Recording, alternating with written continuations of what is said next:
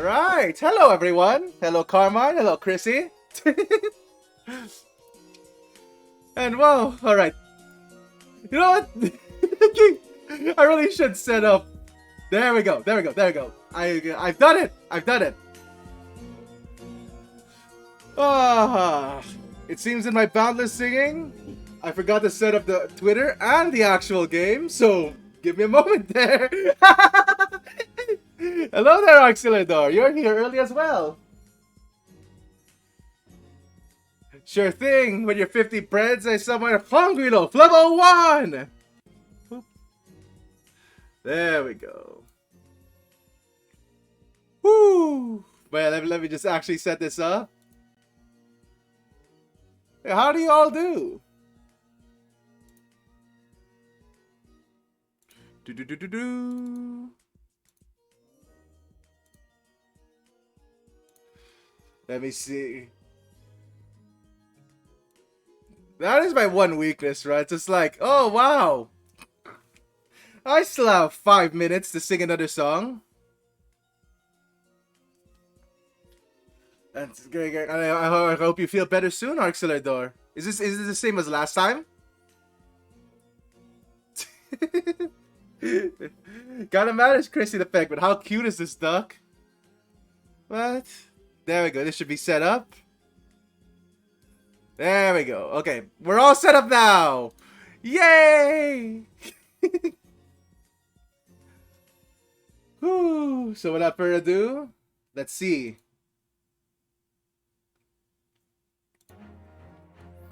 All right.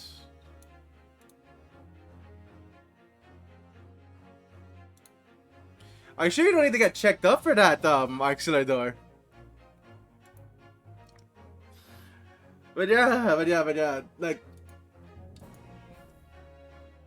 So, I'm in a bit of a conundrum currently. Cause I was busy the whole day trying to plan emotes. And it's like, alright, what do I want to use my free slots for, is the thing. Like what would be appropriate for my free slots? Currently, I'm kind of deciding on, I'm kind of leaning more towards making more loaf emotes. With loaf doing various actions.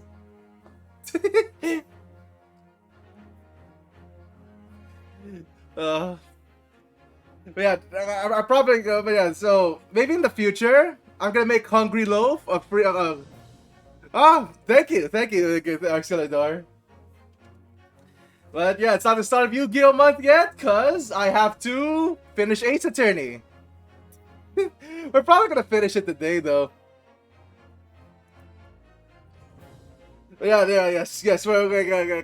So maybe in the future, I'm gonna make Hungry Loaf a free emote, and then I'm going to I'm gonna switch it with the mask, and then I'm gonna have my artist make 4 more Hungry Loaf emotes. Look forward to that, I guess. I'm still trying to plan. I'm still trying to plan them out though, since my first wave of ideas was a bit too generic. I want them to have more character. You see, the unexpected halt of proceedings set the clamor around the courtroom. But outside the Bailey, where Londoners knew nothing of the secret trial within, it was a typical still night. Of course, Chrissy the Penguin.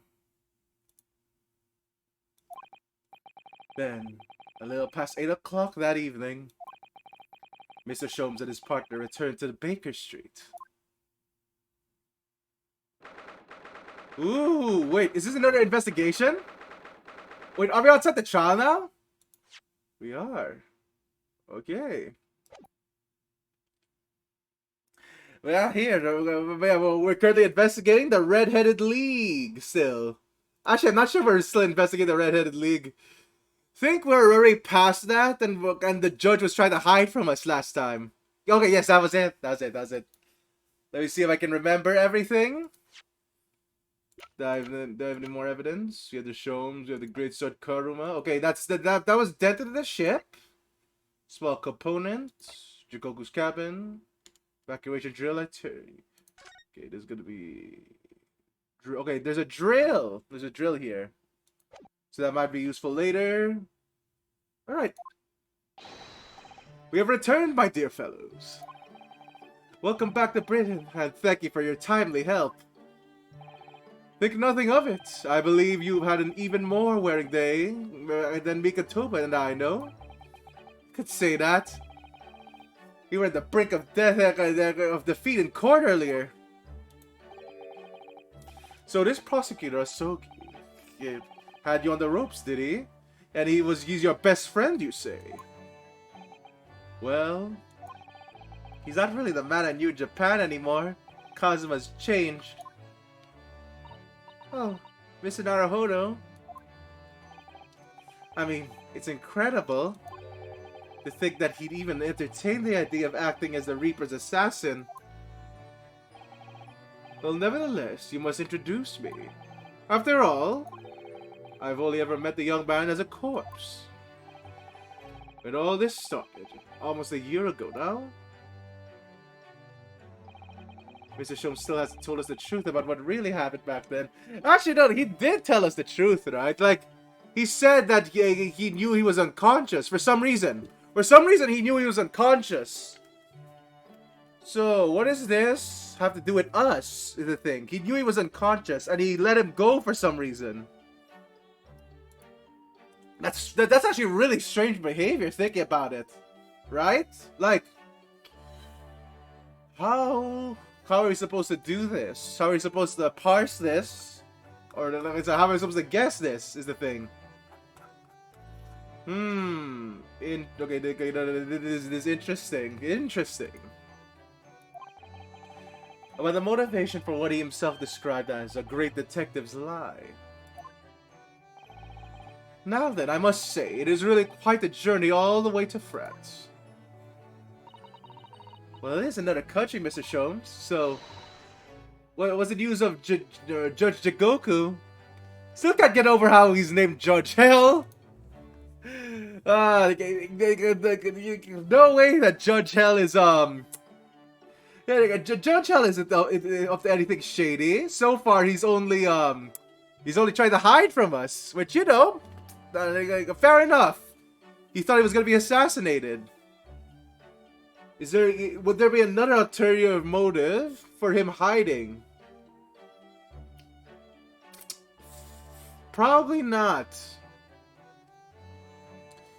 Or would there be? Is there anything else? Okay, no, not really. Not that we can parse, actually. We took him to Scotland Yard. The investigating detectives there have a lot of questions for the man. Poor Professor Mikatova. This must be quite a shock for him. Ah, yes, I picked this up at the telegraph office on our way home. What is it? Surely you haven't forgotten already. I put upon you for my matter. I put upon you for my matter only yesterday. You put upon me, Sholmes? I had to fill out your telegram to Japan and foot the bill as well. Oh, you had a reply already? Well, what's so urgent?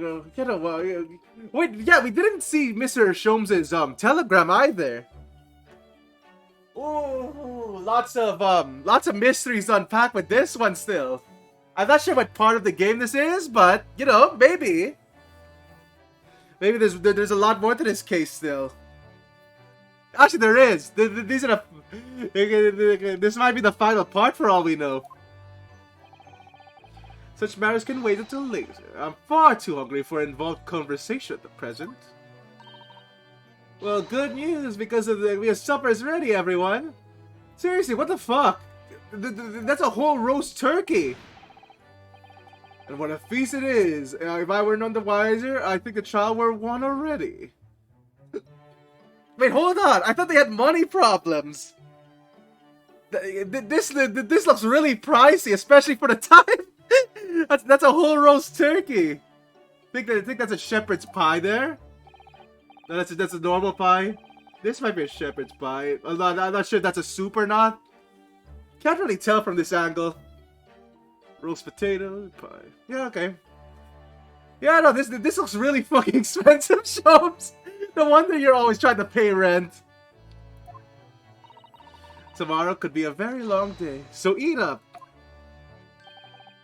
In that case, I think I'll seat myself just here. The place appears to be the only one set, with a helping of pheasant as well. Oh, sorry, Hurley, not there. Why ever not? Are we in set places this evening? Yes, and that place is for Susie's daddy. For me? That's right, I made it especially for you, Professor Mickey. Okay. Actually, well, that is another mystery. Is Mikatoba Iris's dad? It's the same. I think this is a red herring. This is a red herring. Hello there, Uber Dragon. Welcome to the stream. How do you do? I think Mikatoba being Iris's dad is a red herring. Someone else has to be Iris's dad. The thing is, it's pretty convincing that Sholmes is Sholmes lying about the handwriting. He has lied before, which yes, that could be it. He has lied. Question is, do we have any other clues to what?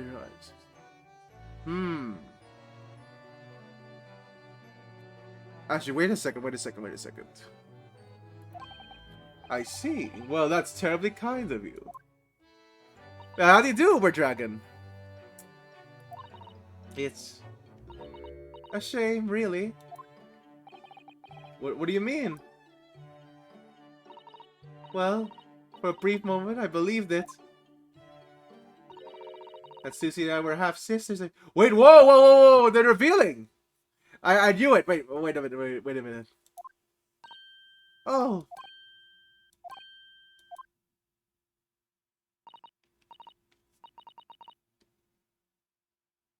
Ah, yes! I forgot Ghost Trick is now released. It's too bad I already played it for Halloween last year, but you know, like I'm glad that I'm glad they announced it just after I played it, Uber Dragon.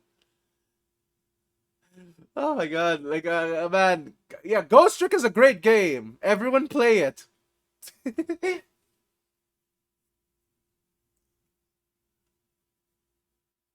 Yeah, same with Ban and Kainos. It's like what? It's like, oh man. Maybe if I keep playing old games, maybe they release a new Phantasy Star card game. Like, oh man, look, Biscuit has played Phantasy Star 3. Quick, release another Phantasy Star card game. Iris, do you mean? Yes, I know now. I overheard yesterday. I secretly listened to this conversation you had after I tricked you into all think I had left. Wait, what? What? What? Oh shit! Iris is... The misunderstanding arose because of that autopsy report from 10 years ago. But actually, it turned out that neither Dr. Wilson nor Professor Mikatova are Iris' father. Okay, there we go! Red herring! Aha! Knew it!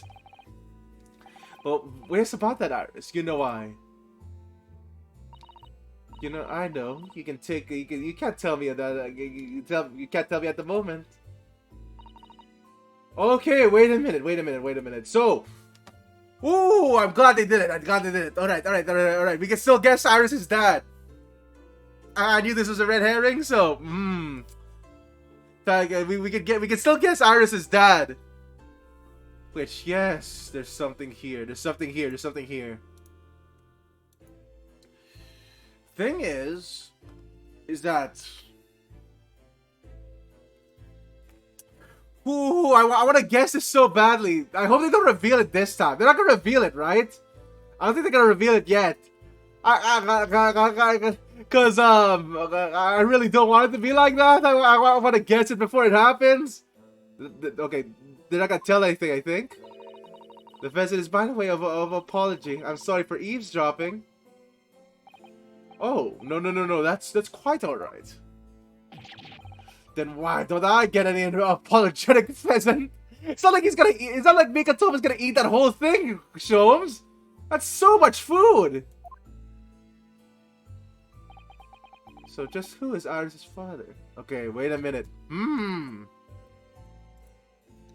Interesting, interesting. I suppose that's not something we'll be finding out today. Okay, there we go, there we go, there we go. Okay. So we have a whole trial to guess who Iris' father is. So then, let us dine, while our largely pheasantless plates are still piping hot. A fine idea, Sholmes. It all looks absolutely delicious. Eat as much as you like, there are always seconds. This could be our last chance to ask questions before tomorrow's trial. Alright, alright, alright. I can do this, I can do this, I can do this. There has to be a clue that I'm missing. About a telegram from Japan and about Kazuma. I can't let this opportunity slip away.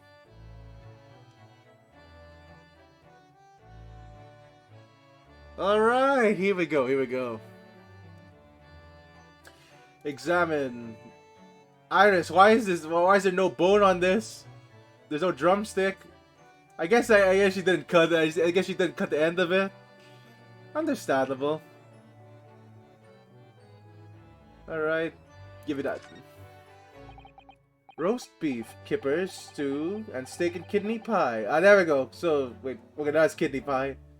Yorkshire pudding. I actually don't see it. Wait, is it here? Okay, Yorkshire pudding. Kidney pie, yes. Very nice. Actually, where is the roast beef? Courtesy game? I cannot see any roast beef here. Unless I'm blind. Yeah, no. That's steak and kidney pie. Alright.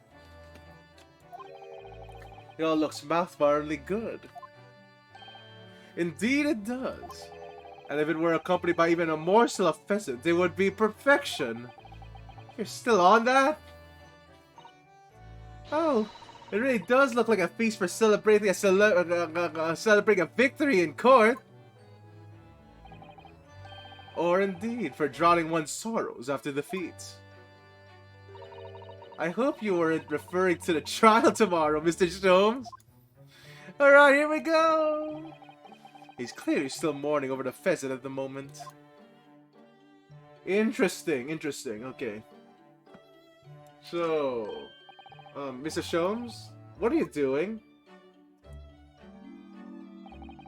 Surely it's abundantly clear that I wasn't brooding over Mikotoma's refusal to share his pheasant with me. Nevertheless, I'm still not sure. I'm still not sure why he so insistent on the pheasant.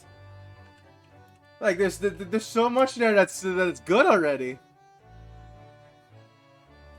Oh well. Yeah. Yeah. Okay. Fine. If I remember correctly, too, I think. Yeah, Mopi Shows is the most interesting.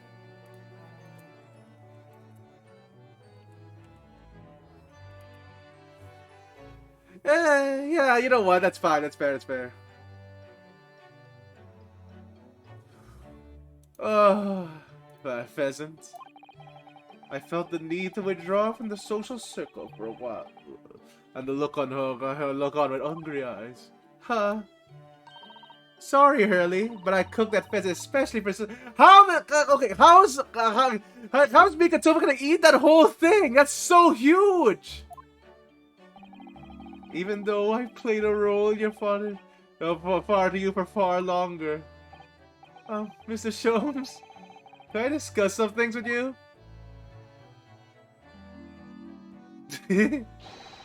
Certainly, my dear fellow. I found myself quite in the mood for a spell of conversation. No doubt, you are hungry to learn more of my deep love of game. I can probably contain my curiosity on that one. You needn't look at me in that fashion. In what fashion? It seems that before we discuss the pheasant, we have some rather unpheasant matters to discuss. Yeah, no, this one's huge, Auxiliador. Hey, look at this. Is that the pheasant? There's like a... there's no way that's the pheasant though, right? Like that might be something else. Yeah, that's straight up a turkey already. It's huge.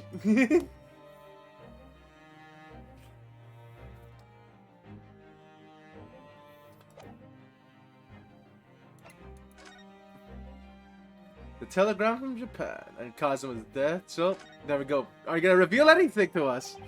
So what was with the telegram you received back from Japan then? Ah, this? I thank my lucky stars it arrived in time. Record found as indicated. Duplicate follows. Kayasogi. A Shin. T. Gregson. Okay.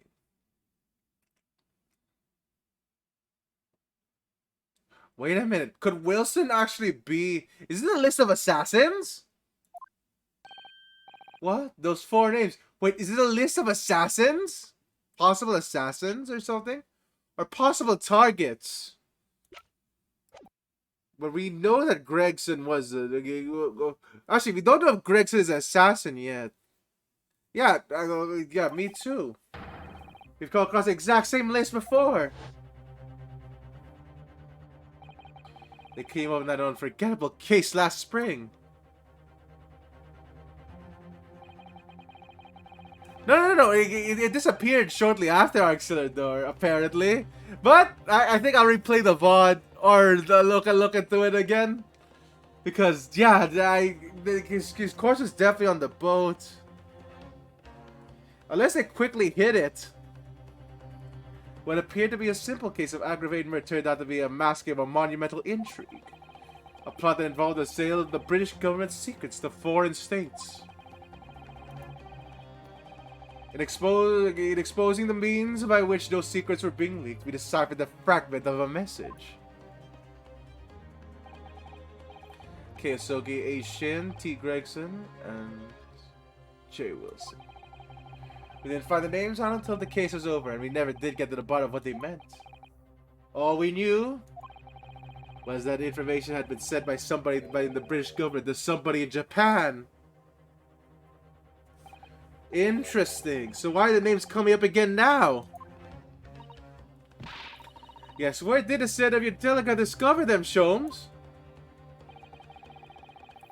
I have here the message I had wired yesterday. Allow me to read it to you.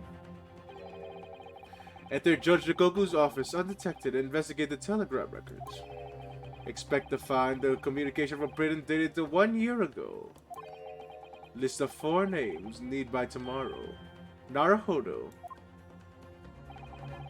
I said to a detective and I know who specializes in clandestine missions of this nature. You asked Inspector Hosonaga to undertake such an... Oh wow! Hosanaga's here again! Yeah! Woo! Glad we didn't forget Inspector Hosonaga. He was only the start of this game though, I think. Hey! Hosonaga! And in my name? I wonder what guise he opted for this time. It's like Hosanaga's like, I disguised myself as Naruhodo and then breached his office. My dear fellows, it is a matter of great urgency, you understand? Anyway, the list of names was found in Seishiro's office, as Sholmes predicted. Okay, wait a minute. Ooh, just Judge Jigoku had a list of these names. So you mean that mysterious collection of names that was sent to Britain from Japan was sent to Judge Jigoku? He was the intended recipient. I don't believe it. Oh god. Wait, what? Ooh, okay. This is getting murkier. That doesn't answer the question of what the list of names actually signifies.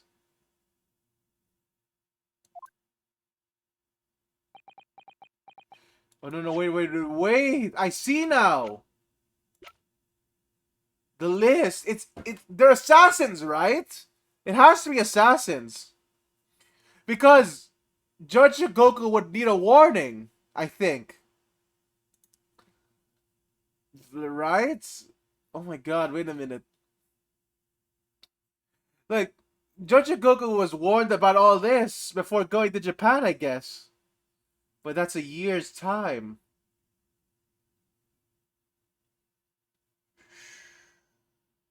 Okay, wait. Okay.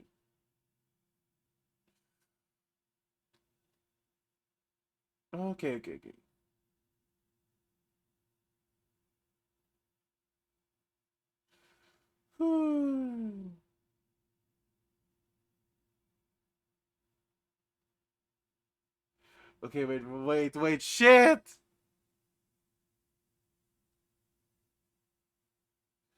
Oh my god. What could this possibly be? Assassins, right? I did formulate a hypothesis about that. Okay, assassins. Is it? But without a shred of evidence, I couldn't possibly have shared it. Mr. Sholmes? Looks deadly serious for once. Telegram from Japan. Okay. Whoo! Okay, come on. The tragedy we had to go through on the SS Borea. It was all for nothing. Kazuma wasn't dead after all. We were completely taken in by the lie you told us. Your great detective's lie.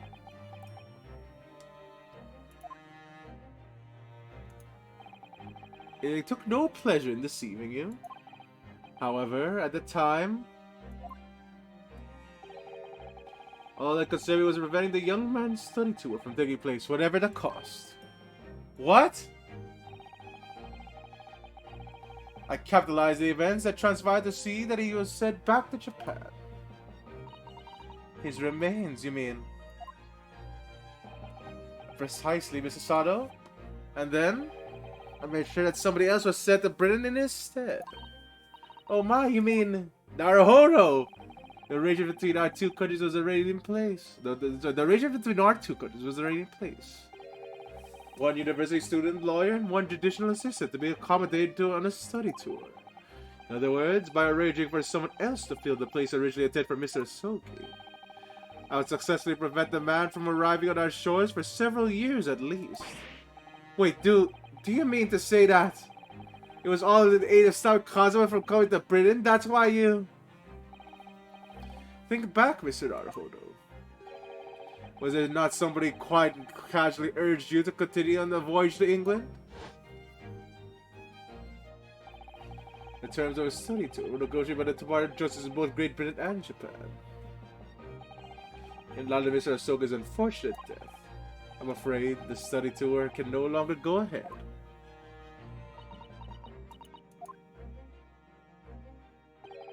My dear fellows, the majority of the problems have an extremely simple solution, you know. God damn it, Sholmes! Okay, so what's your reason for him not going to Japan? I guess he was trying to get for revenge, right?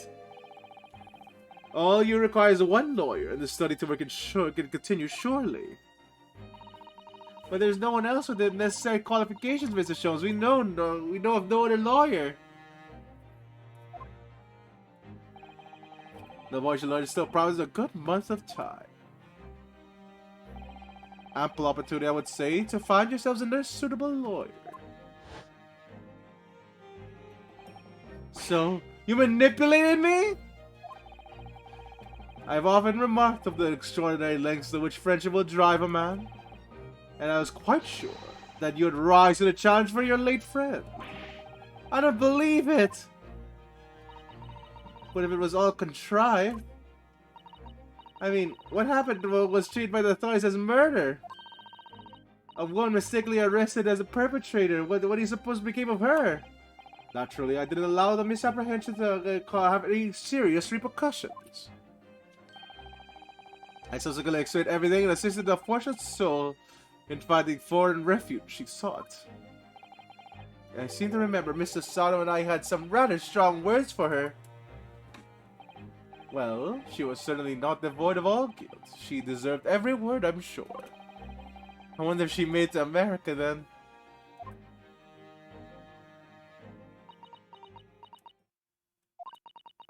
I'm afraid I simply cannot comprehend it. Why would you go to such lengths, Mr. Sholmes? Why were you so determined to stop Kazuma-sama from reaching Britain?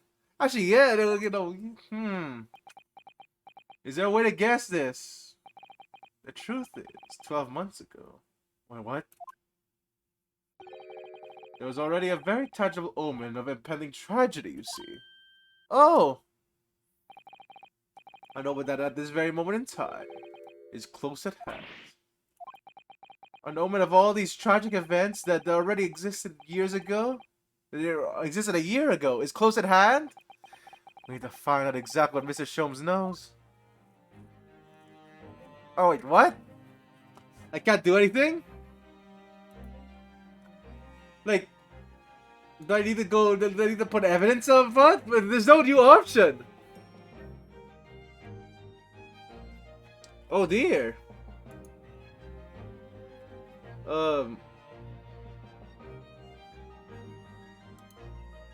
It's okay, wait. Do I need to present something? Hello? Okay, wait. Do I need to present something here?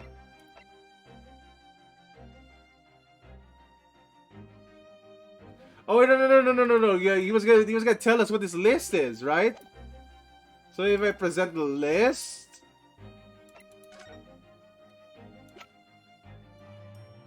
it's assassins. There's no room for doubt with the instructions in this telegram, Mr. Sholmes. You are very clear that it was Judge Goku's office that would be searched, so you obviously knew that's where the list of names would be found. Okay, why? Why? It's assassins, I think. Okay, Sogi, Asian.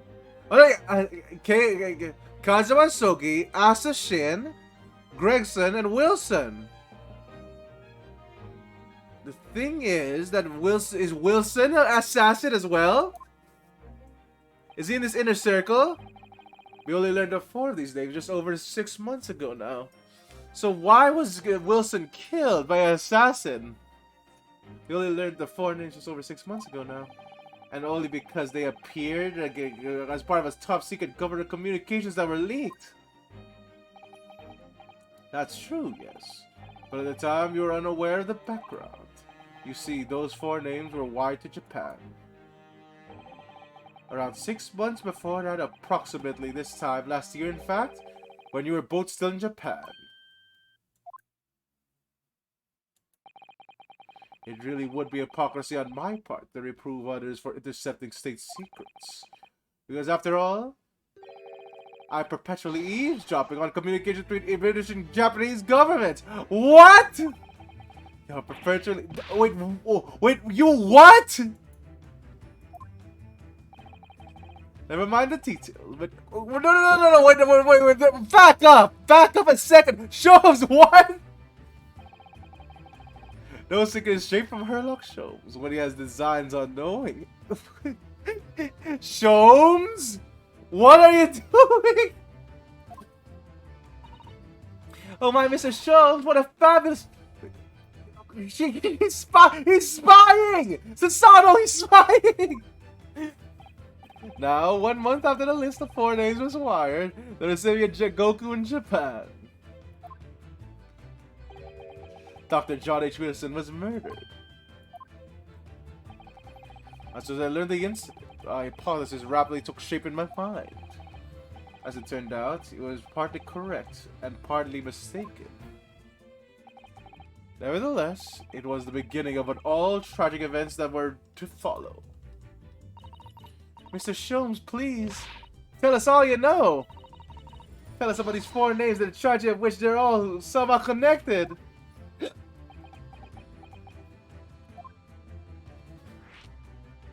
Alright, the 4 names. Assassins, right? I said when I learned Dr. Wilson's murder in Japan. I might immediately turned out those 4 names because you see, there was someone on the list who I believe to be recently deceased. What? Who? a Shin was trying to describe the Japanese script. In actual fact, it was Miss Assassin. There we go! That was a familiar name to me. She was a professional killer, well known among London's unsavory classes. Oh, I see. But she had completely vanished from existence several months before Wilson's murder. So I came to the logical conclusion that she had herself been killed. And accordingly, I became fearful. Suddenly the killer shows up. He's like, yes, I have been shunning the killer since ancient times. I am immortal, you see. This is quite trivial for someone like me. And he eats ice cream. I became fearful of the lives of the remaining 2 persons on the list. Ah, Kei Asogi and T. Gregson. Owing to our proximity, I decided to take measures to protect Gregson myself. My attempt would be the same as if young Asogi were to stay away from Britain. Ah, so that's why you went to such lengths to prevent his study tour from going ahead. Exactly. So, you already knew Kazuo-san was Mr. Show. You already knew, yes! Oh yes, Sholmes and I had exchanged correspondence for years. I recounted many tales about Asogi to him in my letters, and the news of Dr. Wilson's death, of course. So, Dr. Wilson is dead then? I didn't know.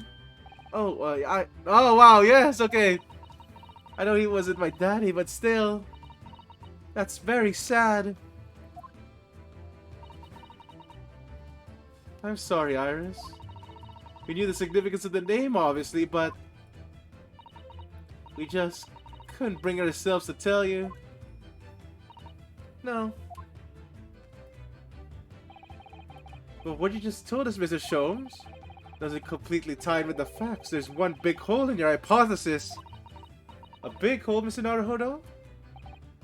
Yes. You mean about Assassin, I presume? Oh, of course!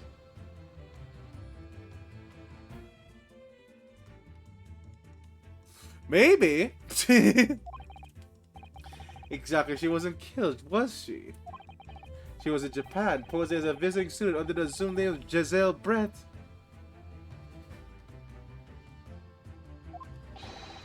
I don't know, maybe, like you. I'm glad you're keeping up with it, fellow. There's something here, because the thing is that they're dead, right? They exchange bread, right? Yeah, they do. But like, the thing is that, we're trying something here. Sholmes here. Alright, no. So, the thing is that Giselle Brett's death was a complete accident. It was an assassination. Because of that reporter.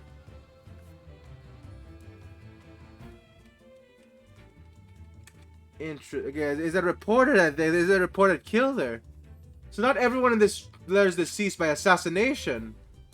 Only 2 of them are. 2 days ago in the foyer of the Great Water. From me, I know, you just summoned them.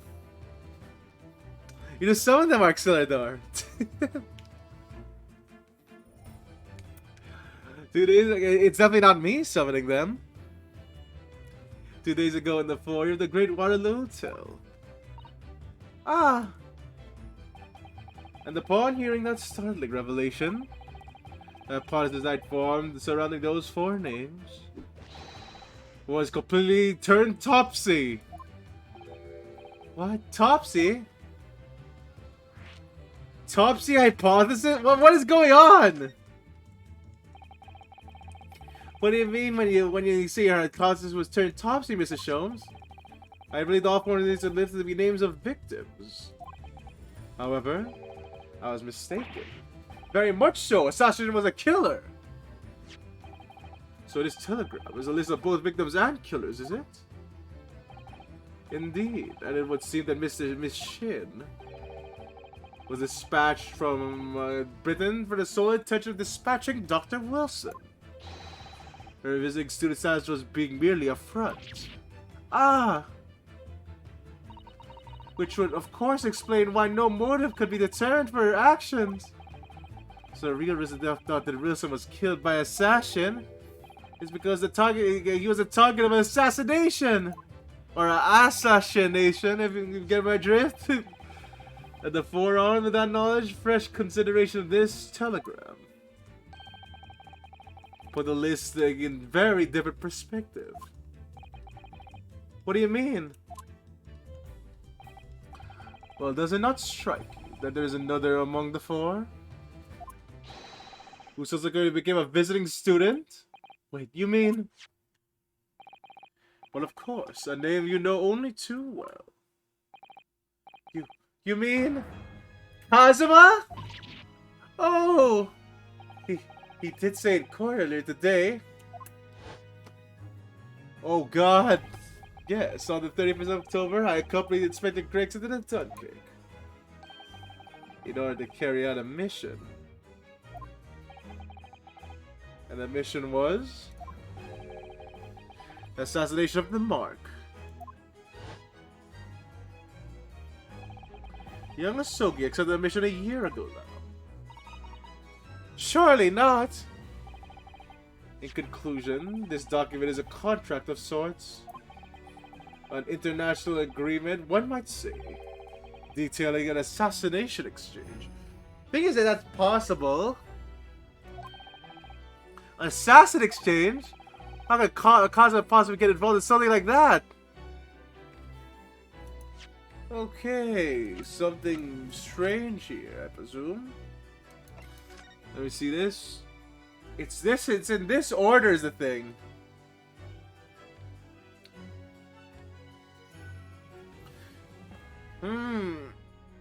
Yeah, this is kind of strange.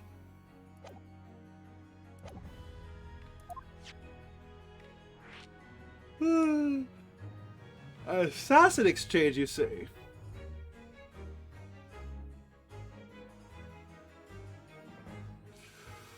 Ooh, god, okay, so was Kazuma tasked with killing Gregson? Possibly. Thing is that I said it, this was a year ago, right? But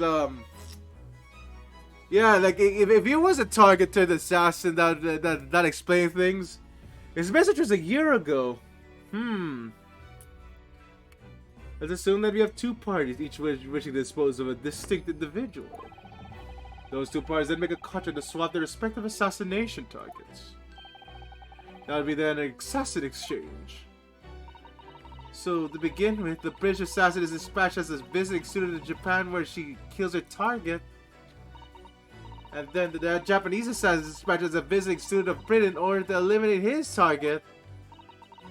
It certainly does sound like an exchange. Okay, wait a minute. What on earth is the point? Don't forget, Naruhodo. And the British assassin at least escaped conviction, thanks to diplomatic immunity afforded by the consular jurisdiction. Oh yes. Such jurisdiction should be null and void under the terms of the new treaty between our two countries. So the fact it was brought into place suggests that intervention at the very highest levels. The highest levels? These murders were two sides of the same coin, linked not by a common motive but by a contractual agreement.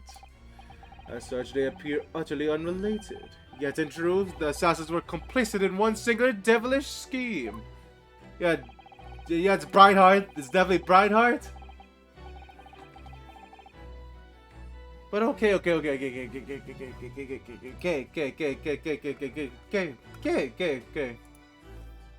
There's something here that we're missing?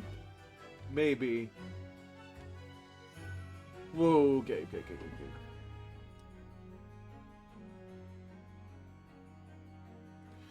Ooh.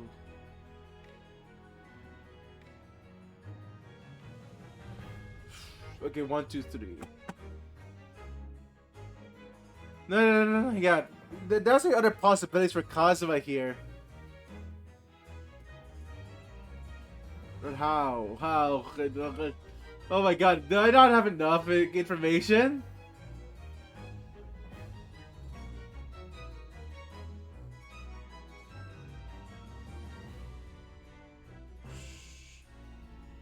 Okay, okay. No, I don't have enough information. I'll just admit that. But wait a moment, Jones. In this telegram, reality is describing the exchange of assassins you're suggesting. It would mean that the Japanese killer's target was never Seisho Jigoku at all. It would mean Asoki's target was actually Inspector Gregson. What? Kazuo was here for Gregson? Jigoku was it actually? Okay, wait a minute. What? Yes, that's exactly what it would mean.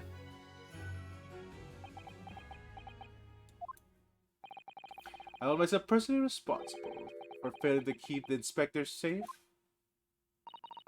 Mr. Jones, I told them my fears and implored him to seek a transfer to an overseas position.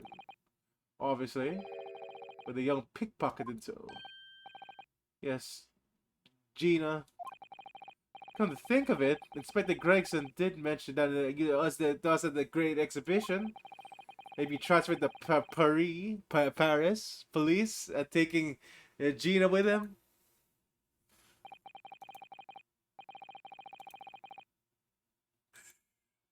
Without informing me, he engaged in one last assignment, it seems.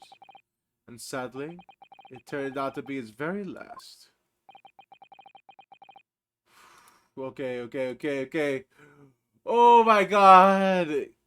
The plot thickens. Is Gregson innocent?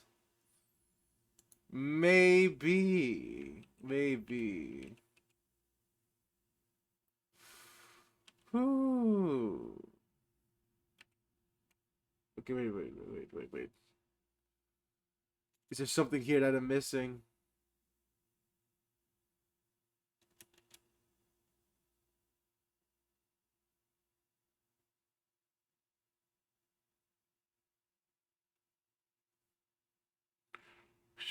Okay, wait. 1, 2, 3.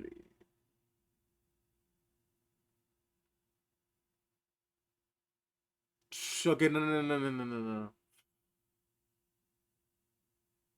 Yes, yeah, maybe.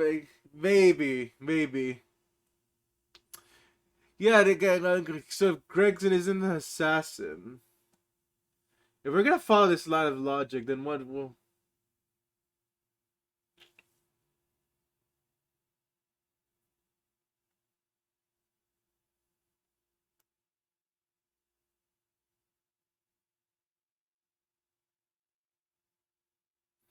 Okay, wait. No. Wait.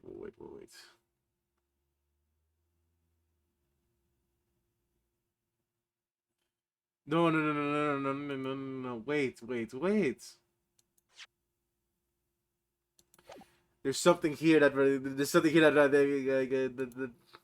Wait, no. I think so. So, Jigoku's not the target. So is that. Exchanging stuff. It's not. Okay, so there's something here that we're missing. Again.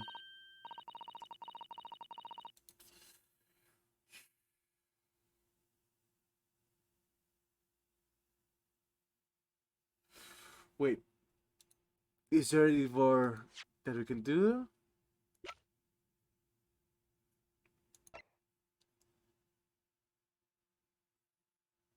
Thing is, something. No, wait. I think I know. I think I get the picture. It might actually come over this. It's in Jigoku's cabin. It's in Jigoku's cabin. It has a freezer. Gregson's there. I think that Jigoku killed Gregson. Jigoku's the one that killed Gregson. But what did Kazuma do then?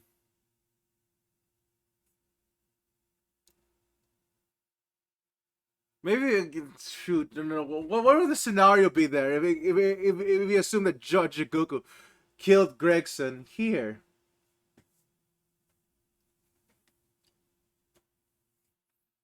There's something here. There's something here that we're missing.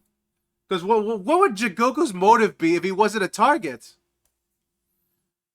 Yeah, Kazuma might have just been there to transfer him to the ship. Is that why Jigoku was hiding then? To get away from his own...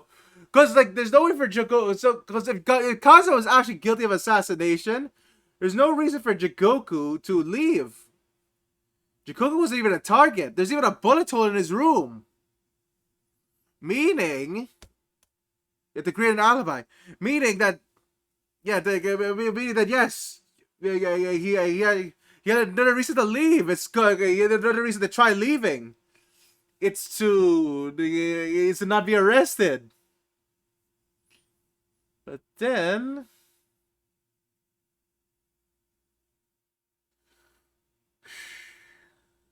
Okay, wait. Okay, no. There's something here. More! Damn it. Too many gears are turning. If I'm... How am I supposed to connect this? Connect.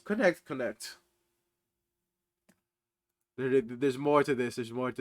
Okay, fine. Isn't it early? I mean, look at the time. Quite right, Iris. We must conclude our preparations for tomorrow. What preparations? Well, I think I shall make my way back to the hotel room now. This has certainly been a night to remember. It is. A little bit sad, though.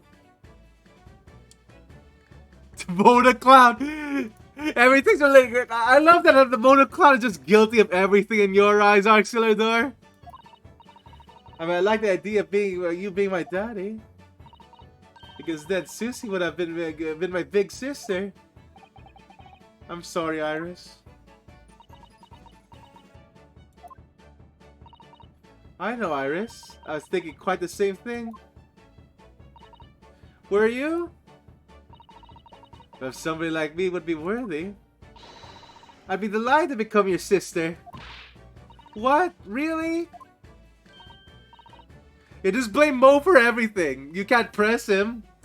Oh yes, without question. So, you'll teach me all the ways you know how to throw Runo to the floor? Yes, of course. It would be my pleasure. We could use Runo as a sparring partner. You didn't have to agree quite so readily. Oh, but wait a minute.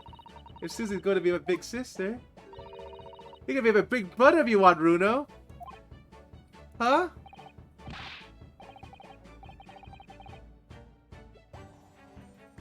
Are you kidding me, Auxiliador? Was that really a plot? Well, that's pretty hilarious. I mean, yes, of course, if you will have me, I'll gladly be your brother. Every episode, god damn it!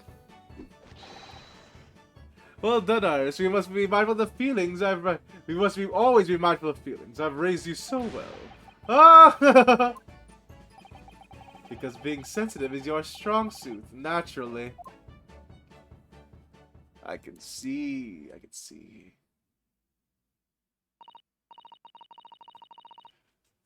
Yeah, I can still see that being funny. I guess if they executed differently every time, it wouldn't be so bad. But I'm gonna work extra hard for tomorrow now. It's because it's for my big sister and brother. What is all this talk about preparing for tomorrow? Preparing for what? You'll just have to wait and see. Oh.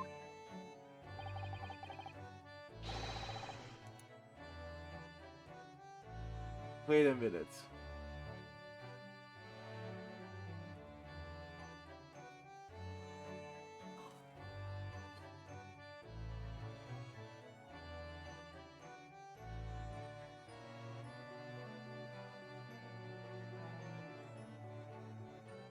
Wait.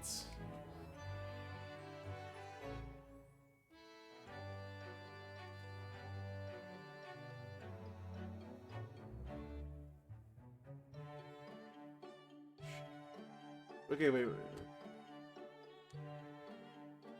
No, no, no, no, no, no, no, no.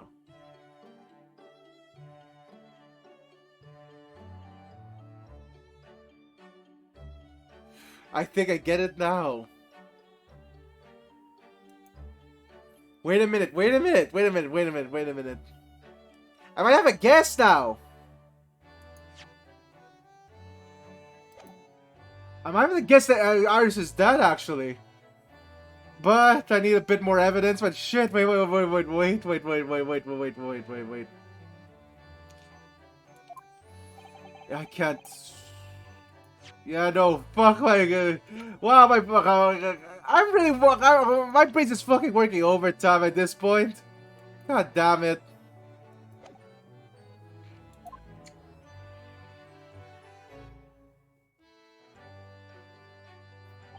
Thing is, we can actually narrow it down.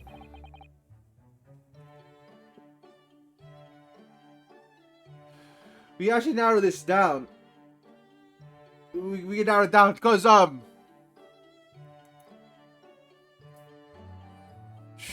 what was it? Because Sholmes keeps Sholmes keeps shying away from the Hounds of Baskerville. But the thing is that with the Hounds of Baskerville is that we thought it related to Wilson, right? We thought it related to Wilson or something. That's why they couldn't be published or anything like that. But what if it's not it's not Wilson? There's another one that's related to the Hounds of Baskerville case, which is the current Professor case, I think.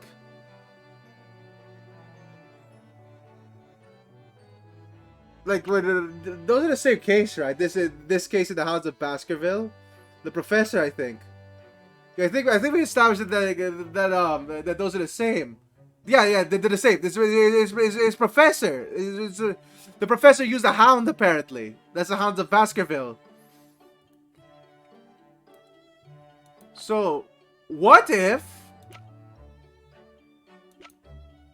Oh, Dad, we don't have his profile. You don't have his profile. So what if it's not Wilson? It's not related to Wilson, but it's related to someone in that case. The only ones we know are the Professor, Cosmo's father, and then Clint Van Zykes. So either one of those.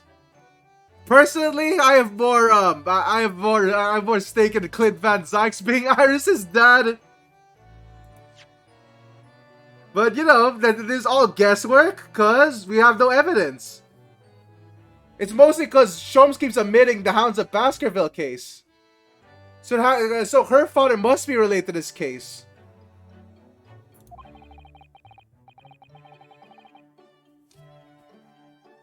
Exposing new truths and posing new conundrums. The list of board names of the telegram in Judge Jigoku's office. An extraordinary assassination plot in which my best friend had to somehow become involved. I felt as though I had plunged into an even greater darkness all of a sudden. But at the same time, I felt surely it would be the light again. I would see the light again soon. Oh God. Because I was lucky enough to have the most wonderful family in the world standing steadfastly behind me. You know the idea of the idea of Baron von Zykes and Iris being related would be hilarious, though. Yeah, you know what? Sure. Yeah, I'm gonna guess Clint Van Zykes because it has to be related to the Hounds of Baskerville. That bloody color hasn't come up yet, though.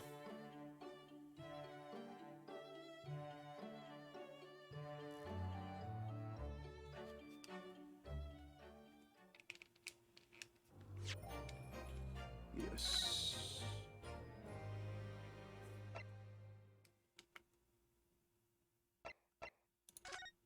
Yeah, but you know, it is my guess. You know what? Do I want to lock this in? Do I want to lock this in?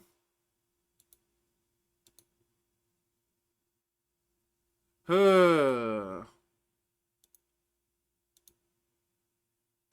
I want to lock this in? You know what? You know what? No. It's good. It's good. It's good. Oh my god. You know what? Fuck it. That'll be my guess. Iris's dad is Clint Van Zykes. Alright? You can fucking stake me if it's not that.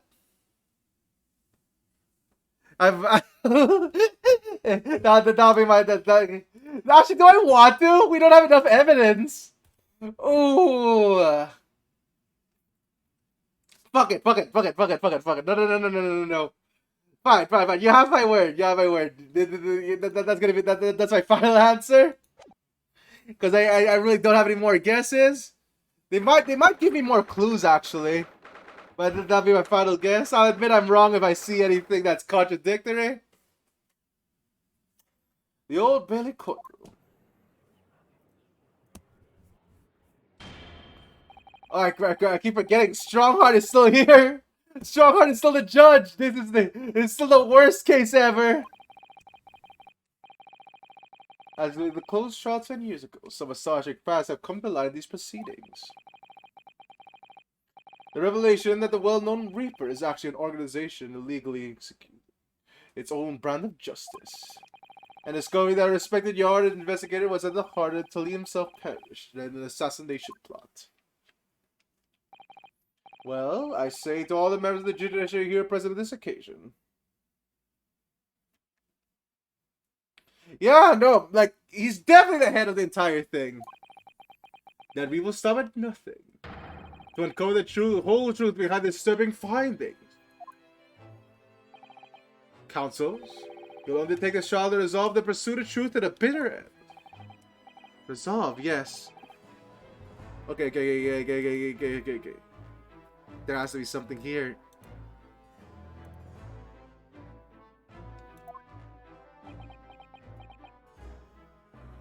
Whew, okay. My brain's working on fucking overdrive right now. Cause it's like, oh my god, could there be any other guess? Okay, no, I'm gonna say guess no. My lord, if I may inquire, the defendant may speak. On what grounds is Kazuma Sogi permitted to continue his role as a prosecutor? He has admitted to colluding with the victim in the plot of an assassinated innocent man. He shouldn't be enjoying the privilege of freedom, let alone be leading the prosecution. Holy shit! Oh yeah, I forget it's not Van Zykes, it's Van Zeeks now, because they said it in the cutscene. I submit a written petition to Lord Strongheart, requesting that judgment of my transgressions be delayed by 1 day. You did what? In today's proceedings, I intend to expose everything. My whole life for the last 10 years has all been linked up to this 1 day. Kazuma, whatever the outcome of this trial, I give my word that I will accept whatever punishment is deemed appropriate, however severe. And I suggest you prepare yourself for the same, Reaper. Kazuma is bristling with hostility today. I get a distinct impression that we were heading into a dangerous territory. Is that really even Kazuma-sama standing before us? As an extreme exception to normal practices, I've granted this prosecutor's request. The defense finds this acceptable, I presume? I mean, we have to. Yes, my lord. In that case, in the name of Her Majesty the Queen, I hereby declare this court to be in session again. Get your Goku out of here. We will resume the closed hearing of Baron Van Zeeks. The event is ready, my lord. The prosecution is more than ready. Very well then, this preamble has taken long enough. Prosecutor Asogi, begin. As you wish, my lord. The prosecution calls its first witness to the stand. Bring Seishiro Jigoku into the courtroom.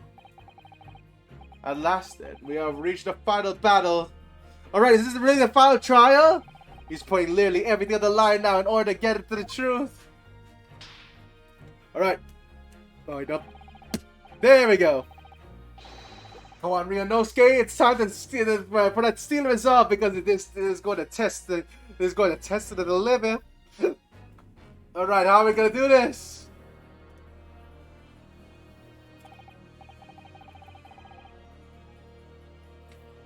Woo! Alright. Witness, state your name and occupation for the court. Oh. So it was you who issued this, wasn't it? Your subpoena? I did what was necessary. Oh! Well, look at what a young man has become. I didn't think I'd see the day that you'd take the tone with me, I must say. The witness will ensure his responses are pertinent to the questions asked.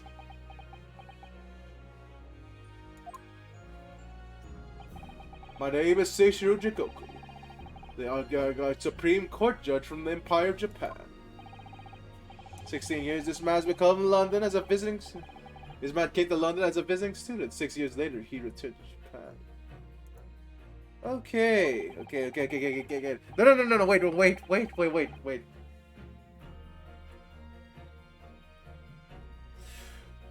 Whoo! God damn! There's so many things I want to guess. Okay, no. You know what? One at a time.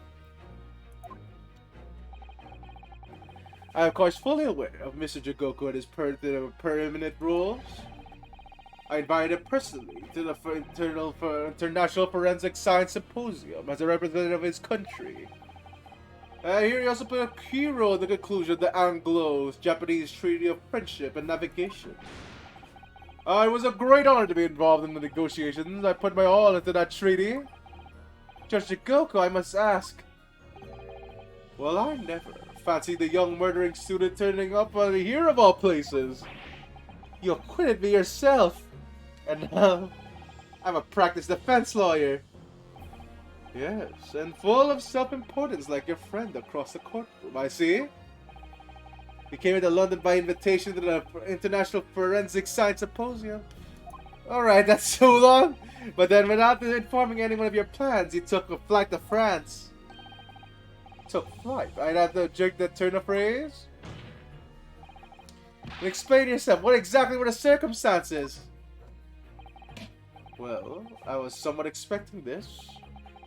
And I'm sorry to say, I declined to comment. Oh, shit!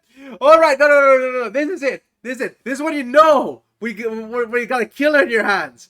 This is what you know when you got a killer in your hands. Declining of comment. Like, yes, don't do this in real life. But like in these games, it's always like this. God damn it. And yeah, there probably is gonna be like that, Auxiliador. There probably is gonna be that. But oh god, declining of comment from a head judge, no less. Wow, this is gonna suck. What? Leaving the country prematurely when I was an invited guest may be questionable etiquette. But my decision is unrelated to this case. I can't be bound to testify. Unrelated, you say? I appreciate that respected police inspector. I appreciate that respected police inspector has been killed, for which I offer my condolences. However, being an alien, I'd obviously never met the man, nor do I know the first thing about him. Wait, nope, you do know, because the pin to his pocket watch is here. Wait, can I actually do that?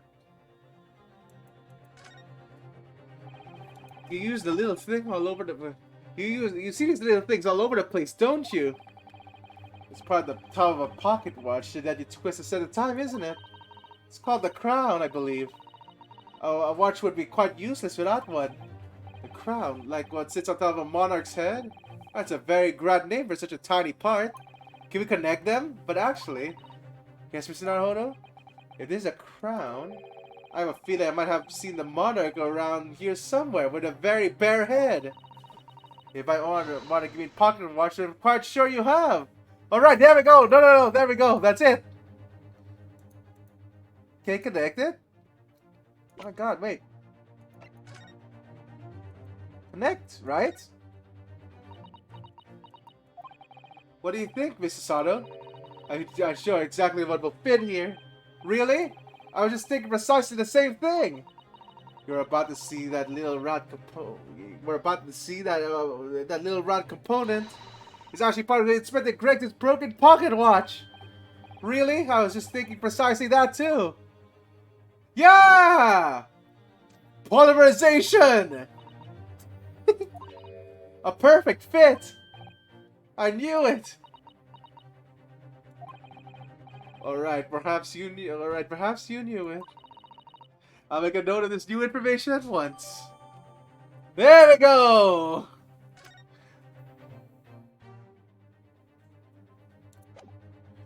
Alright, so there we go. Now that's solved. You knew this guy already? As such, I'm in no position to testify. It is as simple as that. So you could run from all this? I beg your pardon? This case is far more reaching than the murder of Inspector Gregson. That's ties to another murder, a case that was tried in Japan almost a year ago now. A year ago in Japan, the murder of Dr. John H. Wilson, you mean? That's right, and you, Judge Jigoku, are the heart of both cases. The defense has evidence to prove it. Holy shit! Naruhodo's going in strong! Naruhodo! Holy shit! Okay, here we go. Well, Ryunosuke, I see from the look in your eyes that your resolve is to carry this through to the very end. Your resolve to carry this through to the very end, too. Let's see your evidence, then. What proof do you have of Seishiro Jigoku is involved in this case? Alright, we know it already! We know it! Jigoku. It's a telegram from Japan! Boom! Yeah! There's a telegram detailing the communication sent from between Britain and Japan approximately 1 year ago. Communication contained 4 names. Keisuke Sashin, Tobias Gregson, and James Wilson. Oh shit, you little. Where did you get that? Oh shit! Here comes Judge Hell. Here comes Judge Hell. He's about to fucking gavel us in Tokyo. From your office, Judge Jigoku. What? How on earth did you? What's this about? Why is my name on that list? Is a list of 4 names follows a certain pattern. T. Greg to J. Wilson are the names of victims. Keisuke Sashin are the names of assassins. No! Oh shit! A year ago in Tokyo, Dr. J. H. Wilson's life was taken in a Western-style restaurant in the capital. The culprit was found to be a visiting student who went by the name of Giselle Brett. Her real name was Asa Shin, a professional killer set up to the kill from Great Britain. Imagine your fucking normal name being that. Like, yes, you are born to be a trained killer. You're like, god damn it, you don't need to label them that early. Asa Shin. Asa Shin and their victim, James Wilson. And the murder that just took place here in London was the counterpart of that crime. An assassin sent from Japan, but also a visiting student, Kazuma Sogi, whose victim was the British police inspector Tobias Gregson. K is Sogi and T. Gregson.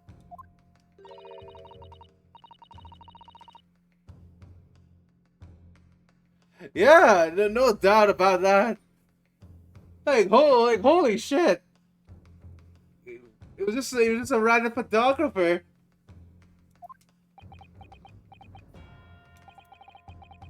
What exactly did the defense suggest? In that case, it's still really funny to me, though. It's like, I may have stabbed her, but I didn't kill her, you see? It's like, what the fuck? Like, then again, I still don't know the logistics of like stabbing a corpse after it dies from poison. Like, if you're intending to murder someone, right, and if someone poisons them before you can stab them, but you did stab the corpse, does that still make you like a murderer? I mean, there has to be something to that, right? Because like that's at least attempted murder.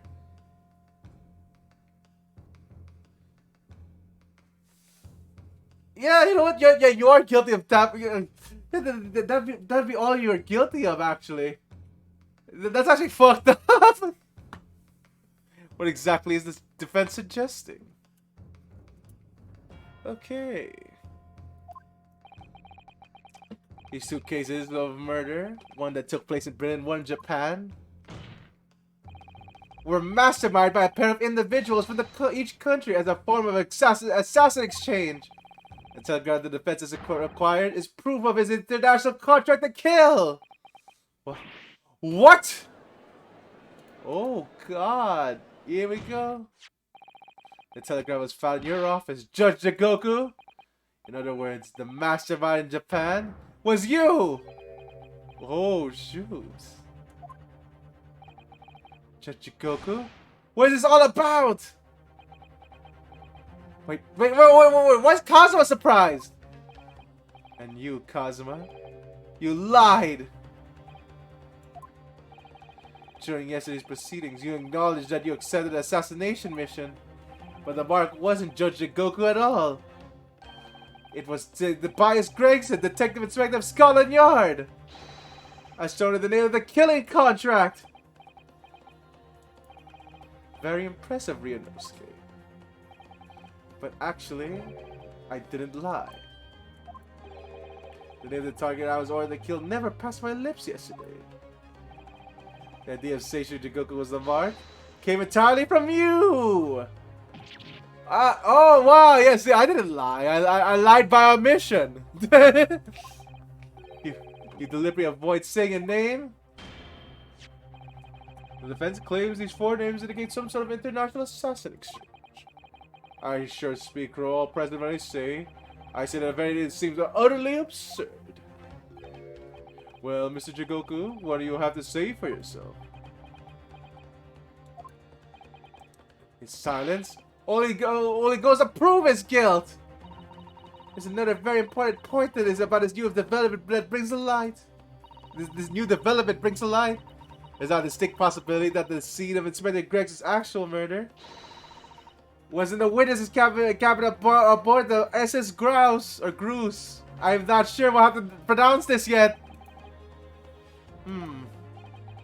Judge Jigoku, you have to testify now. To refuse would put you in contempt of court. Alright. Oh, there's no need for quite such a vicious stare. Grouse. Okay, there we go.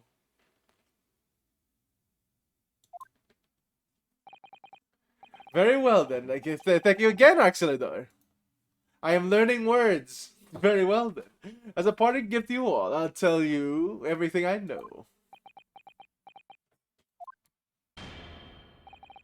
It seems that Japan's gentleman, this Japanese gentleman has information that the court must hear about the alleged assassin exchange and the events of the night of the 1st of October. Wow, Halloween, I think. Thank you, Axelador. Present your formal testimony now. As you wish, my lord. This game does use a lot of old words, though.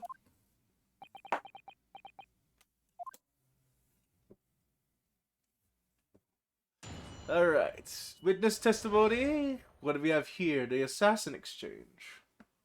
Ooh, baby. Alright. It's true that Kazuma Soka was assigned to the assassination mission 1 year ago now. Wait, what? The target was Inspector T. Gregson and was the condition of the British study tour. However, in the end, something happened that the young man was unable to carry his mission. On the evening in question, a member of the crew was on the duty outside the cabin at all times. If there'd been a shot fired, the crew and would have heard it. So clearly I can't be involved. Oh, ho, ho! Oh, really? Oh, really? That's where this comes in! That's where this comes in, you fucker! Yes, the main deck. All crew members are required to assemble! Yeah, they wouldn't have heard the gunshot if they were all assembled.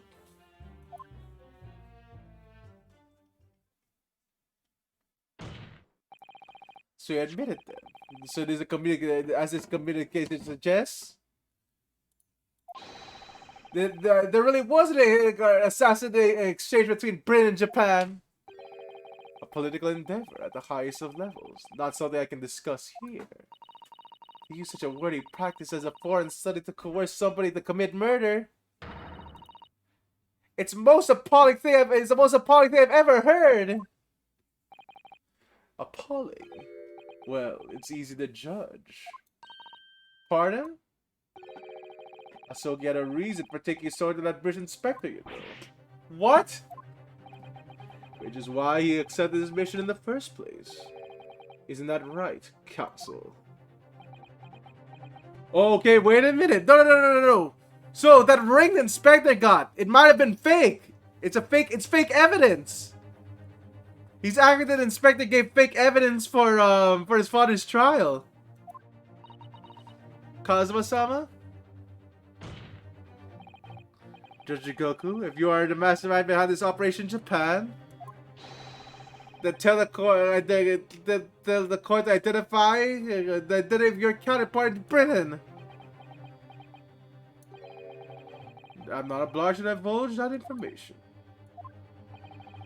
As I said yesterday, I've killed nobody. I freely admit that I accept my mission, but on the night that the plan was to be executed, I backed out. In short, this assassin exchange that the defense has identified is unrelated to the events of this case. A crucial point is this. Your police inspector can't have perished aboard the steamship in Turkey. No, he could have! He could have. Because if he'd been shown the cabin, it's inconceivable that a member of the crew wouldn't have heard it. Lies! That's right. Grayson was killed after returning to London, in the room of the Fresno Street. And the perpetrator of the crime was the Reaper, Barak Van Zeeks. The prosecution's accusation remains unchanged.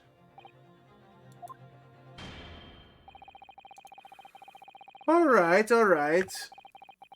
So, are they to think that a seemingly innocent foreign exchange program is a facade for such Machiavellian dealings? Clearly, it's a plot only the government minister and the high-ranking judge, such as the witness, could have hoped to execute. Well, it seems to recall that if someone was on the British side who controlled, that it was someone on the British side who controlled everything. Be that as it may, it's not the place of this court to pursue this villainous assassination exchange plot. Yes, because it would make me guilty. You don't want that, right? Strongheart has to be innocent. We are concerned with only tangible events pertaining to the murder of Inspector Gregson. Yeah, do not look into this, please. Do not. I'm in no way dealing assassins here with the judge. We are not in cahoots. Is the defense clear on that point, counsel? Yes, my lord. I'll keep in mind as I cross-examine the witness. Okay, but alright, here we go. Alright, here we go. Nope, I see it. You're shitting your pants so it stinks so hard I can smell it from my table. Here we go. Look at this stinky lie. It's right there.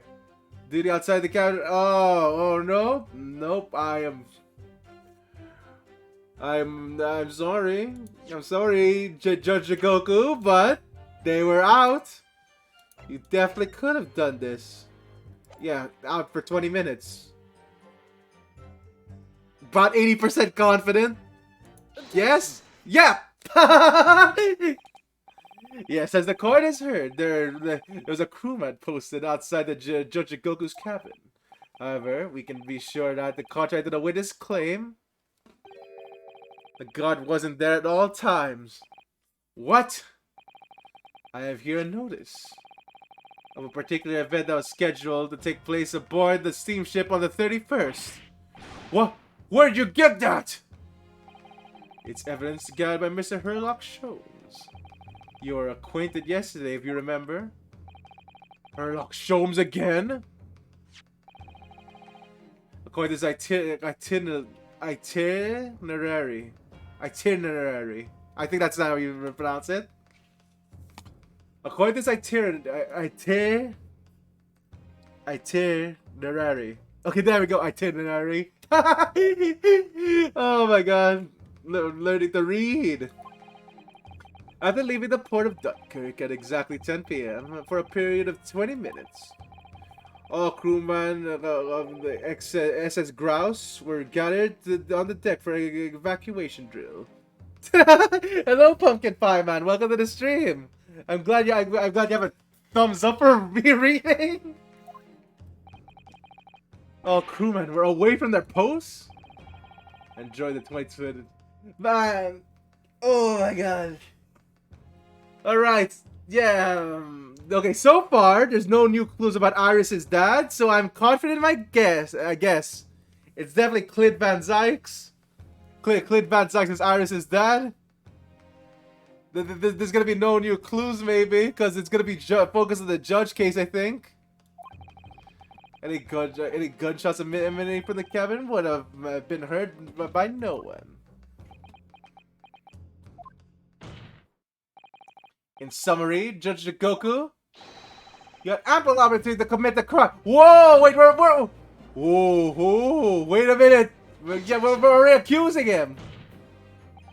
A 20-minute window of opportunity. That's an excellent find, Ryunosuke. But it amounts to nothing. Why? Because the witness clearly stated in his testimony that no incident occurred in his cabin. Unless you have some decisive that he... Oh, shit! Oh, Kazuma!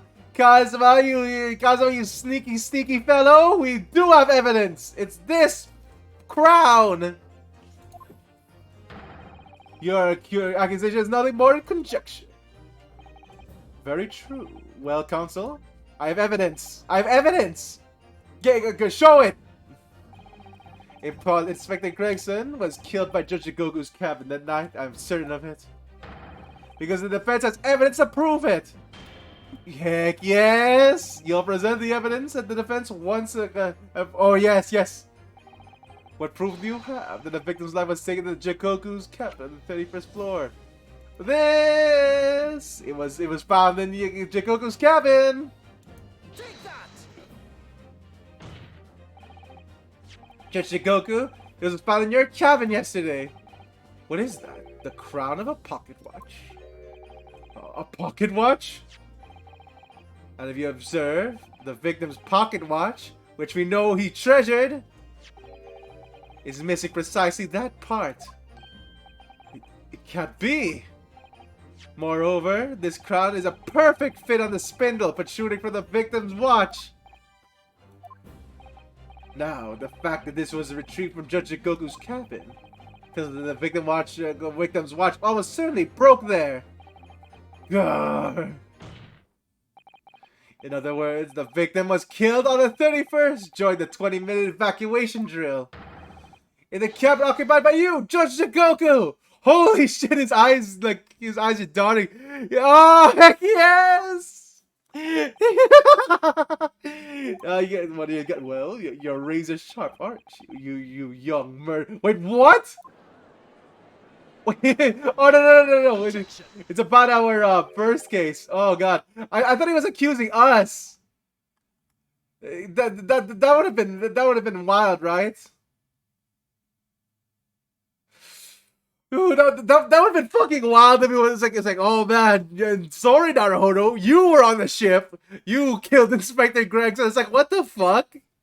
I thought he was accusing us for a second. That would have been crazy. Expertly maneuvered, Ryunosuke. And your argument sounds entirely plausible. So, oh God, Kazuma. Okay, wait. How are you gonna? Okay, wait. How is he gonna do this? Okay.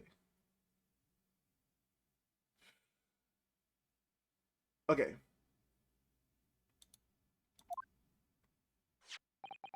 But rather like this pocket watch. It's full of cracks.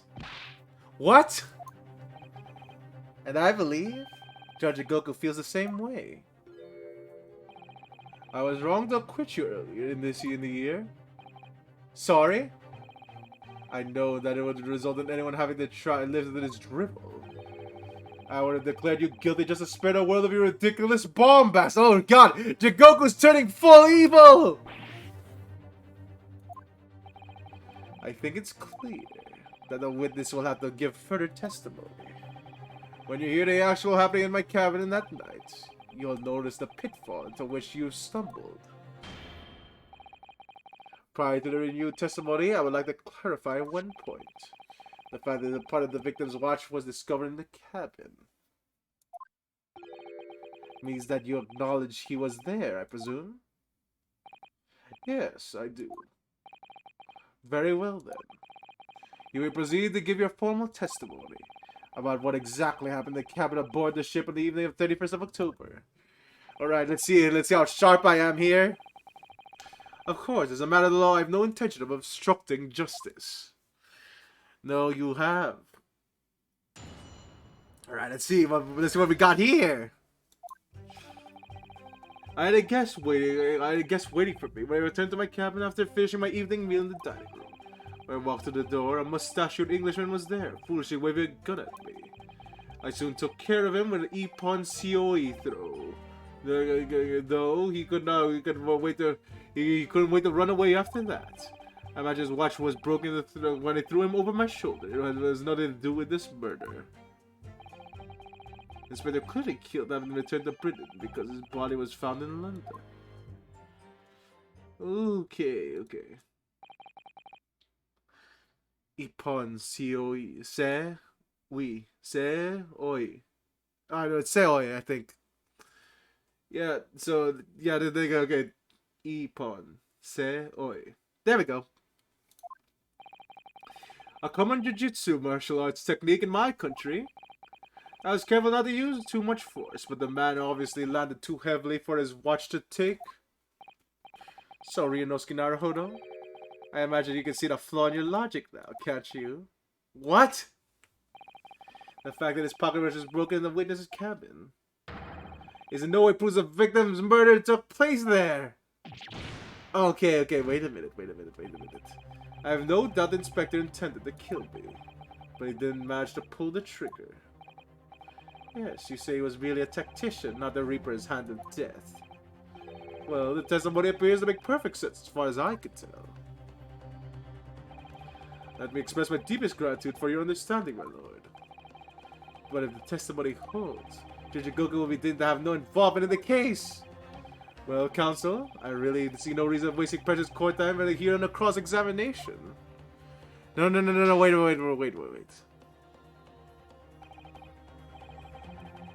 Okay, no. Now we're thinking. We have to think of a way for him to move the body.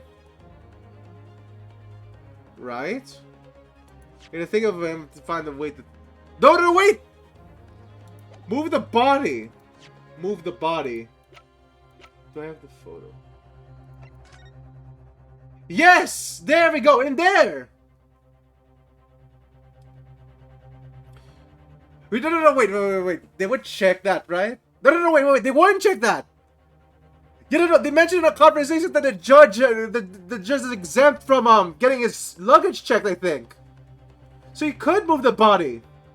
Through this trunk! Okay, wait a minute. If I'm... So how do we prove that in this testimony, though? You're an embarrassment to your countrymen, not knowing when you're beaten. In that case, proceed, Mr. Naruhodo. Okay, wait a minute. Hello there, Fuzz. Hello there, Mupe Fuzz. How do you do? Okay, no. I think I got this, but... Here we go. We have to prove... that he moved it. I think I know. Threw him over. None of this pertains to what we're guessing. This, however, clearly killing. Returned to Britain because his body was found in London. Guess we can't do that. No. We can't prove it with the photo. So, but press. Hold it! There's no evidence that proves the victim ever returned to London alive. Just take a moment to think that idea of yours through now, stripling. What? An inspector was killed all on the steamship in France. How on earth could he have gone back to... Holy shit! There we go! When people die, their bodies remain at the same spot. It's a devil of a thing. Well, then... Obviously the company must have moved the body. How exactly? Carry a corpse of a ship in your arms would raise a few eyebrows at least, don't you think? No. Here we go. We got it. Well, yes, that's true, but all passenger luggage is inspected when it's unloaded from arriving, or when it's unloaded for arriving vessels. I would like to think that the border police would be worried because No, wait, no, they wouldn't. He's a judge. If the murder had taken place aboard the ship, you would have imagined the body would have been disposed of at sea. There would be no sense of risking being caught by attempting to transfer the body back to Britain. Actually, wait a second. That is true. He could have just thrown it overboard. Why didn't he? Oh, wait. Why didn't he throw the body?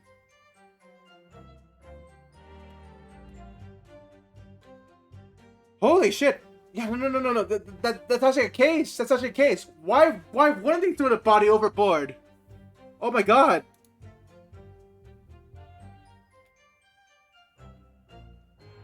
No, wait.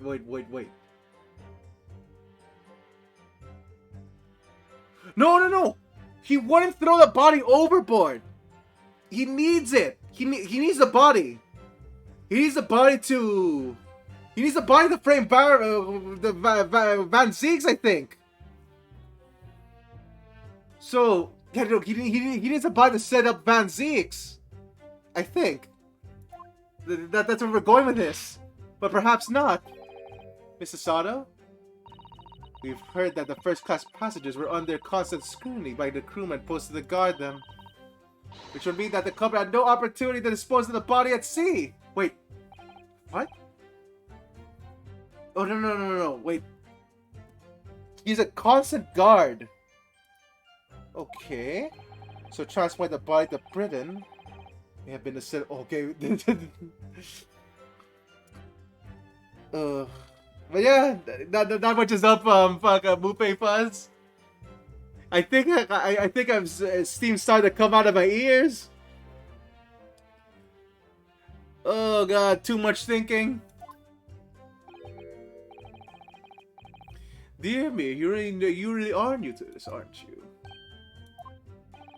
I thought I'd be perfectly here. But it's, I'm going to have to explain the words you can understand. I ought to alter my testimony with your consent, of course, my lord. I have no objections. Woo! Okay. No. There's no possible way I could have transported the victim's corpse back to Britain. Oh ho ho! Well then, present. Well then. Objection. Wait, am I right? Yes!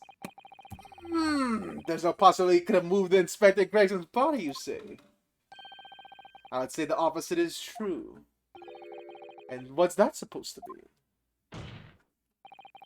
Far from being impossible for you to do. The transporting objective Greg's body back to Britain is something only you could do. What are you talking about, Ryunosuke? As being Mr. Goku is also Japan's Minister of Foreign Affairs. Which means he's exempt from having his luggage searched when he enters the country. Fucking knew it! We learned that when we first met upon your arrival in London.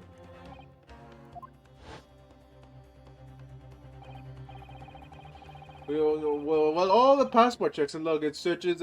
Yes, I remember the conversation! Well, look at this! Look at me! Look at me! Big brain! Biggest brain! Like, I remember this damn thing! It was at the start of this fucking case! I must say, I'm envious of your ministerial status. You didn't have to go through any of that, did you? Oh, I knew you were jealous.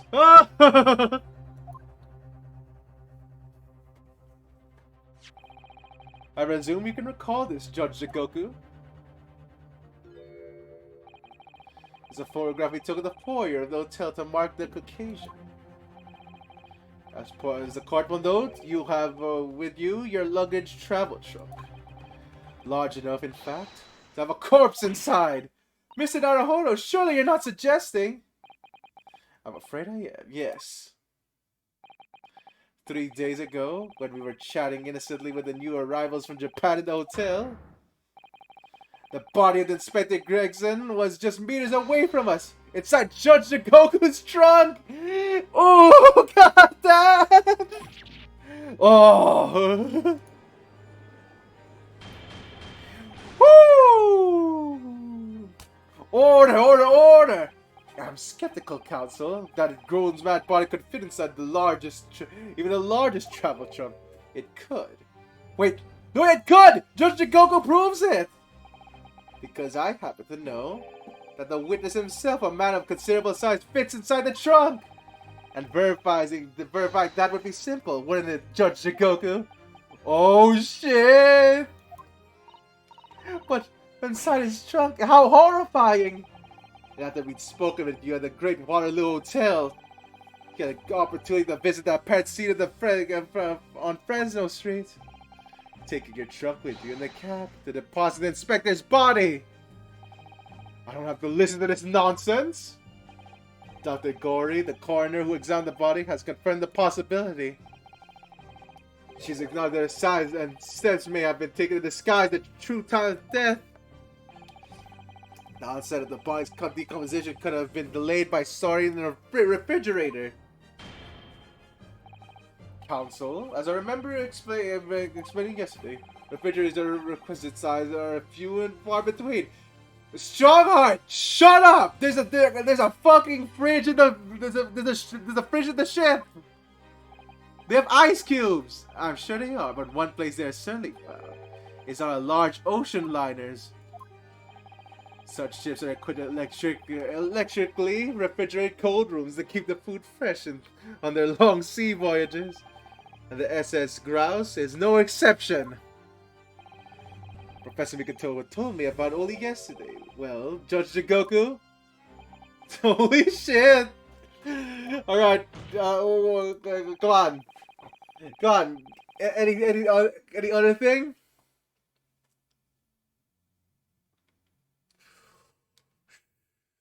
Okay. However, you much prolong this debate, you can't eliminate the truth. All the evidence points to you being the killer! Alright, alright, Judge Hell! Well, this is all very heartening. I can see that it was my wise move letting us soak in you embark on this study tour. What are you talking about now? Logical reasoning, of course. All court proceedings will be built on logical reasoning in the new country.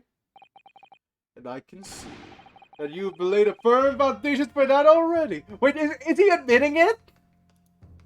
Oh, wait. Is he admitting it already?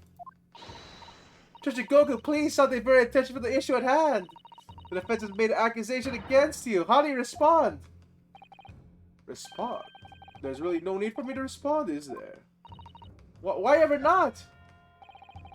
Because before you can begin to answer the question of when the victim is killed, you must first establish one key fact.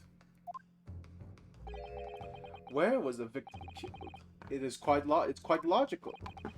The actual scene of the crime, the prosecution's stance is unaltered. The killing took place in the Fresno Street where the gunshot was heard. As the accused, Baron Baruch Van Zeeks shot the victim at the point-blank range. Since no tangible evidence exists to disprove the prosecution's claim at this time, the defense's deductions amount to little more than an elaborate fairy tale. I'm afraid that's how logical reasoning in the British are known really works, young stripling. Okay. No. Can I prove that? The victim was shot in that little room on Fresno Street and died instantly? I'm afraid that it's the prosecution's claim. That's the only fairy tale here. How can you say that? Quite simply, because that claim directly contradicts a certain piece of evidence in our possession. Wait, what? Oh God.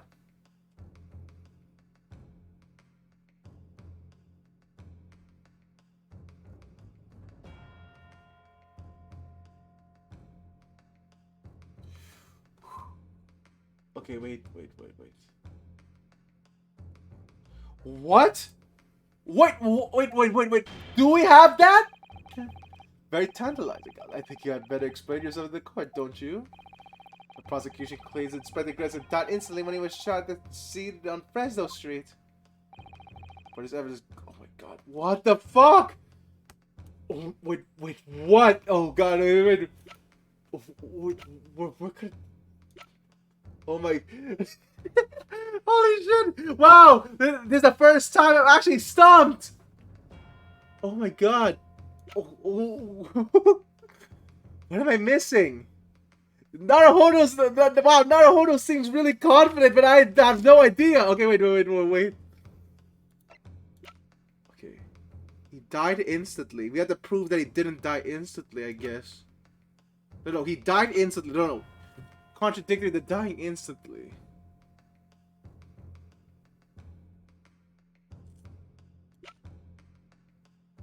Wait. Died instantly.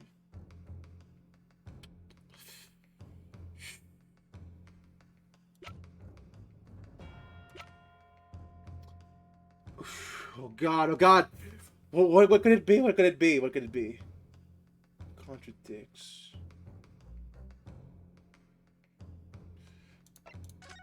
Shoot.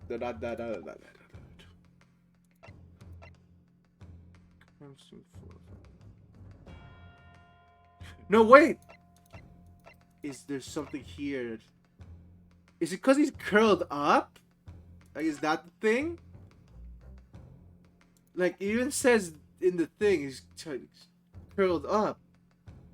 Like, he's in the... Like, oh, okay, it's only one of these? Might as well guess it. But I think it's because he's curled up like he was in the case. Like it was in the trunk, I think. Right? He would be in a different pose if he died instantly. Take that! There we go! A photograph of the victim at the very location he claimed he wasn't killed. Yes, but the point is the posture of the body itself.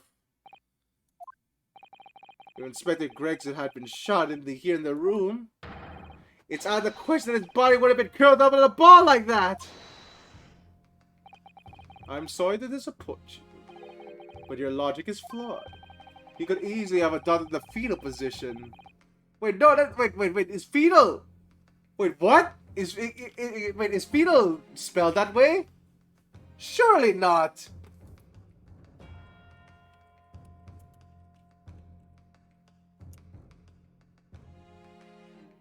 Okay, is that a typo?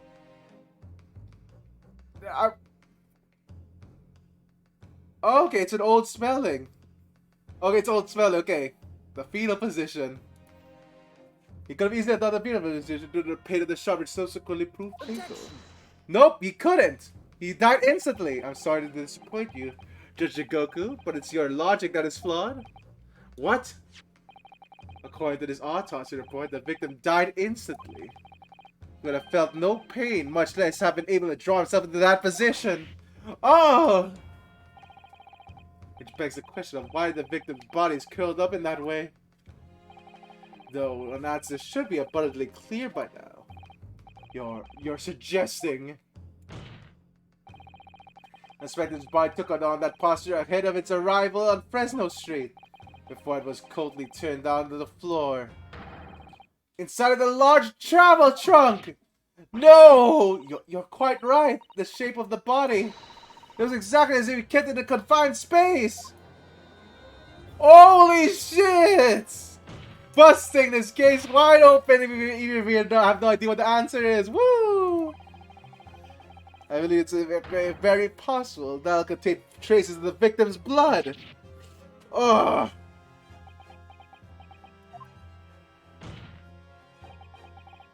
Present my trunk? I refuse! Oh my god! Oh no! George Allen started to... He's on hard mode now! He's on hard mode! Tried to hide Gregson's death challenge? Extremely hard! Here comes diplomatic immunity! What? On what grounds? Oh my god! Here comes George Allen's angry! Judge has gone off the deep end! I'm the Minister of Foreign Affairs of the Empire of Japan! I shouldn't have to put up with this treatment just because of some stripling's baseless accusation. Holy shit! He's admitting it! In other words, Judge Goku, there's blood in your trunk! I decline to answer. Oh my god! Woo! As the Minister of Foreign Affairs, I have the privilege that allows me to. At this moment, you're not a government minister. You're a witness at trial of Britain's highest court. I don't care who you are or what your status outside this court might be. You will not withhold information. Nothing is more important than the truth. Holy shit! Naruhodo is made of strong stuff. If Phoenix would have been like, oh dear, we can't do that. Indeed, I've been storing copious amounts of steak into my luggage. Is that so wrong? I mean, we can't tell if it's animal blood or people blood, you know. Well, order in the court. Well, Mr. Goku, what's it to be? You can't be serious. You did it? Oh my god. Oh my god. Have you no shame at all, Kazuma Sogi? What? Very well, I admit it. I did bring Inspector's body into the country. Inside my trunk, exactly as postulated by the defense. What the fuck? Oh dear god, outrageous! Oh my god! It was you, so you admit it's an aggressive... Oh, what? No, I admit nothing more than what I've said. Of killing the man, I certainly have no recollection. What on earth is the cryptic statement supposed to mean? I may dispose of the Inspector's body, which was left in my cabin, in order to avoid unwanted attention. As the digital assistant over there pointed out, I had no chance to throw it into the ocean. I decided my only option was to bring it to Britain with me and dispose of it somewhere else.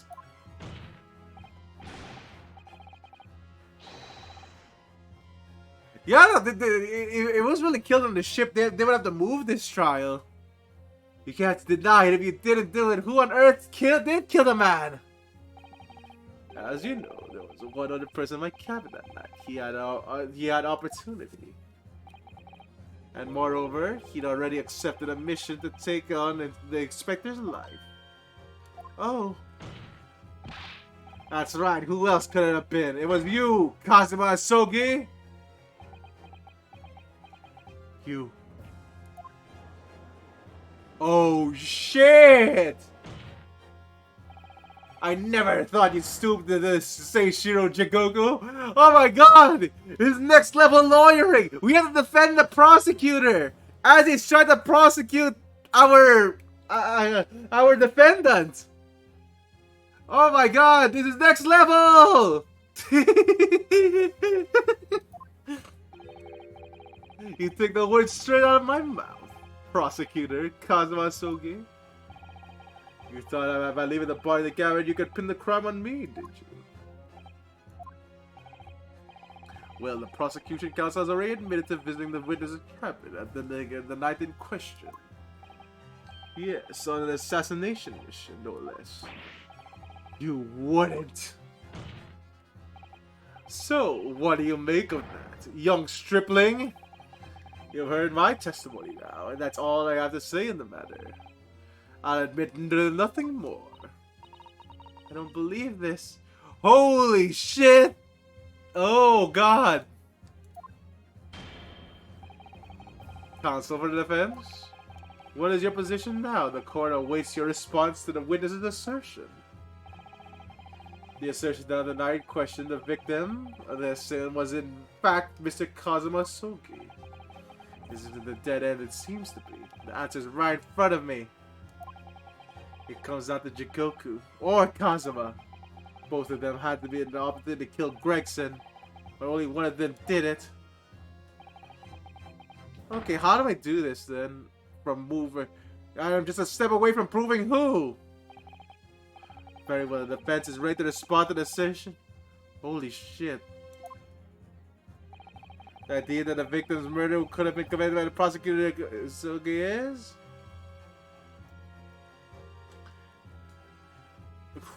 Okay. Okay. Impossible. Impossible. We'll trust in our best friend. Yeah, we'll trust in our best friend. Impossible!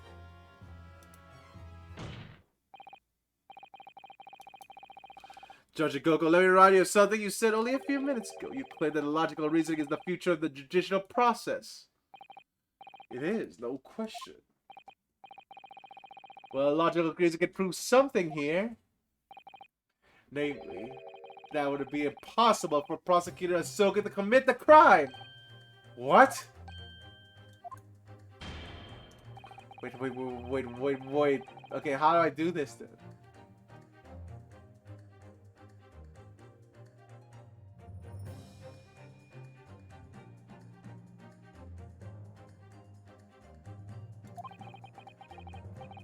So present what you...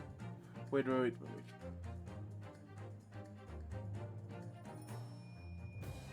wait. Yeah, no, because he left, he has the signature to prove it, right? Yeah, like, the ship, but what do I do then? What proof is it that the legend demonstrates the impossibility of the prosecutor's... But, like, how do I prove that then? The Sogi papers, passports. Wait, that's quick. So, yeah, I have nothing from there. Yeah, no, we don't have his signature. It's not here. Yeah, they didn't. Letter of introduction. We don't have that. Oh my god, wait, what?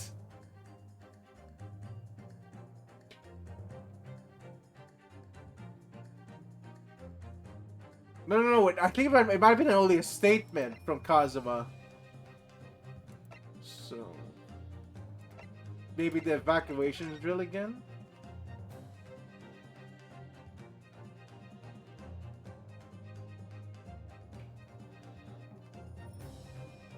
Maybe the evacuation drill?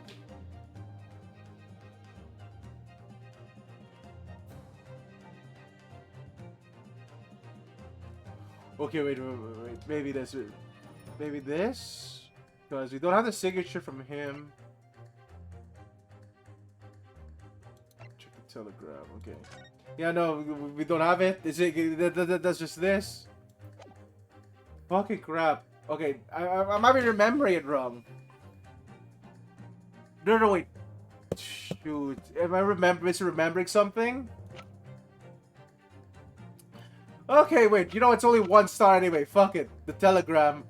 You might have something. You might have connection, right? Maybe. Fucking crap. Wait. It's. Okay, good. Holy shit, what? Okay. For this attended crew members of the SS Grouse, my lord, this is conclusive proof. An itinerary? How does that prove anything? Judge Goku, the moment you acknowledge that you found the victim's body in your cabin. This itinerary suddenly became much more significant. What? Why? On the 9th question, as always, a crewman said she was on guard outside the cabin door. As long as he was there, nobody could have fired a shot inside the cabin. Absolutely, because it's inconceivable that the guard would have let her and come to investigate. That tells us that the crime was it taken place when the guard was elsewhere. Oh wow! And then now is it down to 20 minutes just after 10 o'clock? As indicated. Okay, no, that's the timing. Okay. Yes, I see no flaw in your reasoning so far. But the crucial point is this. When the evacuation drill took place, the sea shell already put to sea from the port of Dunkirk. Ah. Now, that clearly the murder could only have been committed by somebody who was aboard the vessel at the time. Holy shit, yeah! And he wasn't in the vessel. But prosecutor Sogi stated in yesterday's proceedings, I didn't come to Great Britain to take anyone's life. There we go! So I left Gregson and disembarked the ship. I spent the night at the boarding house in town, and then returned to England the following morning. Which I'm sure the court will agree is a conclusive proof. Like Kazuma Sogi couldn't possibly have carried out the killing! Oh! Alright! You're going to hell, Judge Jigoku! You're going to Jigoku? No, absolutely not! I don't accept that at all! What do you mean? The boy's just saying that to exonerate himself. We can't trust that he really disembarked the vessel. Oh shoot! That was a sneeze. Oh, I'm sorry for sneezing, everyone. Gazoons. Obviously, after he left my cabin, he hid himself somewhere nearby the ship. Just waiting for the shot to come back and finish the. Oh shit! No, that's out of the question. Oh my god, this is so good. Isn't it, Kazuma? As the defense rightly recalls, I disembarked the vessel and spent the night in a boarding house in Dunkirk. As I said yesterday, I signed my name in the commendation register book. All extremely easy to verify and undeniable proof. Oh no, There's no escape this time. You can't forget you're a judge, that you're a judge or a government minister. It's how you gave the court an honest answer as a common man. You killed Inspector Tobias Griggs and transported his corpse back to Britain. Then you dumped the body in the room of Fresno Street and made it look like as if the murder happened there. That's what really happened, isn't it? Seishiro Jigoku?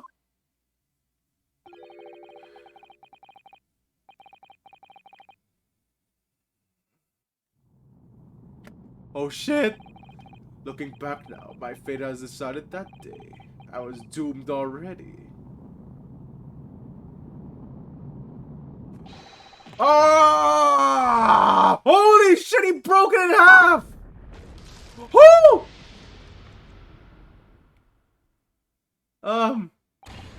It's over, my life is holy shit! This guy's supernatural powers! What the fuck was that? What the fuck was that slam? He's going Super Saiyan. Okay. A British assassin is the limited professor in Japan. A Japanese assassin is the limited detective in Britain. Both assassins will use diplomatic immunity to evade the conviction, return safely to their homelands. The assassin exchange request arrived from Britain about what? Okay, is this it? Wait, I'm surprised that, wait, is this really the end of the trial? Did Lord Strongheart just go free? Wait, what? This can't be the end, right? It was hardly a request. It was a demand. And for that, you decide to recruit Mr. Asogi. When things didn't go according to plan, your chosen assassin never made it to prison. And you found yourself unable to dispatch a replacement. Because I was already on my way to Britain at the time, in Kazuma's place. And that made only one option for carrying out my obligation. To eliminate the mark myself, personally. Of course, there was but a single opportunity for me to do that. The International Forensic Science Symposium, I presume? That's right. I decided it would be the safest to carry out the plan before my arrival in Britain. So I listened to the help of my British counterparts. I made arrangements for a pretext that would take the inspector to Dunkirk. To lure the man in, he was given a sham mission by the Reaper. What? The Reaper? There's only one person who could have done that. The mastermind of the entire operation. The Reaper himself. No! Ah. So that means that the assassin exchange was... It was planned by the Reaper? I'm not ready to say anything about my British counterpart. Anyway, the inspector accepted the Reaper's mission. And dutifully... Yeah, no. Yeah, we're up against Brightheart. Okay. But it was all a trap designed to leave it to France and his own death. How awful. It was past 9 o'clock when I returned to my cabin from the dining hall that evening. I didn't give him time to attack me. I choked him until he lost consciousness. Holy shit! Where did the gunshot come from then? God damn.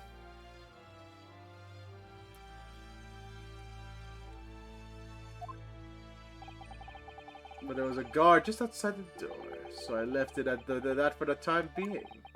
Even the slightest noise might have aroused suspicion, so I bided my time waiting. For 20 minutes after 10 o'clock. I intended to fish him by strangulation, but moments before I had a chance, he suddenly came around and went for me in a reckless move.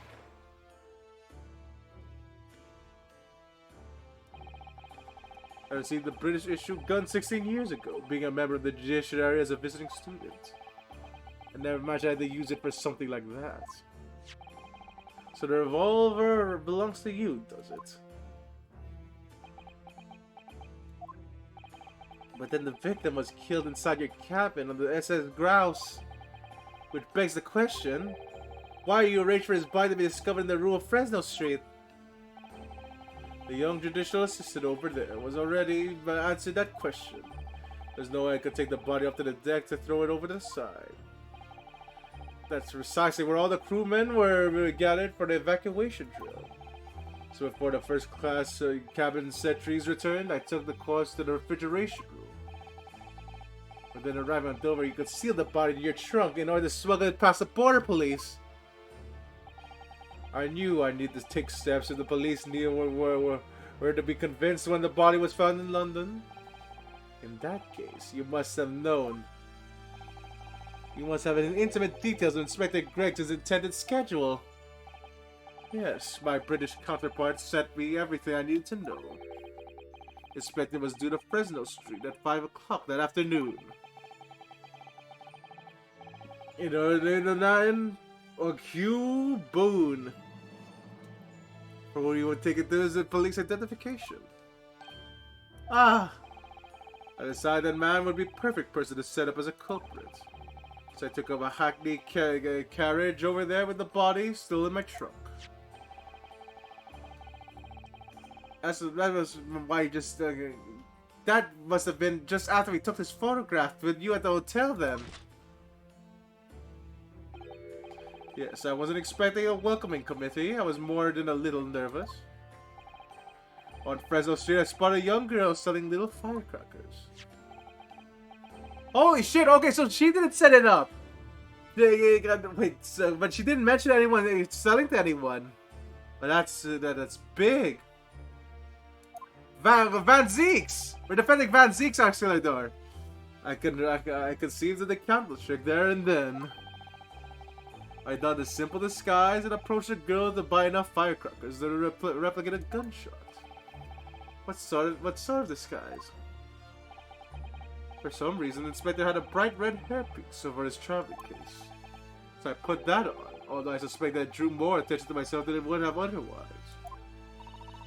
The hairpiece was found at the scene. The inspector had it ready for the Red-Headed League investigation. I arrived at the room around the 4:45. So I quickly placed the body on the floor. Oh wait, yeah, no! We're still accusing Van Zeek, so this case isn't over. So I quickly placed the body on the floor, moved the notice board, and set up my little candle trick. I arrived at the radius of firecrackers would go off with a bang around 15 minutes later. So that Mr. Boone did arrive at 5, which was straight to a trap. Except at the last moment, I made a careless blunder. What was that? I imagine it was the bag of fish and chips. Ah! I didn't notice that until it had fallen out of his overcoat pocket when I moved the body to the refrigeration room. I put it back in his pocket the following morning, but... well, it seems that the warmth of the heated cabin had accelerated the decay of the fish. Anyway, that's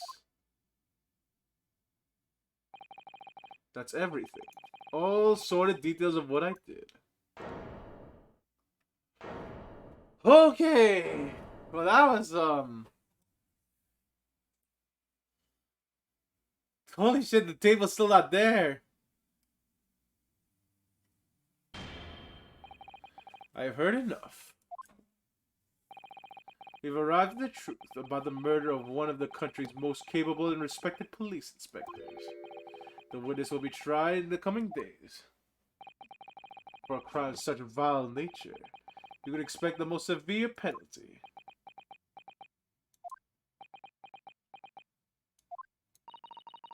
Exchange of assassins? What a foolhardy idea! Mr. Jigoku, one last detail. Who was your counterpart in Britain? Who was the mastermind behind the assassin exchange? It's Strongheart, isn't it? Nothing you can say now can make matters any worse for now. Just tell us. Enough!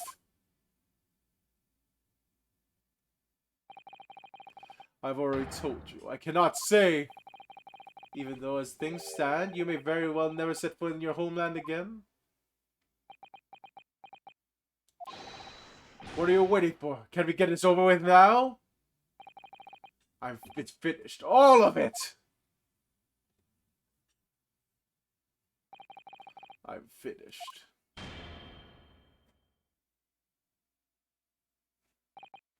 Then, in the nature of Your Majesty the Queen, I now pronounce the findings of this court.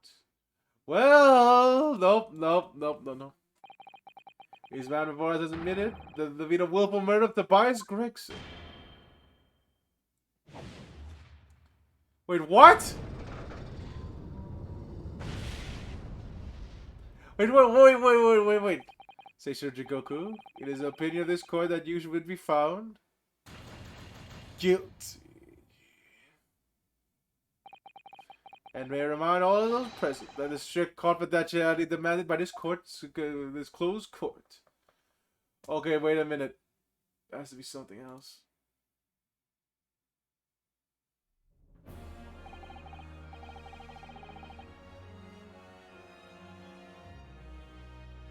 What the fuck was that? Is this really the ending? No way, right?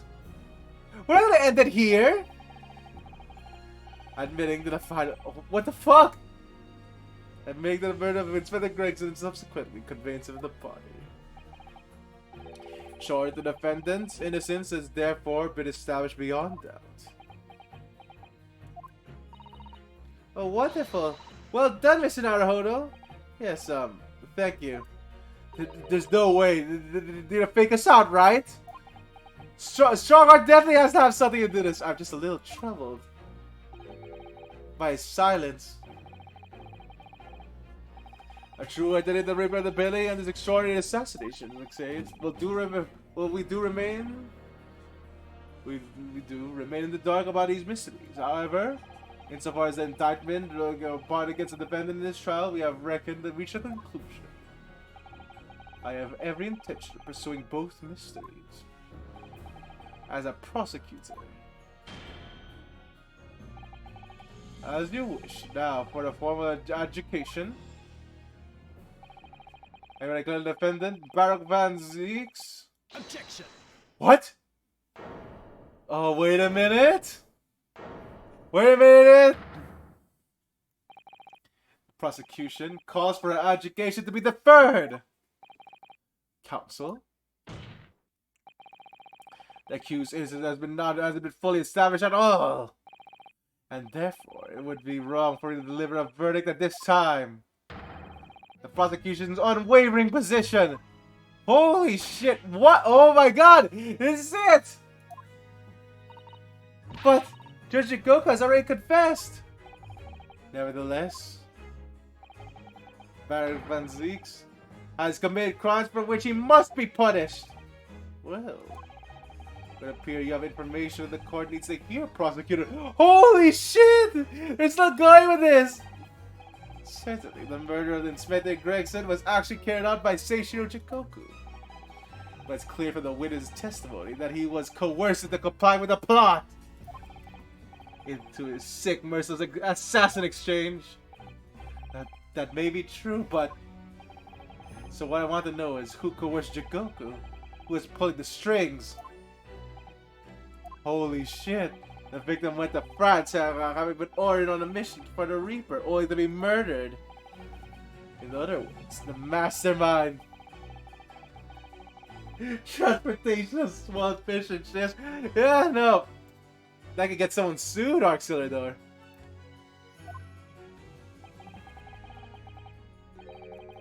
You've already established the Reaper himself. Well, certainly that would appear to follow. The prosecution hereby accuses the man in the dock, Baron Van Zeeks, of being the Reaper of the Bailey, and furthermore, I'm going to prove his guilt beyond all reasonable doubt. What? What?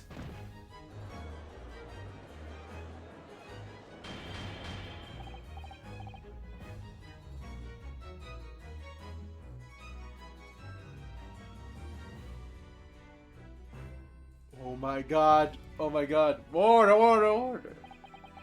The Reaper of the Bailey is a long-standing mystery, Council. Are you suggesting that you have some new information which to build the case?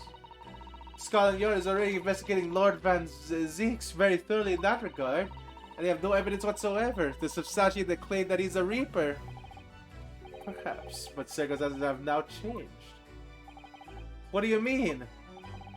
It's already been established that the assassin exchange was negotiated by Jikoku, by the Reaper himself. Which means that we now have a new line of questioning, by the which identified the man's identity. This prosecution's intention, that is the prosecution's intention here.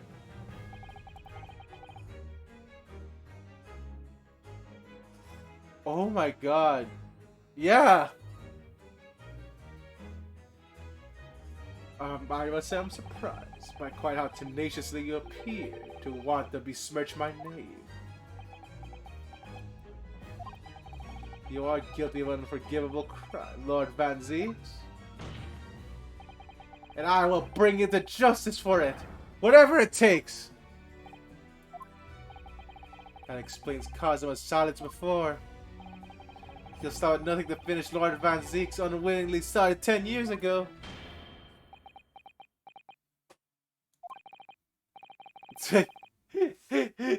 Yes, I hated that mask. I couldn't breathe. I will on this occasion grant the prosecution further opportunity for witness testimony. The defendant will disclose any and all involvement that he has had with the Reaper and his assassin exchange. I thank you, my lord, for guiding the court so wisely. I hereby declare this court to be in session for a supplementary hearing. Holy shit! Again! Oh my god! This case is never ending! Here we go! Pray turn a blind eye to this courtesy as I verify this valid ornamentic accusation. As in source contents of my as inside the contents of my hallowed chalice. Yeah, get ready for another 9-hour stream, Lord Van Zeeks. I first had to suffer the pseudonym of the Reaper 10 years ago now. And ever since that time, I've enjoyed the weight of the implied guilt that's gone with it. I'm pretty sure it's gonna be the last part, right? Unless it's another one. So I welcome the chance to testify now and crush those allegations once and for all. Good. Then let's let justice aside, Lord Van Zeeks. The prosecutor seeks to begin building against case by calling the accused to the stand as a primary witness. In order that he may answer the accusation brought by the prosecution that he is the Reaper of the Bailey. And what says the defense? Can be extremely dangerous. And Cosmo is so emotional at the moment. He's not thinking logically. You're right that he's not himself. I knew it would be like this. I keep it determined to face him through whatever might arise. As a lawyer and as his friend. Then that's what we must do. Let's do this, Leroy Jenkins. God damn, it makes me feel so old. That's so old. Like, God, that's an ancient fossil. Gotta get the fucking duster for this one. Oh my god. That's such an old meme, though. The defense has no objection, my lord. Very well. The defendant, you'll take the witness stand and give testimony on the subject of your involvement with the Reaper and the assassin exchange. As you wish, my lord.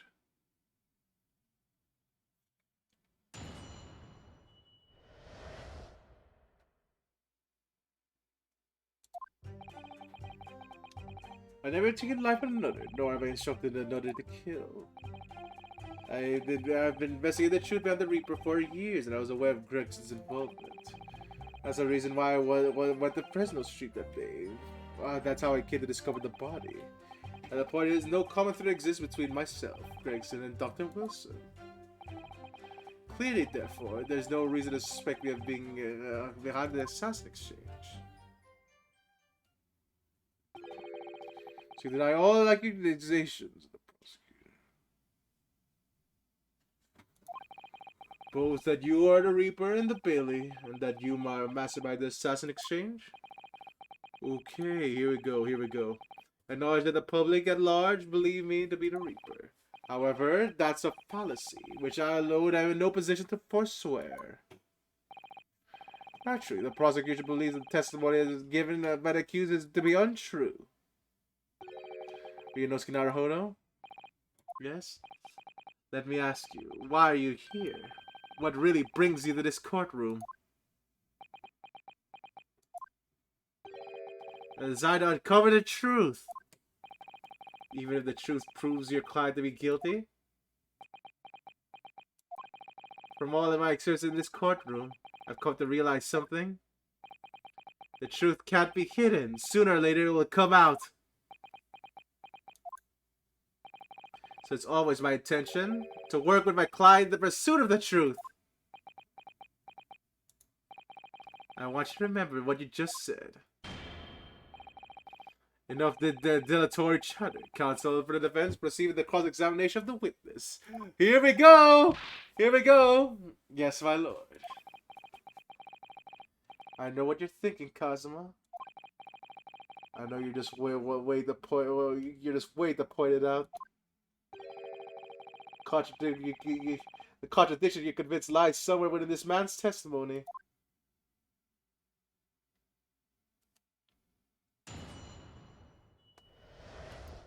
Okay, I have a key interest in this already. So not this. Not this. 3 reason. Okay, no. We established these 3. That's trap. Okay, but there is. There is. That's not the autopsy report. Clint's autopsy report. This is Gregson and Wilson on it. So there is a connection, I think. There's a connection. Yeah, okay, I think that's it. There's a connection between you 3 because of this autopsy report. I mean, that could, but that's a possibility. But present! Objection. What is this? It's an autopsy report? Wait, this is 10 years old.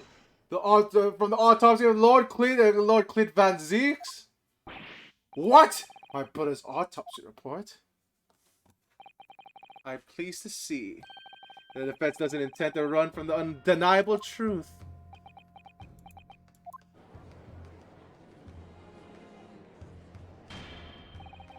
Order in the court! What reason do you have to present the 10-year-old autopsy report here, counsel? This is the autopsy report of Professor, the final victim. It's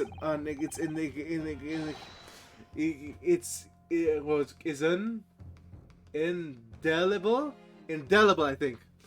I was gonna say inedible. Like, oh wow, this link cannot be eaten. No, it's indelible. Yeah, okay, there we go. If I pronounce it right, indelible. Is it an indelible link between Inspector Gregson, Dr. Wilson, and the defendant? Not a cursed name again. The professor?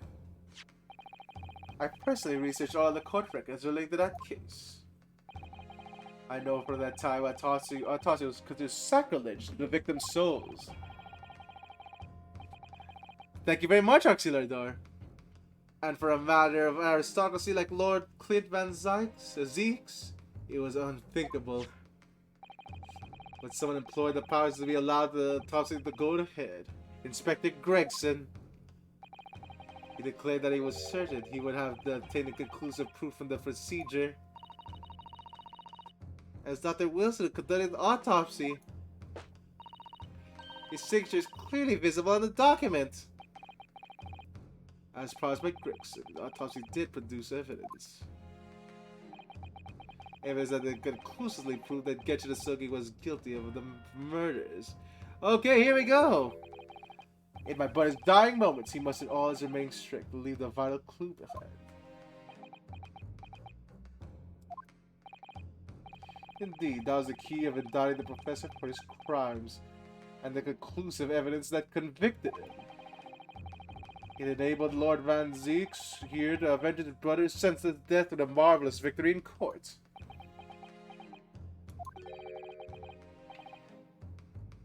A marvelous victory, was it? You might wonder if that's really true. What? Could the same be said if it turned out to be the key piece of evidence in question? It was in fact fabricated? Oh my god, called it! If the inspector in the corner and the prosecutor all colluded together. They cast an innocent Japanese man as a mass murderer certain to his death? That's outrageous! And now, 10 years later, for some reason, the secret has been threaded and needs protecting. It is why the inspector in the corner had been silenced, isn't it? By someone in power in Japan and in Britain. By using 2 killers accrued in an assassin exchange!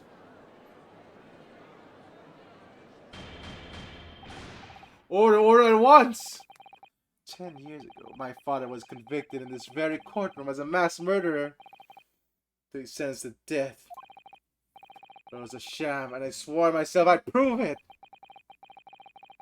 But it's why I had to come to Britain, whatever the cost.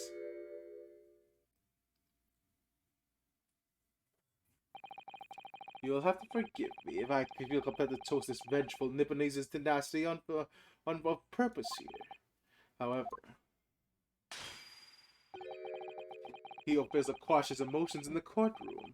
Has failed as a lawyer. Come on, Kazuma, you know this won't wash.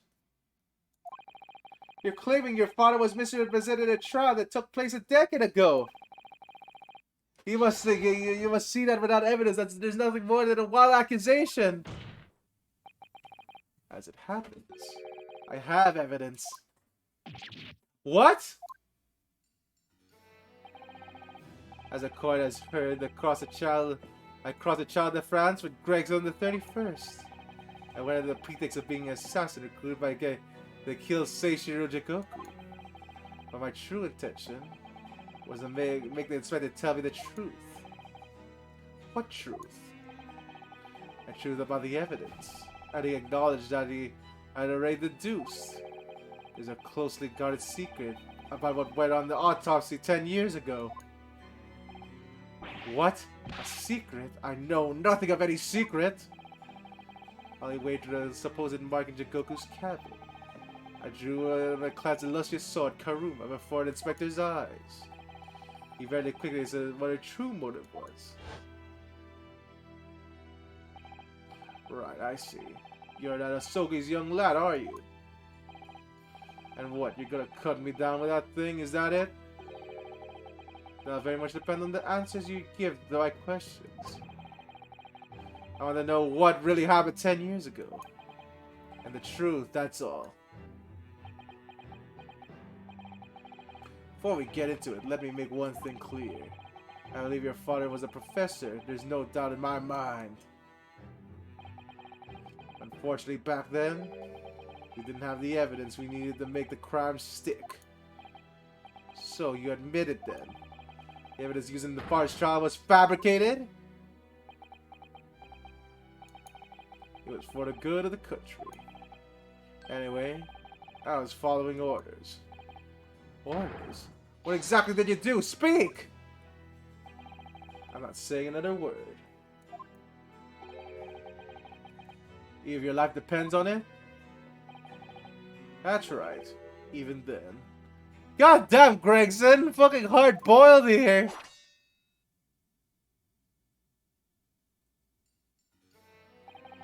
So that's where that's where the tip of the sword broke.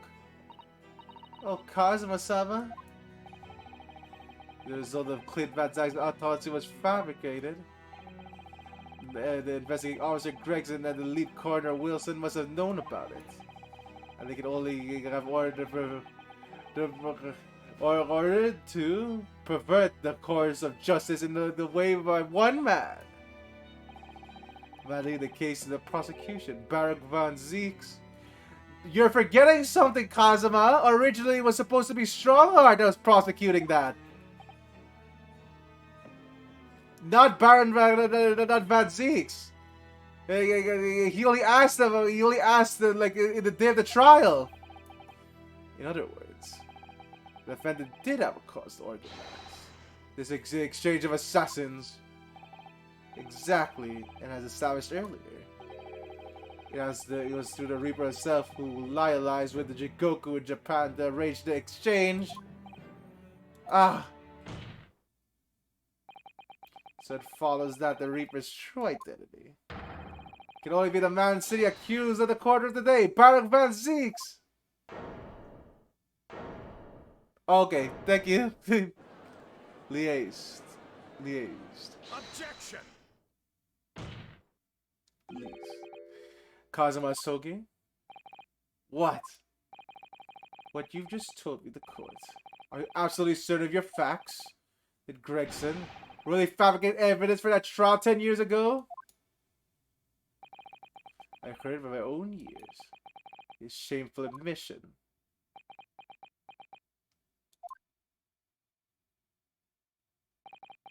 In that case, I know. The name of the Reaper. What? What? Lord Van Zeeks? I gave no such orders. I know that for certain. Which narrows down the remaining possibilities. to 1. If Lord Van Zieks isn't the one behind all of this, then yes, there's only one other person who could have done something like that. I believe I know who it is too. You? I had a feeling his name was going to come up. Holy shit, here we go! The true identity of the infamous Reaper of the Bailey is... It's the goddamn judge! Male Strongheart, Lord Chief Justice! Oh my god! Take that! The only one person who could have arranged the assassin exchange and manipulate the autopsy results is Lord Chief Justice himself! Lord Male Strongheart! What? Lord Strongheart?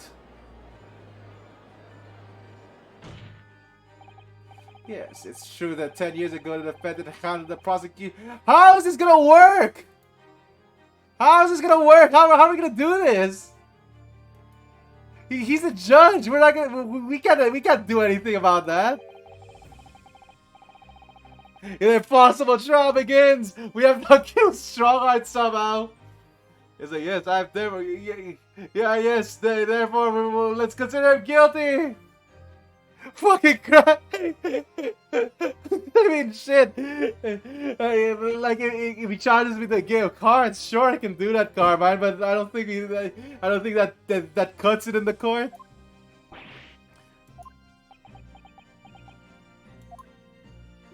Yeah, he has like a unicorn themed dual disc. It's golden and stuff. It's like, yes, I've come prepared with my own deck. I can only assume it's the most inappropriate joke in the British judicial history. Well, Lord Van Zieks, 10 years ago, I was very new to my profession, but I had a burning desire to avenge my brother's death. So I plead for control of the case.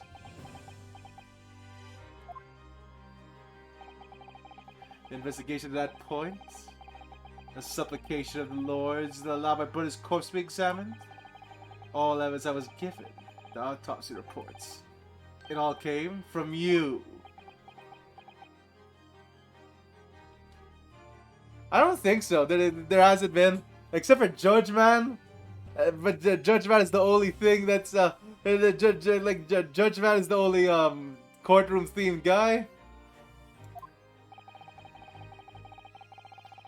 Like, yeah, I think there's also a judge woman. Yeah, not an entire archetype, unfortunately. I spent years then believing I was in your debt for the sake of it, for the way you stood aside. Let me handle the trial. But I see now, I was very much mistaken. He was a hugely influential force that caused the inspector and coroner to break the law 10 years ago. When that same force was still felt a decade later. I mean, it's possible, but you know, I'm not sure there's gonna be a Konami and Capcom like collab. And the name of the force that still felt a decade later on the other side of the world by Seishiro Jikoku. Lord Strongheart? Honestly, I just imagine Strongheart using counter fairies. Everything falls into place when we recognize that you are the Reaper of the Bailey.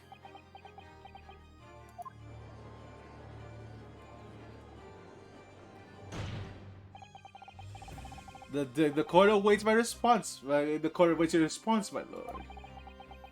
This will very well go down in the British judicial history. But I assure you, there's no joke. Consider this a former accusal by the defense. Yeah, no, axe kick. It doesn't warrant response. As a formal accusal, don't be absurd. The defense claims utter nonsense, a wild fantasy at best. You're not going to defend yourself? You claim that there was some wrongdoing with Lord Clint Van Zieks' autopsy? That's utterly untrue. Objection. I heard from its own Greg's own lips. He admitted to it. And where is your evidence? What? Gregson's dead now.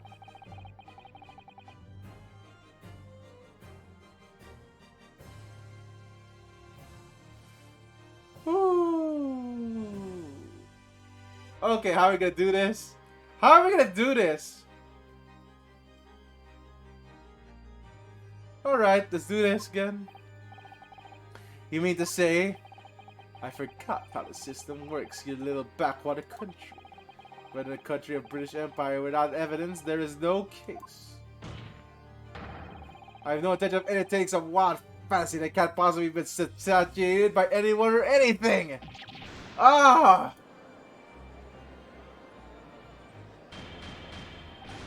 Order in the court.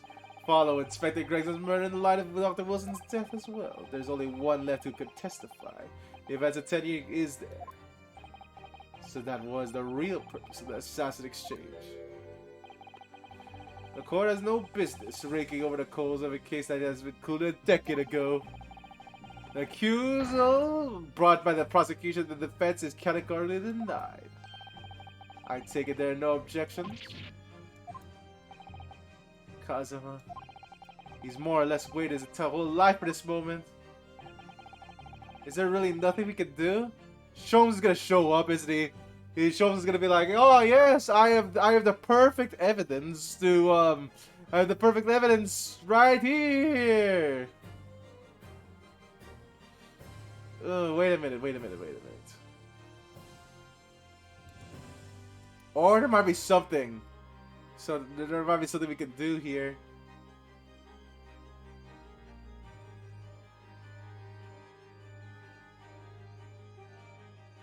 Wait.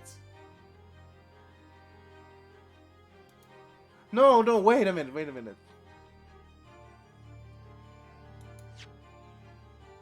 Someone else was there, right?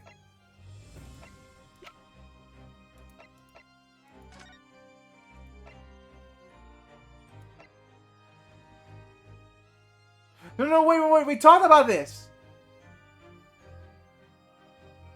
It's not John H. Wilson, but Mikatomo was the one that did the autopsy! We still have one more who can testify! Mikatomo can testify this!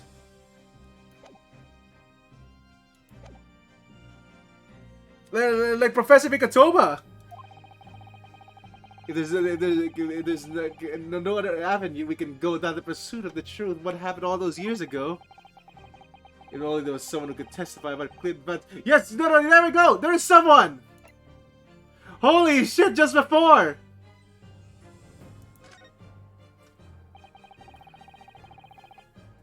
He's got the extraordinary lengths to cover his tracks. When someone's dispatching an assassin all the way to Japan to ensure Dr. Wilson's silence. Dr. Sith won't take another, won't say anything against Strongheart. But there's still one ray of hope.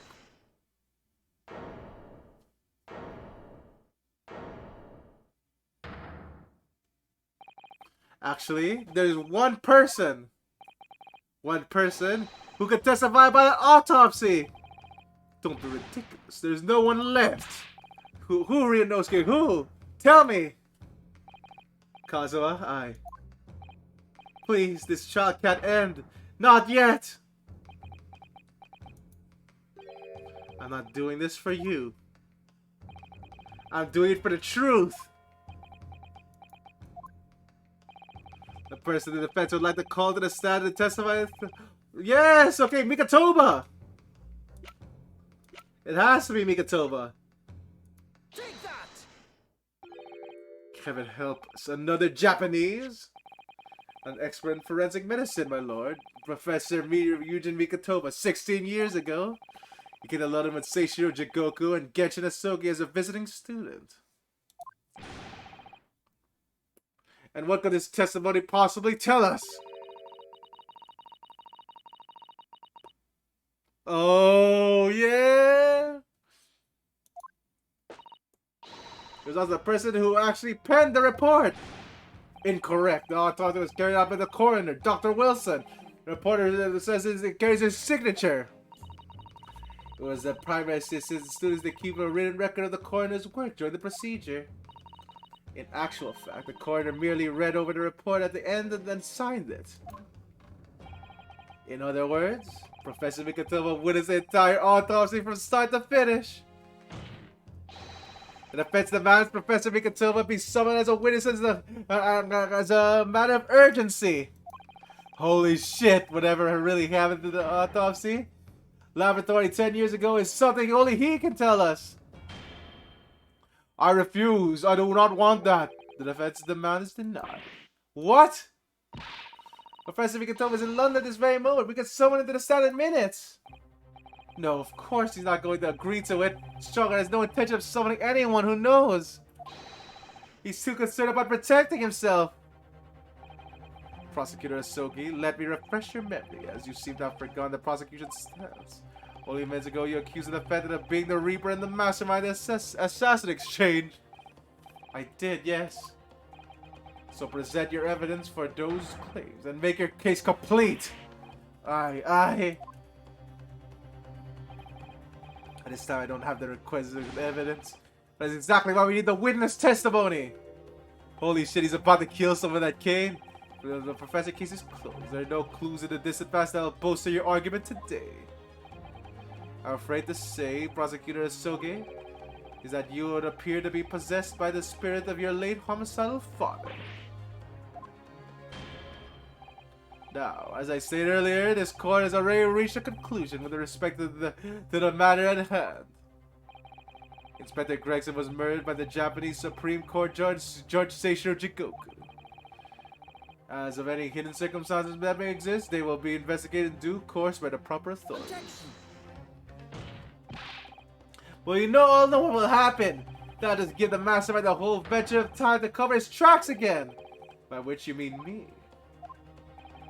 Your punishment for this contemptible behavior will be decided at a later date.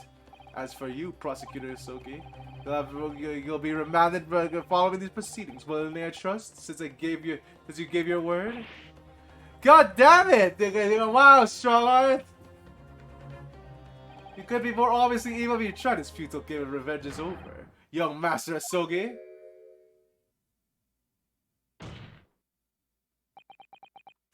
Gah. Wow! Okay, here comes Sholmes. Here comes Sholmes. That will be all. I hereby declare this trial to be over. The court is... Whoa! Sholmes?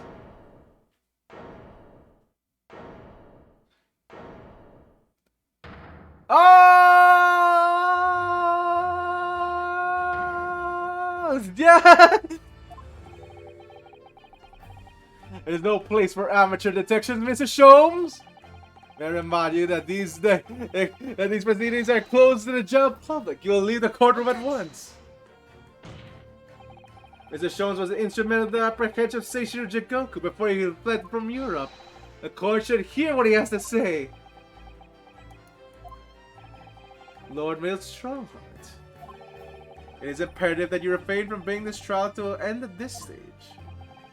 Is it really? And why would that be?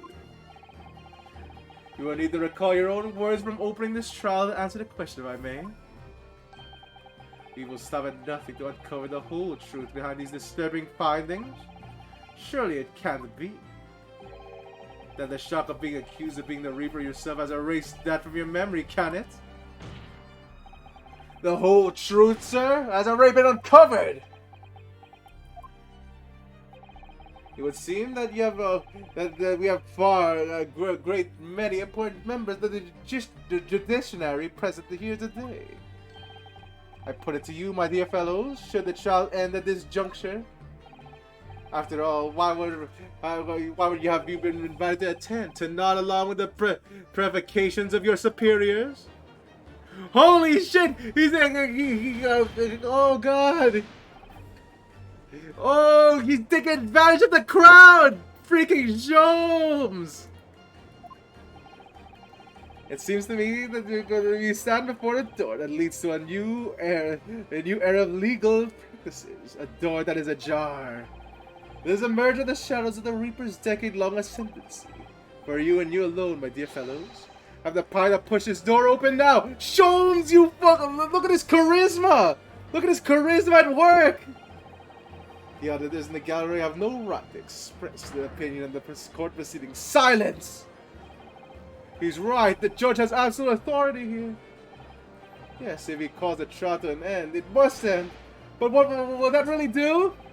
I sense that dark things occur behind the scenes. Dark things indeed. Is there a single person here present who can honestly say he doesn't care? What? The trial should go on. Summon the witness. That's right. We need to clear this up before the young Japanese fellow. Holy shit! My lord, you assured those present that you not know the whole truth here. Vindicate yourself of this outlandish. Holy shit! Oh, I love this. A toast to my dependable colleagues in the gallery. Testify! Testify! Well, my lord, you're the voice of the British justice, I take it? I think you'll find it a bit awkward to silence. Holy shit, Strugger! The court will recess briefly. I have no intention of shrinking those allegations. Bailiff, arrange for the subpoena of the witness at once! As soon as the gentleman arrives in the courthouse, we shall reconvene. A recess won't be necessary, my lord. Shirking. Oh, no, sorry. I read that wrong. Thank you, Auxiliador. Shirking. Pardon? Beato is a close friend of mine. He has accompanied me today and is waiting in the antechamber as we speak. I believe he's enjoying a little trip down memory lane, in fact. What? Professor Mikatoa is here in the courthouse? Mr. Sholmes, you didn't notice what happened, did you? My dear fellow, no one is in a better position to answer that question than you, surely. It wasn't just asking for fun of it, you know? Yeah! Well, I must thank you for your assistance in this matter. Mr. Sholmes. However, you are in no further use here. Can't leave the courtroom at once. But of course, in truth, I find myself rather busy now as a result of these developments.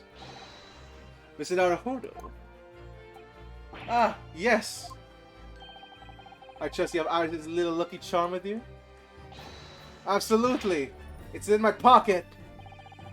She sends her regards and a reminder. You find yourself at a dead end, the ears are at your disposal. Just one tug, if you please? Oh, of course! In that case, the trial will continue without delay. Bailiff, show the witness to the stand. Heck yes! Holy shit! So it's Lord Strongheart. He's the Reaper of the Bailey. Where exactly is this trial going to take me, I wonder? But how dear am I the... Is there another part? Well, I'm ready. I'm ready to head to the heart of this maelstrom and confront whatever horrors it tries to drown me under.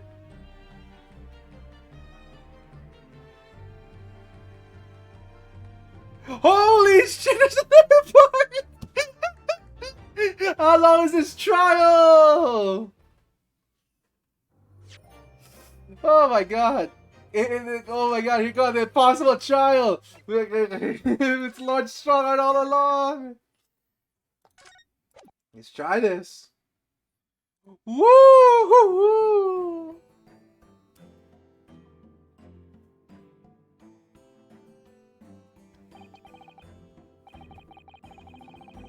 Ooh. Okay. Let's do this. So, witness, please state your name and occupation for the court.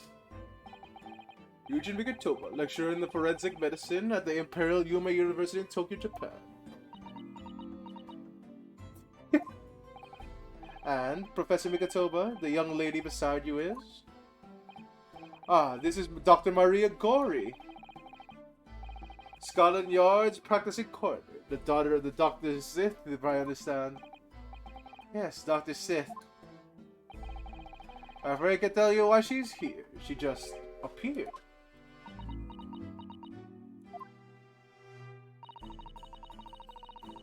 You summoned this strange Japanese man as a witness to that autopsy. But you don't summon Mama? That makes no sense. She was there too. That's about the size of it. I had her eyes boring into my side of my cheek constantly, whilst I was in the antechamber too. Poor man, the idea of it is making me shudder.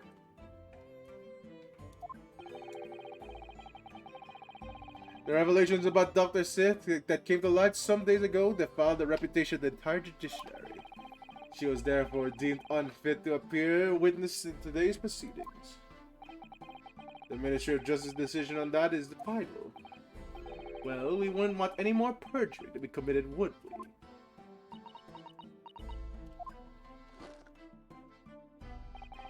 The Ministry of Justice. Some questionable strings are being pulled, I think. Here we go. I remember you, Dr. Mikatoba.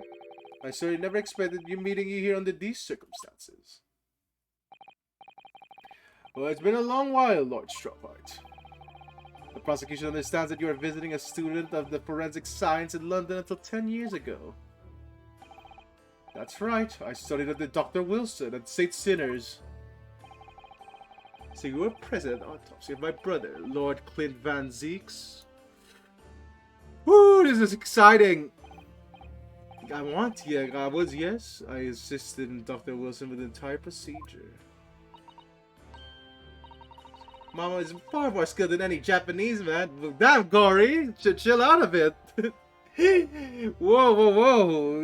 Take it easy there. We already have enough racism as is. Well, Dr. Wilson asked me to be his primary assistant on that occasion. And his autopsy was actually penned by you, I believe.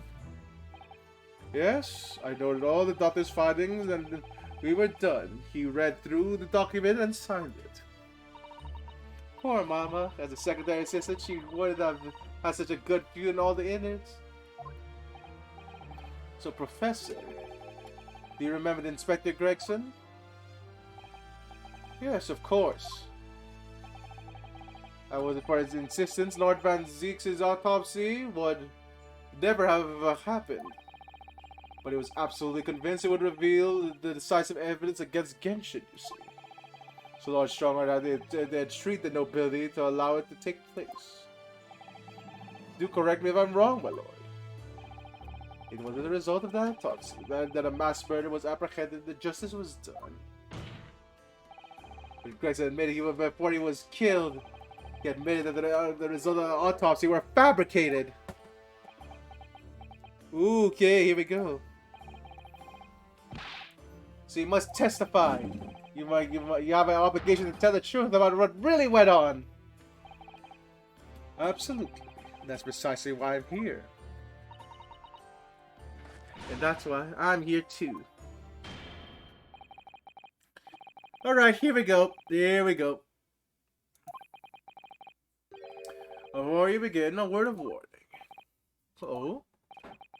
You will say truthfully and accurately what you saw and what you heard at the time. I wouldn't dream of doing otherwise, my lord. The moment you testify verges on suspicion, I will expel you from my courtroom. Remember that. Yeah, so like if you say that I'm guilty, I'm going to fucking twist your head open.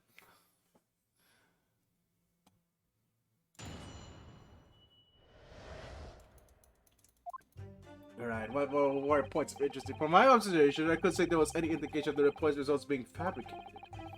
Death resulted from the wound made by a Western-style sword transfixing the heart that I found a little strange.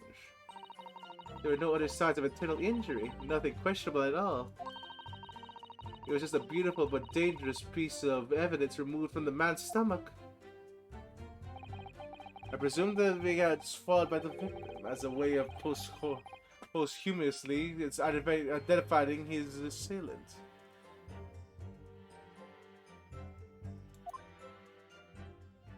Wait, so what was that piece of evidence? The ring? No indication, nothing to suggest fabrication? Professor Vikatova, are you certain about that? Well, nothing that I could positively identify as such. Much less than I swear in testimony. Ugh.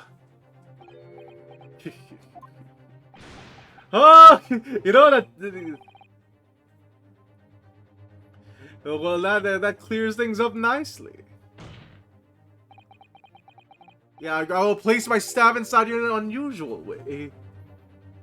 It'll only take me, and he just looks at his pocket watch. It'll only take me 30 seconds to do such a thing. The fabrication here in Asogi has come from you. What? You claim the inspector confessed just before his death, but that is the fabrication. No, he freely acknowledged it. I swear he did. Freely, with the tip of a sword in his throat. That man was clearly at his wit's end. The court will give no credence to the confession that was uttered by an obvious desperation.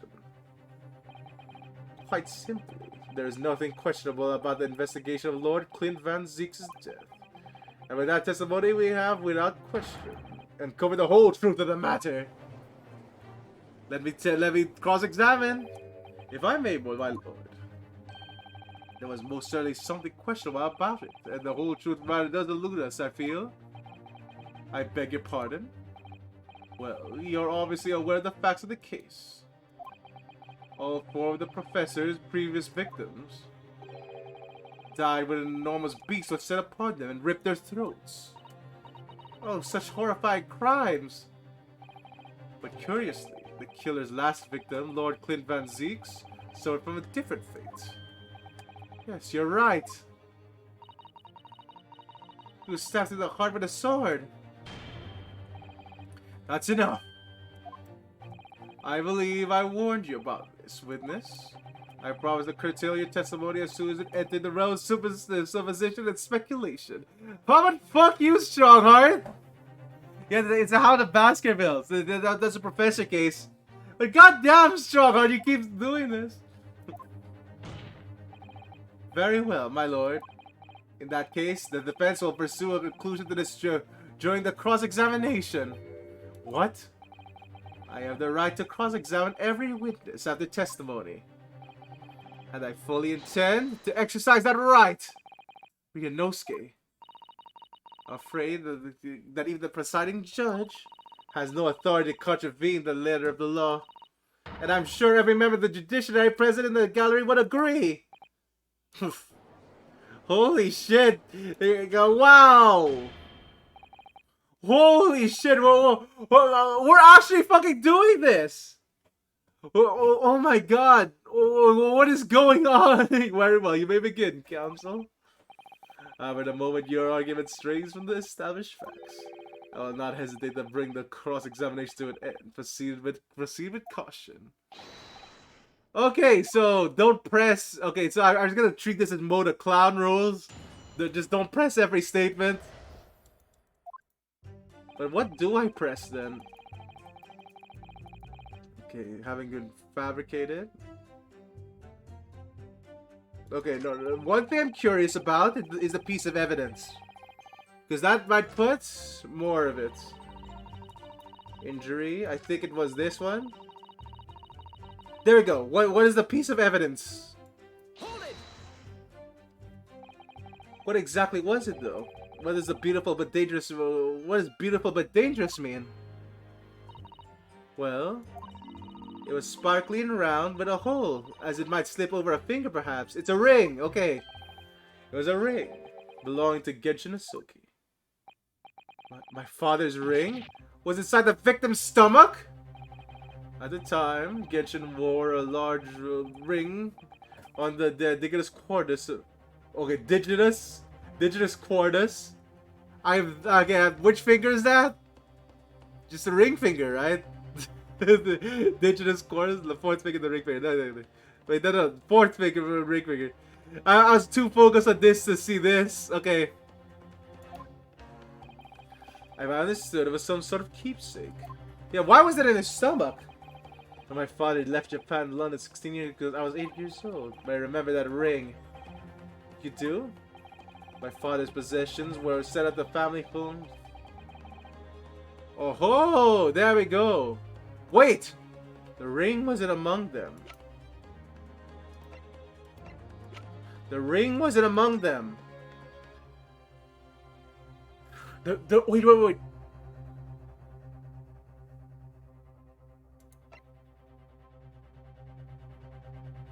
Holy shit, wait! The ring wasn't among them, but it was supposed to be from his will. So they didn't return it for some reason. Wait a minute.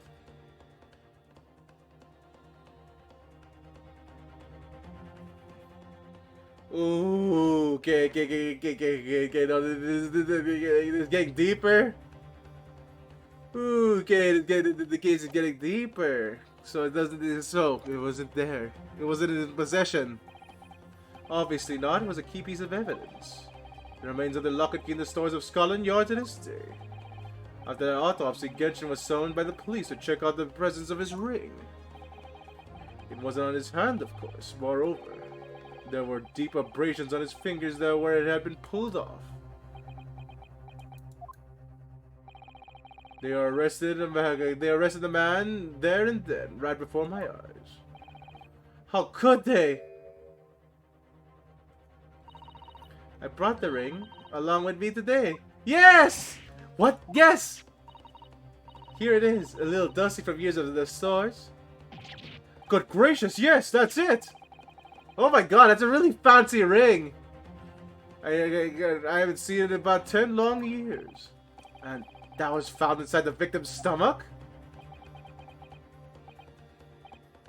Yes, I'm afraid so. Yeah, it looks like there's gonna be a reaction section soon. You hesitated there, Professor Mikatova. Should we read something into that? Ah, well, it's just thinking back now. I didn't actually witness the moment it was extracted from the victim's body. Oh my, really? At the precise moment, Dr. Wilson had me go fetch a new scalpel, you see. Dr. Gorey? The removal of historic evidence from the stores requires my consent, does it not?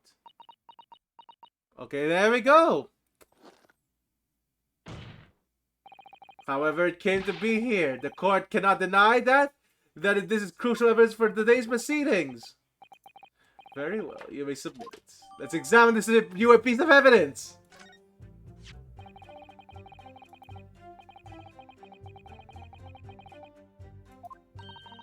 We must examine it very carefully, Mr. Naruhodo. Very carefully indeed. Alright. Okay, let's see this. Let's see this. So I want to examine the ring. Give me the ring.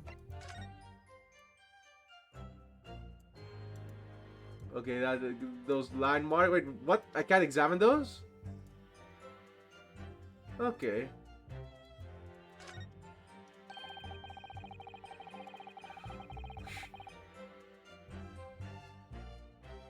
Yeah, this is really massive. These fat claws are doing a good job protecting the equally fat gemstone in the middle of this ring. Yes, if you were clumsy, you could give yourself a rather nasty cut with them, I should think. Ow! Now my finger's bleeding. The claws really are sharp. Oh my, that's a very... Wait, what? Are they? They're pointing down, though. Holy shit. It's pointing down. I guess... Yeah, wow, I guess he cut himself on that somehow. Who would make such a dangerous ring? You couldn't swallow it without doing yourself some fairly serious damage. Sticky mochi bun of that outside set would go down much better with some red bean paste in the middle. Someone as clumsy as me would probably manage to choke on it somehow. Okay, so it's too big. We'd established it's too big.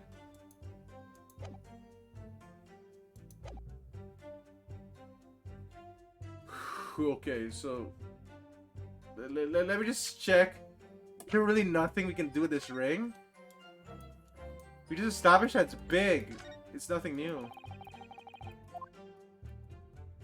Yeah, what are those lines in the middle? I guess those are just normal lines. Let's examine that. Okay. Do I have to press something else?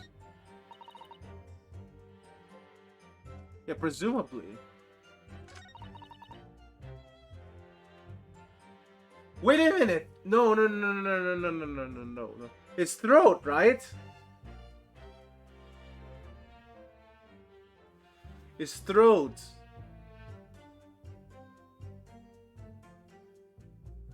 Okay, no. That's it. The ring's too big. It would have injured him more. Okay, it's only one. Objection. There we go! The cord I heard the ring was extracted from the victim's stomach. But you didn't actually see it being removed. Did you, Professor Mikatova? That's right. As I said in my testimony before. And at that moment I was fetching a replacement scalpel that Dr. Wilson had requested. In other words, you can neither confirm nor deny whether this ring was in fact really came from the victim's stomach or not. What are you suggesting, counsel? That the ring was never in the victim's stomach to begin with. It was a tiny piece of that Dr. Wilson fabricated that detail about the autopsy. What are you saying? That Dr. Wilson was in possession of the ring in advance after it was somehow stolen from Mr. Asogi. And it be produced during the procedure, pretending it was found there and then in the victim's stomach. Supposition at best. What possible evidence you have to support such a rash claim? This evidence, right here. So far, though, we don't have any more evidence that of Iris's parenthood yet, of Iris's father. Okay, so yep. So the guess of my guess of Clint Van Zyks is still going strong. I really hope they don't present like giant evidence here and there since we're talking about his autopsy now. It's explicit in the report on council. It's explicit report, counsel. Other than the ring, nothing unusual was noted internally. So I'm not sure how you intend to prove your point. You've already done it for me, my lord. The lack of internal injury says it all. What? The swallow ring of this size would require considerable effort and determination. And in addition to its size, there are sharp claws along the gemstones to contend with. My brother was a determined man, and on the brink of death even more so, I'm sure. He would have stopped at nothing to ensure that the evil killer was brought to justice. If you really swallowed the enormous ring, it conceivable that there's no trace of it in the passage down his throat! Holy shit! No!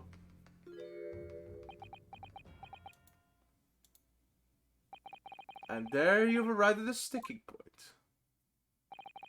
There's precisely why I had my doubts about the findings about myself 10 years ago. Why didn't you say something at the time? Strongheart. I did. I still remember the conversation I had with Dr. Wilson in the laboratory that day. Look at this! Now, this is a very curious thing to find a man's stomach, wouldn't you say? But isn't that rather peculiar, Dr. Wilson? What's that now, Mikatova? Well, if we swallow that ring of that size with those sharp metal claws that it has, surely you'd expect to see the damage of the throat and the esophagus, torn mucous membranes at the very least. Dr. Mikatova, may I remind you that I have vastly more experience than you? I'm terribly sorry. I can think of plenty of ways to explain why no injuries would be seen. No, let's say this. The victim would appear to have ingested the item as evidence that identifies assailant. Go ahead, write that down. So I was right. I thought there was a deliberate fabricated results of autopsy to implicate my father. I'm disappointed, counsel. The argument is nothing more than it's clear. It's fucking clear. Okay. What? Dr. Wilson was Britain's leading authority on forensic science and autopsy work. There's no scientific basis in which to adopt the man's expert opinion, especially when it supports me. Pardon the interruption, my lord, but National Mucus memories of the throat is easily identified even in living subjects. Using a device called the endoscope, recently demonstrated in practical use in France.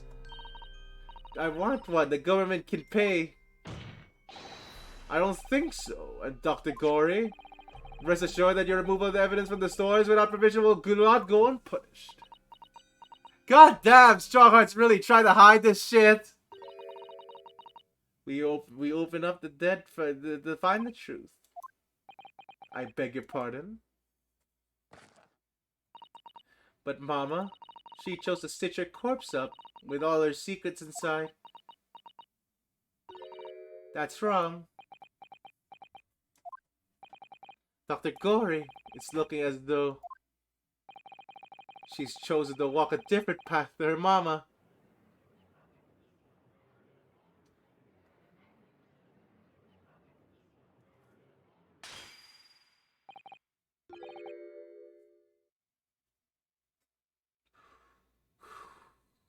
Okay. Yes, the ring. What about the ring? I've just remembered something. An early incident. What incident? The one I recounted to you before, about a memory I have of Genshin Asogi saving my life. What? My father saved your life? Oh my god. Wait, are we getting the full picture here? It was 10 years ago on a foggy night. Genshin and I were walking down some back streets in the late hour. All of a sudden... Don't make a peep, you're coming with us! All of our assailants were armed with pistols, their faces obscured by scarves. The next thing I knew, there was a silence all around. Genshin lay in a cobbled street. Blood seeping from his left hand, he shielded me. I was on the ring finger of the left hand that he used to wear that ring. Ah! Are you saying? I've always believed those thugs were after me. But now I'm starting to question it. Perhaps I wasn't the intended target after all. Wait, but...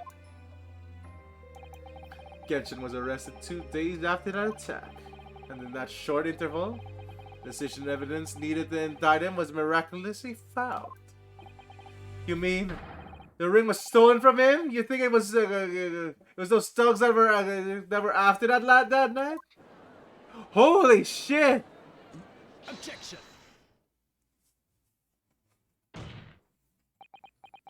Oh god, you pathetic coward! You expect me to believe that you weren't involved? What do you mean by that? It was you, wasn't it? You're the one who took it! You stole my father's ring! You set the whole thing up so you could paint him as a mass murderer and have him arrested! Kazuma? Open your eyes! Ryunosuke? You must know deep down. The truth can be completely obscured even when your judgment is only slightly clouded. But at the moment, you seem to be floundering through a dense fog. Is that why you are so insistent that I should be present in this trial? To see you like this?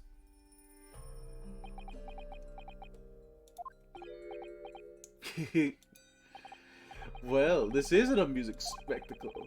What a grandiose expression on your face, as if you're Lady Justice herself. It seems you have been thoroughly convinced yourself of this alleged fabrication of the autopsy results. So much that you're apparently blind to the blatant contradiction that would be born out of it. What?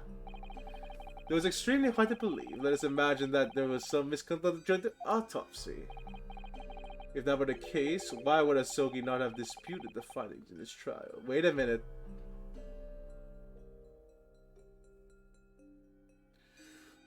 Whew.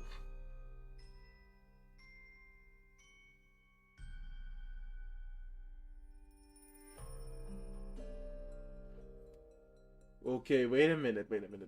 Is there well, why would he be sad about? Oh. In the closed court hearing 10 years ago, the defendant never once denied the claims against him. Is that right, Lord Van Zeeks? Yes, that is indeed correct. Upon hearing the verdict of guilty, he merely closed his eyes, quietly accepting the... Okay, wait a minute.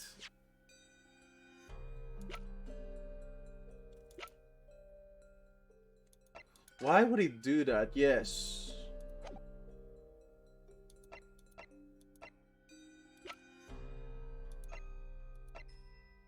Okay, no, not enough yet. The actions of a man who has accepted responsibility for his deeds and is resigned to his fate. But then... Oh my, that is very strange. If Mr. Sugi did nothing to oppose the charges against him, then... That would surely mean that there was no fabricated evidence. Wait a second. Could this have been an inside job? Could this have been a plan? Were they planning to release a wait. Holy shit, wait! That could have been it. That could have been it. So, what I'm assuming happened is that they're planning to release a Sogi through that graveyard thing. Through that graveyard escape. But then... But then that gravedigger found him. And they couldn't do it. Since that gravedigger found him, they had to shoot him in the head.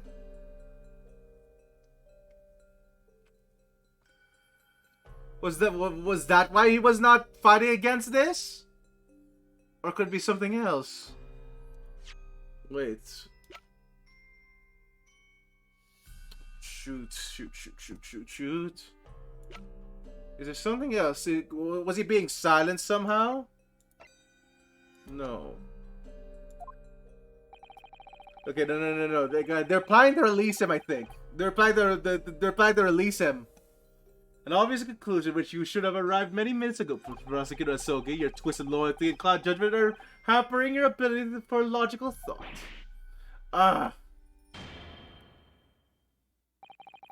Genshin Asogi-san says that hearing can mean only one thing. There is no fabrication of evidence. Joined the autopsy of his final victim 10 years ago. What is this? But if that autopsy was all above the board, there could only be nothing to stop Strongheart bring this trial to an immediate conclusion. Objection.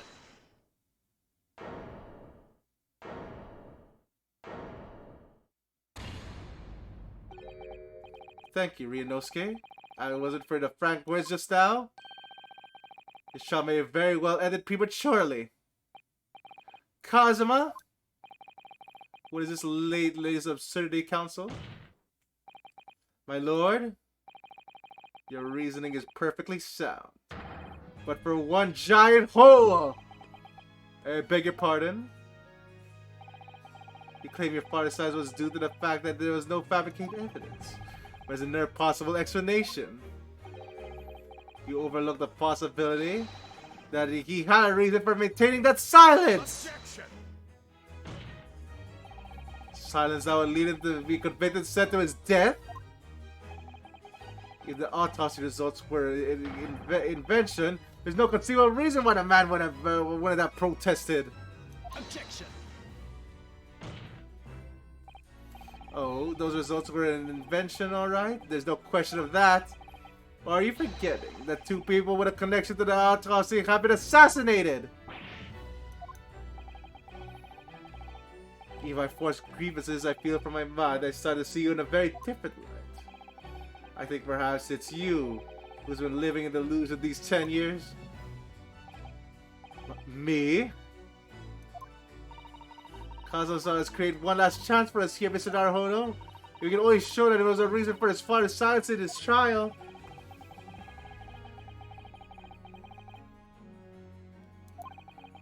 Could have been a part of the negotiation, perhaps? Yeah, okay, wait! Yes! Enough rhetoric. The court must be shown evidence. Okay, how do I do this? How do I do this?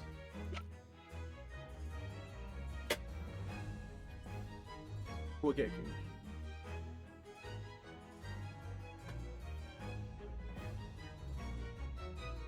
Okay.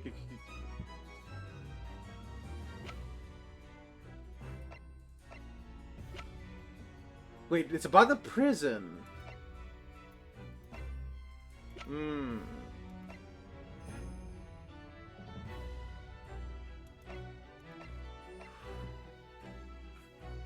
Is it a connection? Why would its silence be? If it's a deal, how is there something here?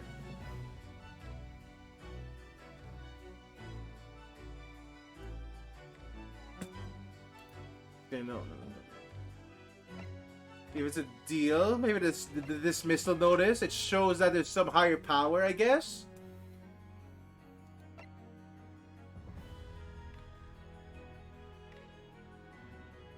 Yeah, aiding the escape. It couldn't have been him alone. Yeah, see, it could see prior. Wait, there we go! Take that! It's true that Getchin Asogi's silence during his trial resulted in his conviction. Okay. But that didn't actually lead to his execution. On the contrary, it led to his escape. An escape that was only possible because he was sentenced to death. Well, I find it hard to believe my father would have negotiated that way. The defense is correct. A fake execution, falsification of the death certificate, and a jailbreak inside a coffin. Clearly, such an elaborate plan couldn't have been carried out by my father alone. He must have had the help of a collaborator from the judiciary. I have here a dismissal notice of the chief warder who was working the prison at the time. The notes read, there are indications that the jailbreak was in planning prior to the inmate's incarceration. In other words, they were suggesting some sort of a negotiation between Mr. Ahsoka and the British government.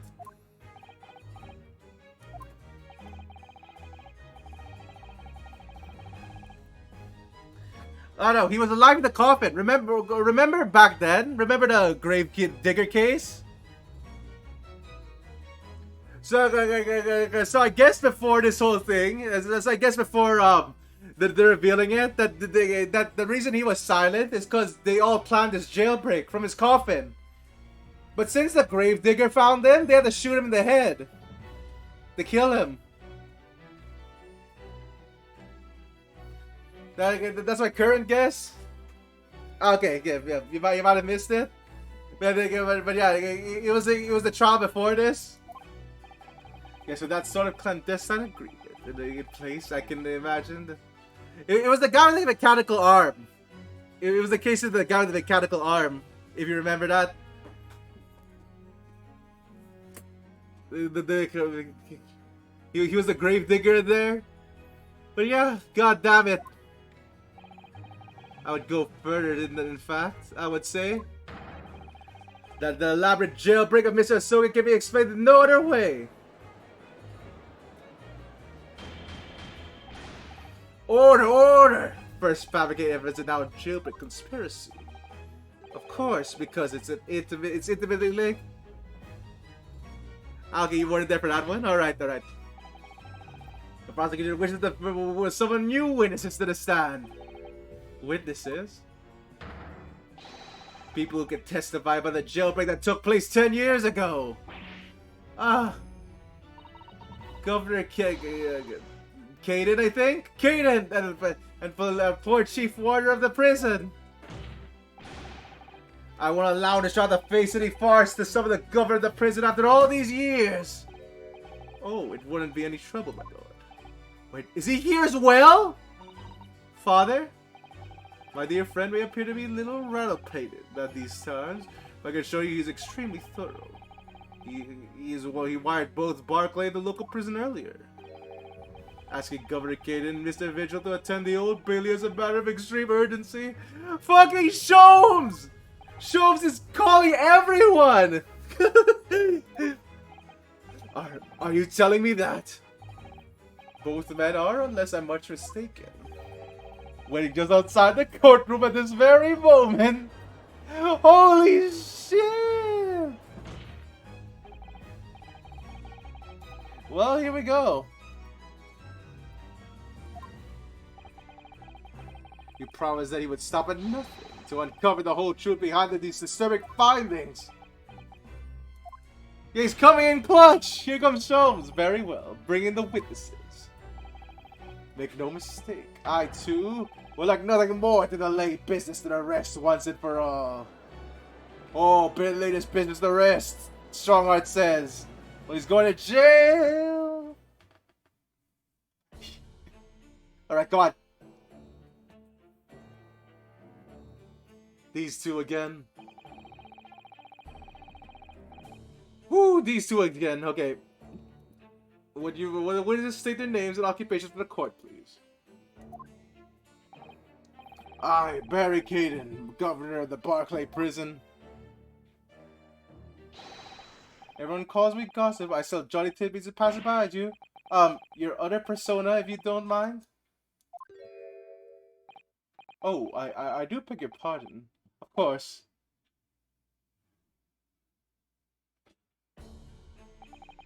My name is Daily Vigil. I used to be a chief warder at the Barclay prison. The reason you've summoned here to the court today is to testify about the jailbreak, the so-called professor 10 years ago. Lost the professor? We've already been through all this before. A decade ago. A decade ago. And the conclusion was there was oh my god. I forgot this guy's dialogue. I can't read it. Okay. There wasn't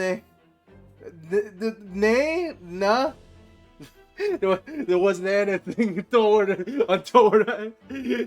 Fucking crap. There wasn't anything untoward happened.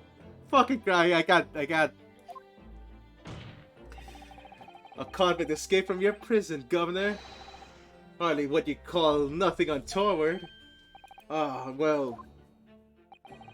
The convict's death certificate was somehow falsified after he was allegedly executed. And he escaped the prison inside his own coffin. A plan of that complexity could never have been carried out without the help of somebody of influence inside the prison. Governor Caden, don't imagine that the passage of time will afford you any protection.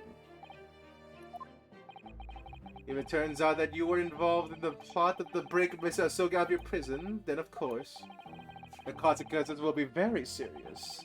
In all likelihood, a capital punishment. Guards! Hold on there, laddie! All I did was... Witness, Governor Caden. Aye, sir.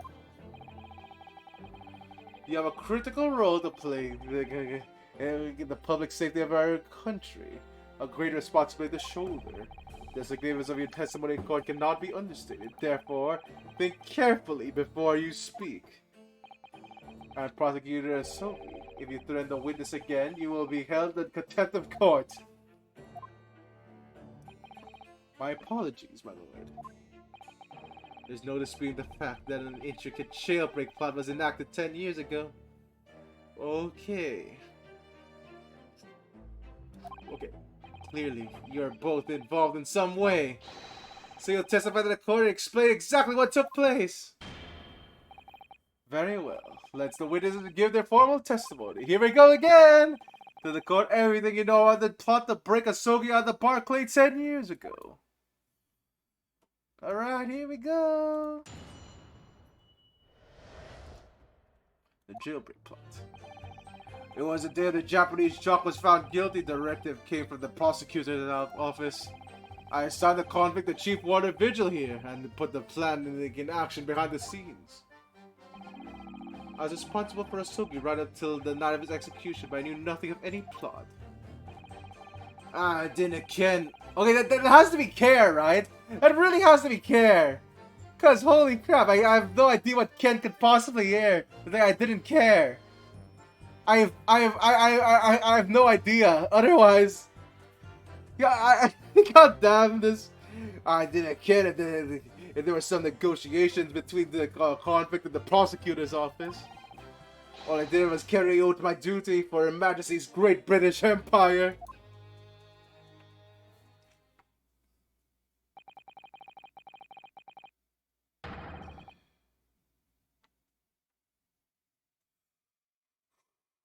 Okay, let's do this.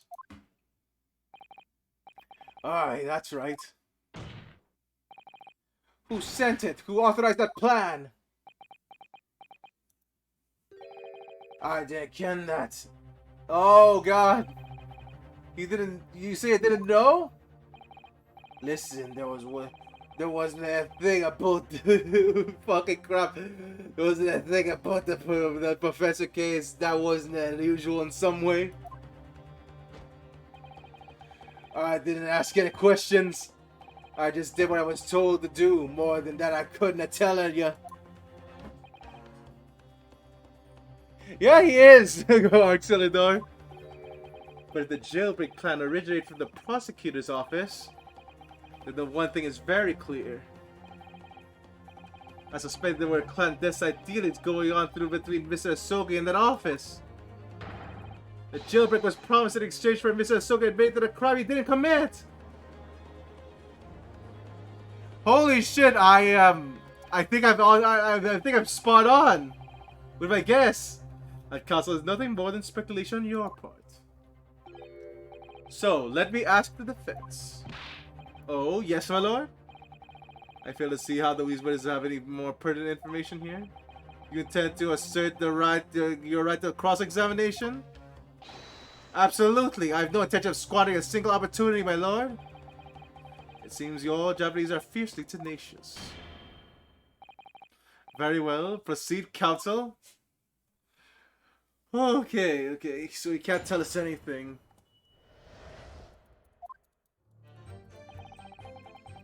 So what do we got here? Come on. I assigned the convict to the chief warder vigil. Okay. That's something to press? So Mr. Vigil, you didn't know anything about it at all? That's right. My only role in the scheme was a scapegoat. That's right, isn't it, Governor? Some poor beggar had to take the rap for it. Alright then. Who else did you know about the plan? I know the first idea, laddie. My part in the whole business was basically just dealing with the aftermath. But I wouldn't be surprised if there were other folk in the prison service who'd been given similar orders. You don't know who else was involved. Aye, that's right. All I can tell you is that the night that actually happened, the person at the reins was Dr. Stevens. Dr. Courtney Stevens, or Dr. Sith, as she knows. Okay, so yeah, it was Dr. Stevens there, but she can't testify. Why did they get caught up in such a terrible business? Okay, so nothing there. But you knew nothing of the plot. Okay, we already know this. He knew nothing. We already know it from the last thing.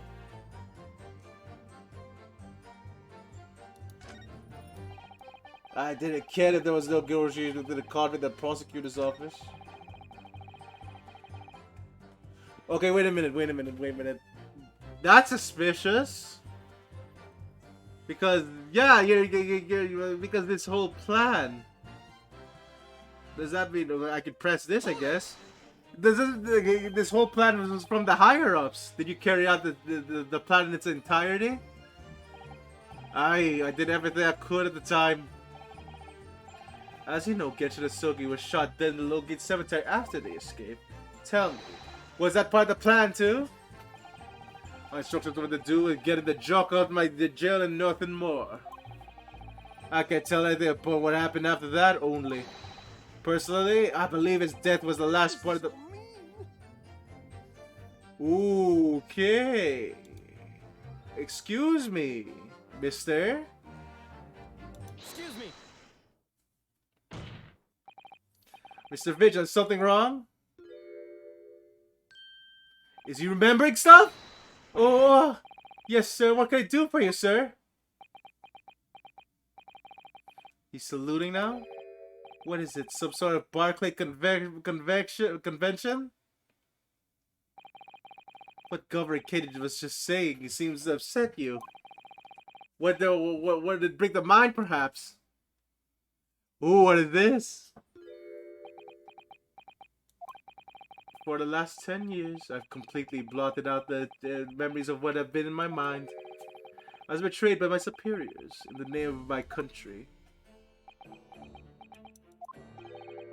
As for my father was betrayed, it seems. But you see, looking back now, I really can't imagine shooting Mr. Sogi in the cemetery was ever part of the plan. What makes you think that? Well, it just doesn't make sense, does it? To make a man admit the crimes he didn't commit with the promise of jailbreak only to kill him in the end? That treachery is worse. Yes, it's the gravekeeper! It's not the gravekeeper, the gravedigger! It's because he saw him! But the point is, if the intention was to always betray him, why would there be any need for all the chicaneries of an escape? Ah! Yes, that's quite true! If whoever negotiated with Mr. Soki never intended to keep his or her end of the bargain, it would have been far simpler just to let the man be executed in the prison as dictated by his sentence. Either that all that in the vast chamber of secrets that is Barclay behind high prison walls. I suppose nobody knows what really went on in the execution room now. Holy shit! Yes, it's an unsettling mystery, certainly. Truth be told, there's a wee matter that's never quite made sense to me. Do you believe there was some kind of negotiation between the jailbreak between Nasoga and the body at the top? It does not quite add up, does it? Governor Caden, I must insist that you explain these doubts that you have. Yeah, man the death testimony, Caden. Gads, go on then. Alright, here we go.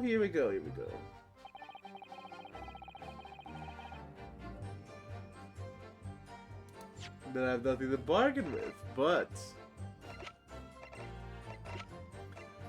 the Sogi papers. They said these were. He said these were his weapon. The only weapon I have left. Present. Confessing under oath of murders he didn't commit on a verbal assurance of later being broken out of prison. Genshin Sogi was taking an incredibly risky gamble. Very true. There was nothing to stop the British from breaking the word and executing him behind closed doors anyway. Under normal circumstances, no man would stake his life on a gentleman's agreement like that. Which means that Mr. Sogi must have had a trump card. Something that guaranteed he wouldn't be betrayed. Some kind of weapon! Yeah! Hammers!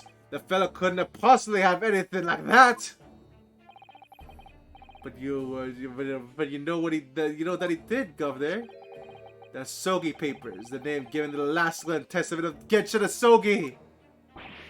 Ah! It turns out that Mr. Sogi was hiding his will in his cell at Barclay. Chief Warder Vigil caught him within one day. You squealed, did you wee rat? Did I not tell you to keep it a secret? You can't touch me now! Holy shit! When Mr. Vigil caught sight of that, you will through the bars of the convict cell, as the Sogi pleaded with the warder. Alright then, but what's that on the paper? A last will and testament. This will is the only weapon I have left now.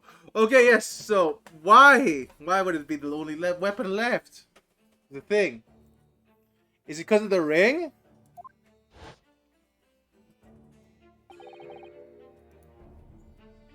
A weapon? And after the convict had been killed, the following elaborate pretense of the jailbreak, that document mysteriously disappeared, didn't it? Well, yes. That all the prison warders searched through the belongings of the cell, but it was just nowhere to be found. If I understand it, an exhaustive search was made for the document, which became known as the Sogi Papers. Government Kaden, I believe you ordered the prison staff to find it at all costs, didn't you? Eh? Would I be right saying that you knew? That you knew that so-called Sogi Papers had potential to make great waves somehow? Okay, how? What place are you blathering about? Okay, wait a minute, how? Because all we know about the will is that it's all his belongings.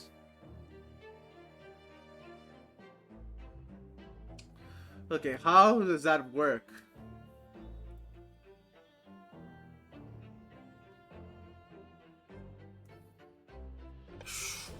How?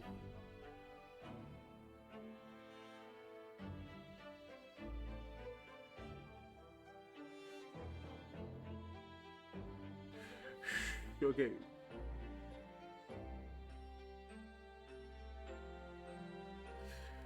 Oh my god, okay.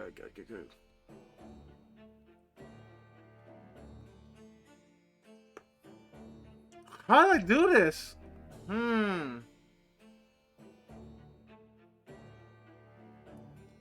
Okay. How is this a weapon? Are they gonna reveal it already? They probably are. God damn. The will was found right and proper in the fella's cell where the cell would be. I mean, how could that be? We're in a cell. We all searched all over the place from top to bottom. Well, did you do a proper job, eh, you peely wallagaloot?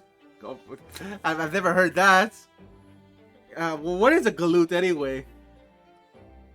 I guess I'm gonna find out by Google. I'm not sure what a galoot is. Oh, clumsy or oafish. Okay, that's what a galoot is. You cannot criticize me now. I sure think of before. Did I know you're a lawyer? Yes, you did. I have the document here. It's written in Japanese and reads, "The Last Will and Testament of Genshin Asogi." Which means everything is as it should be. Not quite, my lord. You see, there's an undeniable inconsistency here. What? What inconsistency? Asogi described the document as the only weapon he had left. And yet, this will contains nothing of significance at all. Nothing that could have given the convict any leverage. Are you suggesting, my learned friend, that the last will and testament stored in the Barclay prison all these years is actually a fake? As it clearly have been demonstrated already. What went on in the Barclay prison was far from above the board!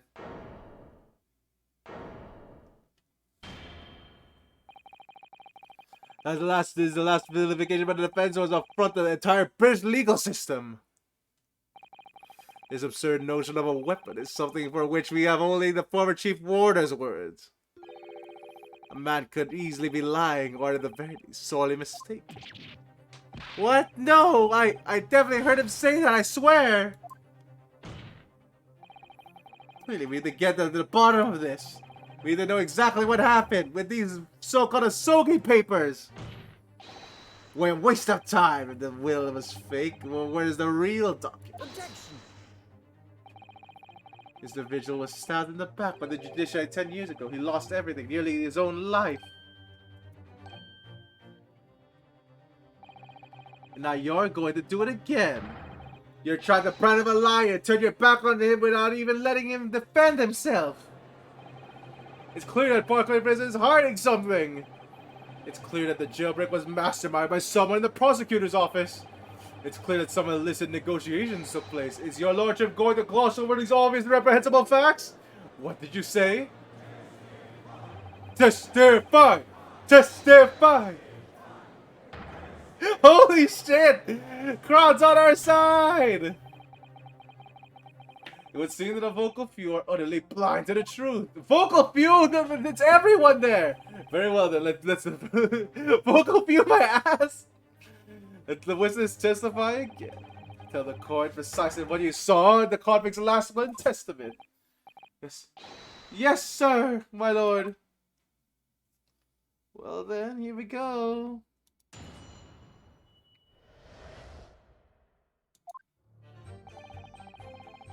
Okay.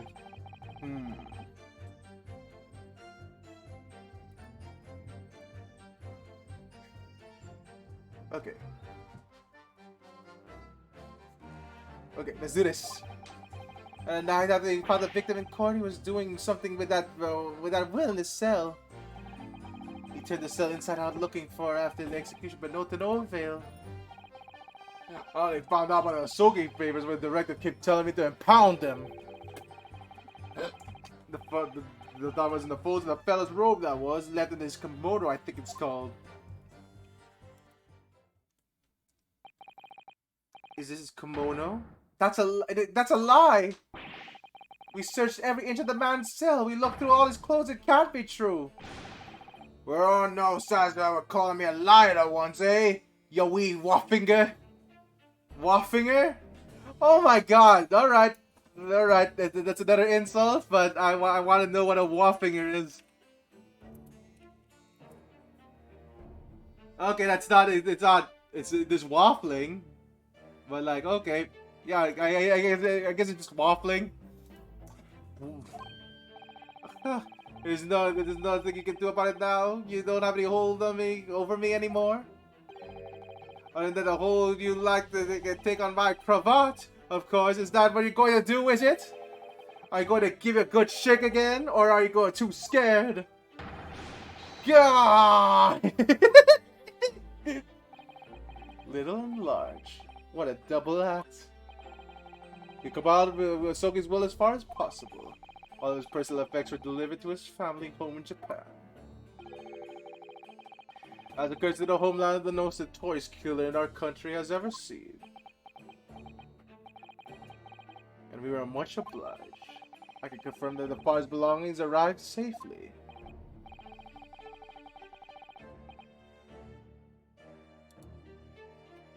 Wait a minute.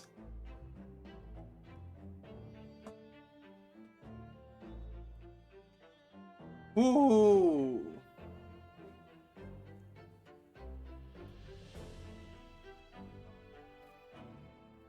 Woo. Okay. Let's do this. There's no mistake, that is my father's brushwork. Really? And this last blood testament was the man's last weapon, was it? I think we can safely assume that the convict was merely prattling, knowing that his end was nigh. So, counsel for the defense, your cross-examination, please. Oh my god. Holy shit.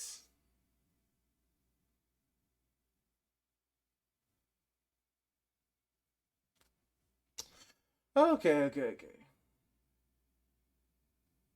Let's do this. Yes, my lord? I can do this. What is this? Come on. Okay, I'm interested.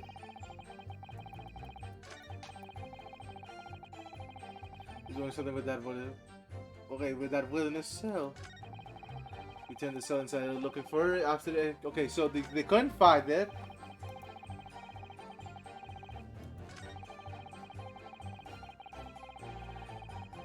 Okay, wait. So, they make a big deal out of this. Why could he only find it right now in his clothes?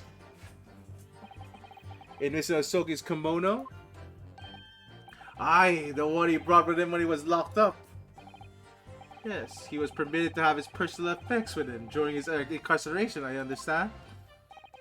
That's right, he was granted as much freedom as possible during the few days before his execution. Indeed, he was a number of items of personal significance, I remember. He was very reluctant to part with them. Some books, a kimono, his sword. His sword? Haruma, the famous sword of the Sogi clan. It bears the soul of my family. I don't doubt it, but I wasn't really getting at that.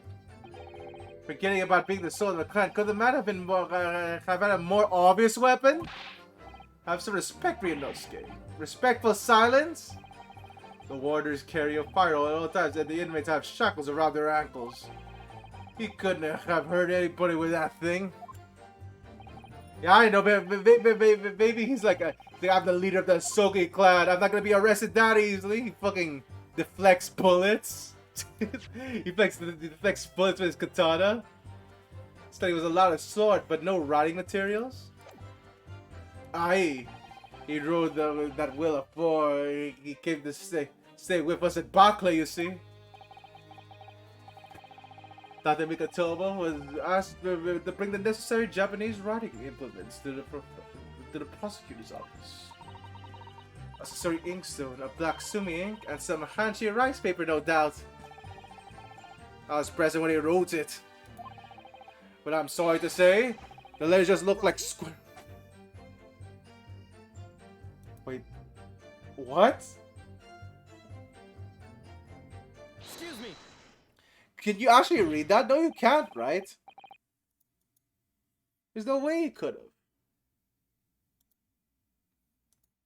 Okay, no. There's no way he could have. Oh well, let's continue. Let's continue. So close to finishing this. Are you feeling faint, Mr. Vigil?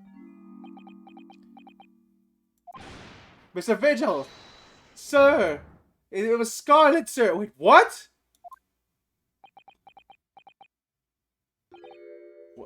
Wait, what? Oh, I'm terribly sorry. I didn't mean to blurt it out like that.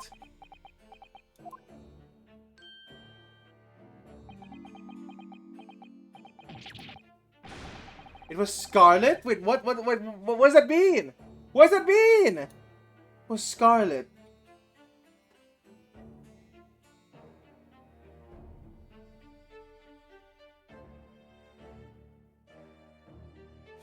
Wait, it was Scarlet. It was Scarlet. Wait. What the fuck?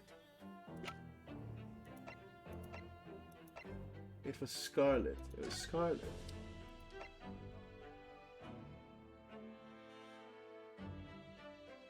Scarlet ink! In his hand! Wait, oh my god. What does that mean, though?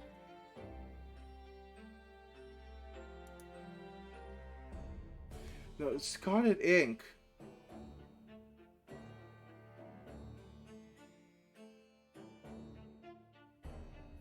Holy shit, wait a minute. How could we do this?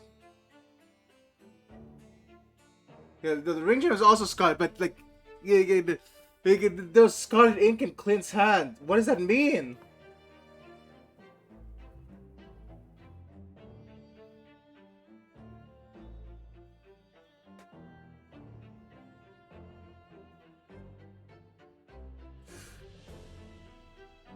Okay, wait.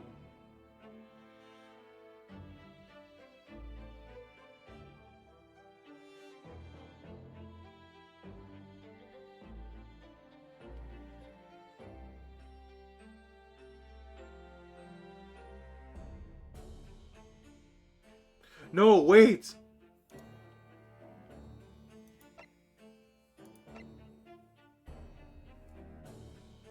Indicative of a duel. Wait.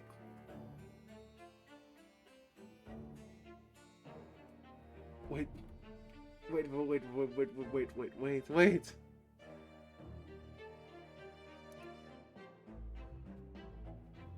Holy shit!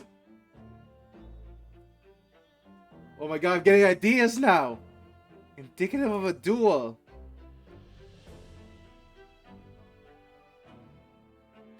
They had a sword fight. They had a sword fight. But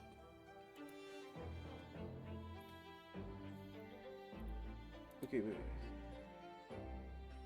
Oh my god, wait a minute. Wait a minute. Holy shit, wait, could Clint be the professor? Is that why they dueled? But yeah, no, what is Scarlet Ink? It's a duel. Okay, so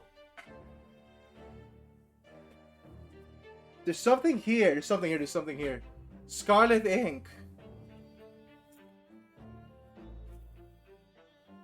Oh my god.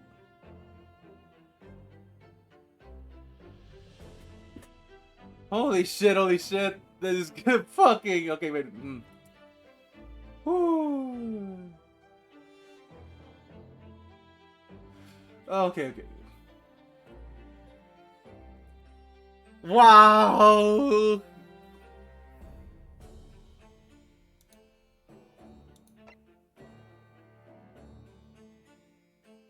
Victim stomach autopsy. Red ink. Yeah, the scarlet. Is something about the testimony we just heard? Have you recalled something important?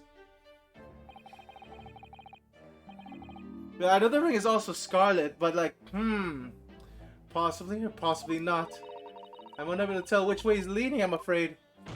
Okay, okay, wait a minute, wait a minute.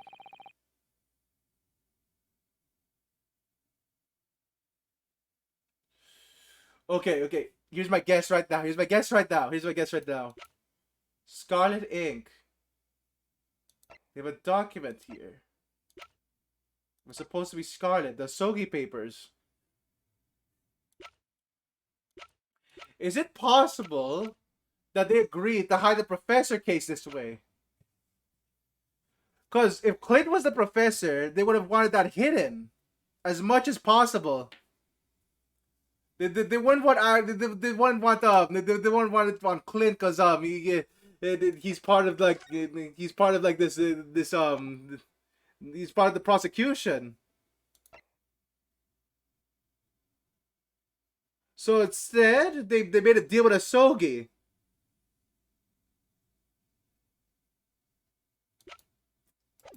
Right? No. Oh, shoot. Not enough information, I guess. With this? Possibly or no possibility. Possibly not important thing. But is possibly or not sorry, possibly or possibly not important detail? Permission granted. Go ahead, Mr. Vigil. Yes, it was Scarlet. Here we go! Okay, present Scarlet ink. The ink found in his hand.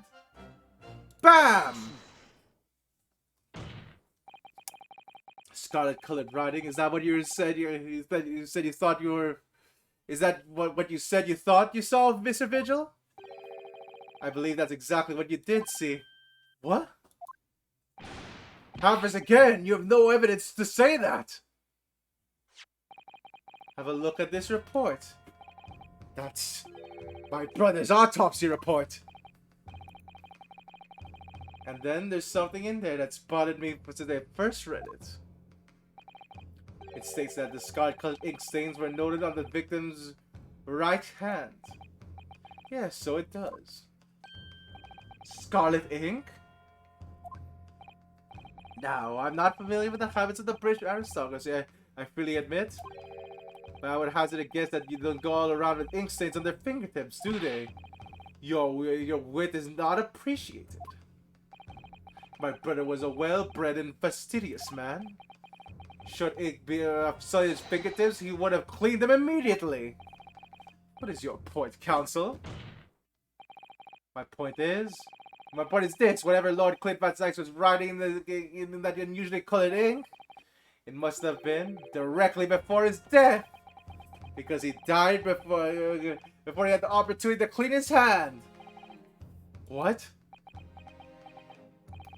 I remember something troubled me at the time. The scene, the lid of my brother's inkwell was open.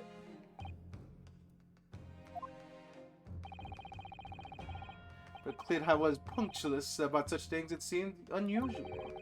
And no document penned in the color of the inkwell was ever found. Okay, wait a minute. So there's a hidden document. So the document disappeared. Are you suggesting that the document my father had in his right hand in his cell was the same document that Clint Van Zyx was writing moments before his death? Then it was. If Mr. Vigil's testimony is to be believed, it can only mean that. Yes! Mr. Vigil? Sir! When you spotted Mr. Ahsoka with the document in his cell, his precise words were as follows. Were they not? Alright then. But what's on the paper? A last will and the testament. This will is the only weapon I have left now. Wasn't it another paper? A last will and the testament. Ah! If the conversation really did go as Mr. Vigil says, then what we know now completely changes the meaning of what Mr. Ahsoka said. You really think Mr. Vigil did indeed see the convict with a will? It wasn't that of Genshin Ahsoka? It was the last will and testament of Lord Clint Van Zyx! No! What? Oh my god. How are we gonna find this then?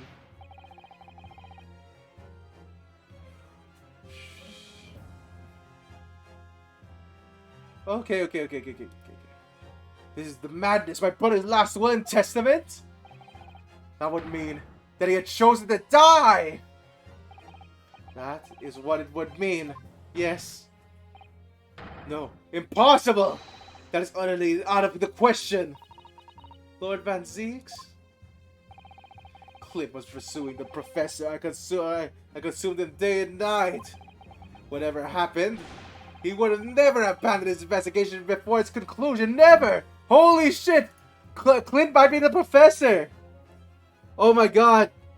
Oh my god! That would be a fucking twist. He wouldn't rest until the job was done, until the killer was caught. He was trying to catch himself. He was trying to catch himself, Van Zyx. The idea he would willingly accept his own death is obscene. Objection. And yet we can be sure that he was writing the will moments before his death. And that Genshin Ahsoka came in possession of that document. So what could the will possibly have contained? Clearly something that could be made public under any circumstances whatsoever, because armed with that document, my father was able to negotiate with the judiciary for his life. It was something so damning that was probably the powers that be to enact that daring jailbreak plot. Yes, there can be no question that will contain the information of utmost secrecy. Information of utmost secrecy.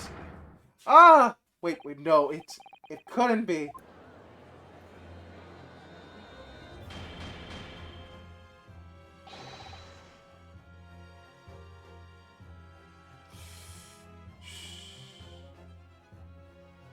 Okay. I've heard more than enough. Pursuing this notion of a phantom, well, nobody can attest to having seen serves up absolutely no purpose. Holy shit, I'm getting so excited! What did you say, Council? There's the last will and testament that Genshin Ahsoka had in his possession. That was Lord Clint Van Zyx. All this, the testimony and evidence presented to the court, has logically led us to that as a possibility. You have a duty to pursue that line of reasoning to its conclusion. But with no possible means of knowing the contents of the document, there is no line of reasoning to pursue.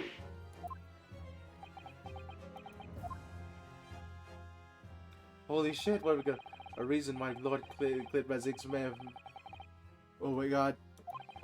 Information so secret, people in the judiciary would be willing to negotiate jailbreak of a condemned killer.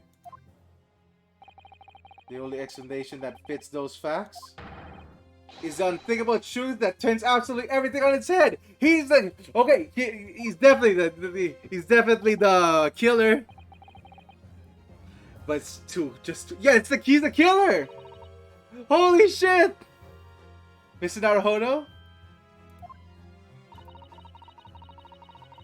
However difficult the situation might become, you're working with your client in pursuit of the truth. That's what you resolved to do when you entered the courtroom this morning, if I'm not mistaken, Mr. Sato. So hold your head high and keep soldiering on. It's a confession. Yes, you're right. 10 years ago, in his final moments, Lord Clint Van Zeeks left a fight behind a will. A will that Genshin Asogi was able to use as a weapon to negotiate his escape from prison. In that all the probability the details of the will were related to the professor case. The defense's last statement is mere conjecture. What are you getting at, man? Oh god damn it! I'm sorry, Van Zeeks, but your brother's a killer! As soon as those words come out of my mouth, there's no going back. I believe that the last will testament of Lord Clint Van Zeeks was it's a confession!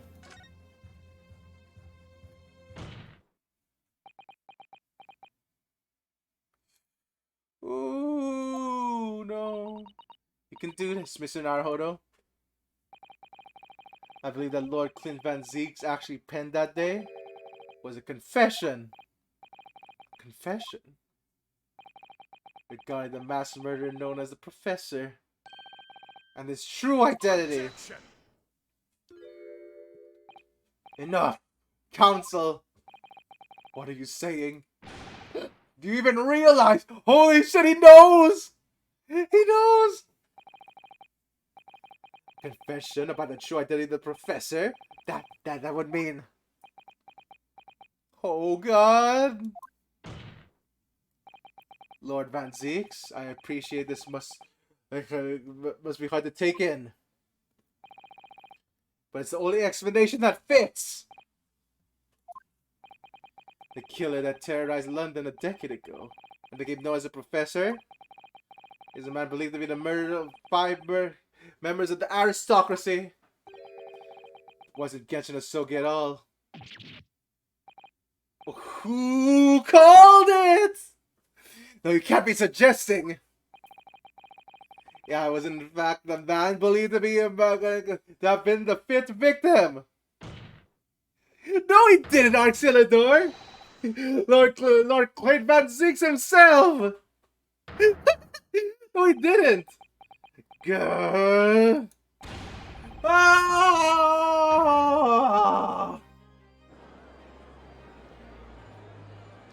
No, he didn't. It's finally open, isn't it? Pandora's box. The great Van Zeeks family, they've been thoroughbreds of the British judiciary.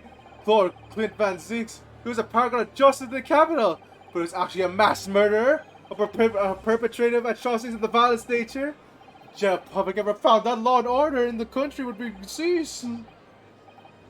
My brother. Oh, this is too awful. The poor Lord Van Zeeks. I wondered, did he never suspect Naruhodo? Lord Baruch Van Zeeks is a brilliant prosecutor. Is it conceivable that he didn't realize that it's what his older brother really was? Oh God! Order in the court! Lord Van Zeeks? The professor made use of an enormous hound as his murder weapon. Tell me, did your brother own a dog? Holy shit. Yes. Oh my god! It's Professor Layton the big dog all over again! Oh, no. So, what I suspect happened is that it says indicative of a duel. So I suspect that the duel actually happened. Like between Ahsoka, like he found out that he was the professor, but charged it to a duel. I think that's what happened, according to this autopsy report.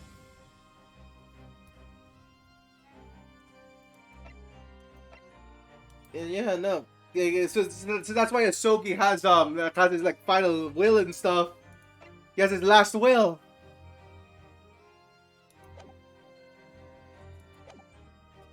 Yes, he did. Balmung. He's a well-known hunting dog. People called him a giant. Holy shit, it is Professor Layton the big dog. I don't believe this. When my brother would go hunting in his forest or grounds behind the house, he always took Balmung. God damn, what a badass dog name. After Clint's death, the creature passed away too. Almost as if he were following his master. He was a magnificent hunting dog, worthy of the jewel-studded collar around his neck. Oh shit! Jewel-studded collar. Oh my god! Oh my god, so how's the Baskerville case? That is the cat. That's right. Though sadly, some years ago now, it was stolen by a thief who broke into the house one night. A jewel-studded collar stolen by a thief. So it had. Yeah, no, remember that other case? We saw the jewel. We saw the jewel-studded collar. We saw that before. If so happens that myself and my colleagues have come across the collar during our time in London. How could you? There was an old emblem attached to the collar too, and made of pure gold. Yes, this is the one! Let's start with a small crown and bore an ornate capital letter B. What? An emblem bearing the initial B? Oh my, you know it? It's Balmung! It's the insignia of the Baskerville family. Oh! What? The Baskerville? Why is that name coming up now? Baskerville is the family name of my late brother's widow.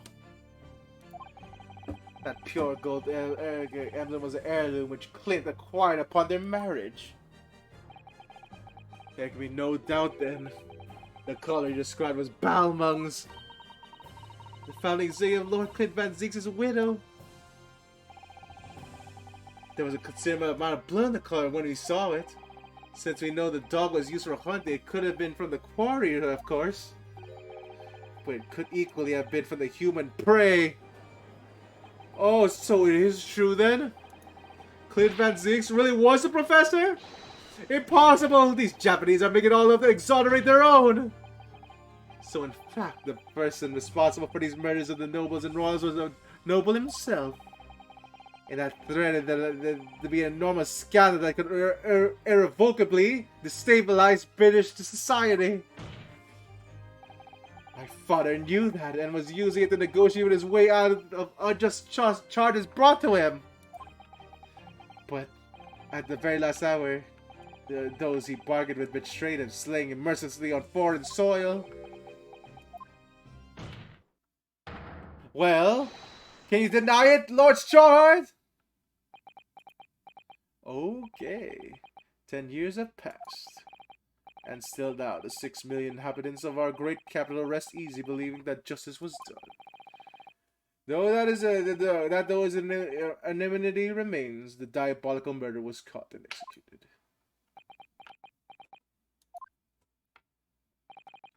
Very well then. You may have the truth. Wait. Wait, no.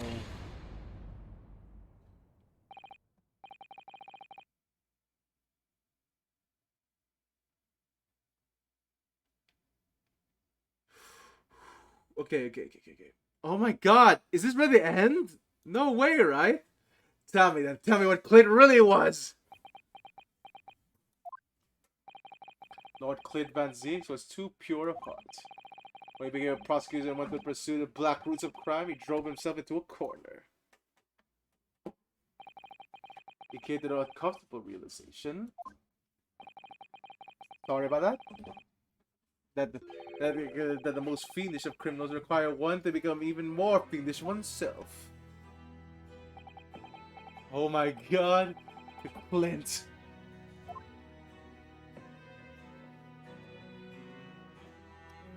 Is it gonna be a sorry?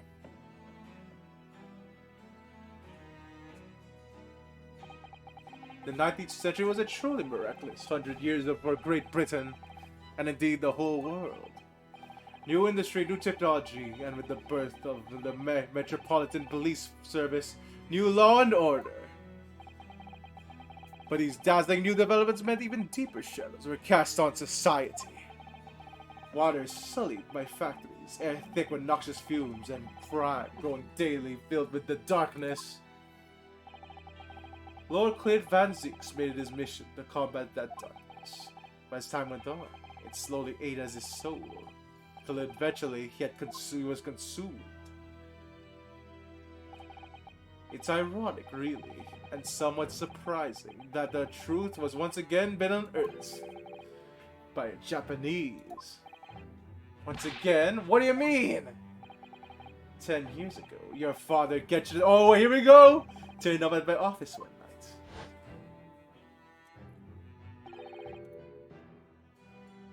Oh, here we go. The professor? Yes, beyond all shadow of a doubt.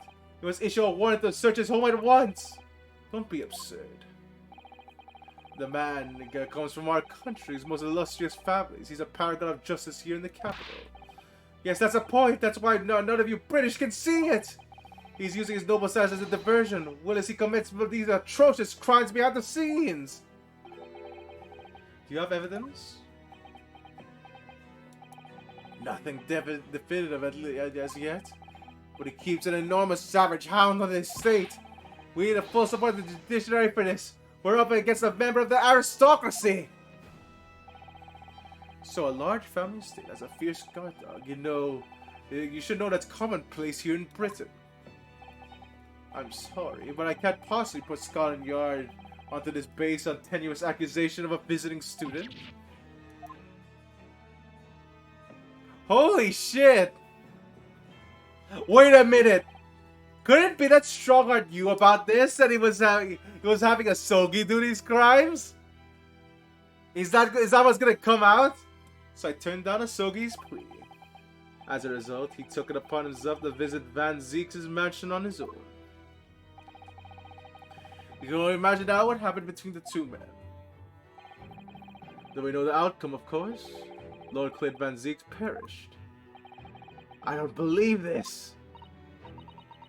So in actual fact, cause of what someone's father did, he made the late Lord Van Zeeks meet the same fate. He put a permanent end to the professor's killings by taking the drastic measure of ending the perpetrator's life. As soon as I hurried to the mansion. When I arrived, it was easy to grasp what had happened. And what about the will? Asogi was already taken it. Nothing of the nature was found at the scene. He had no idea the existence of such a document at the time.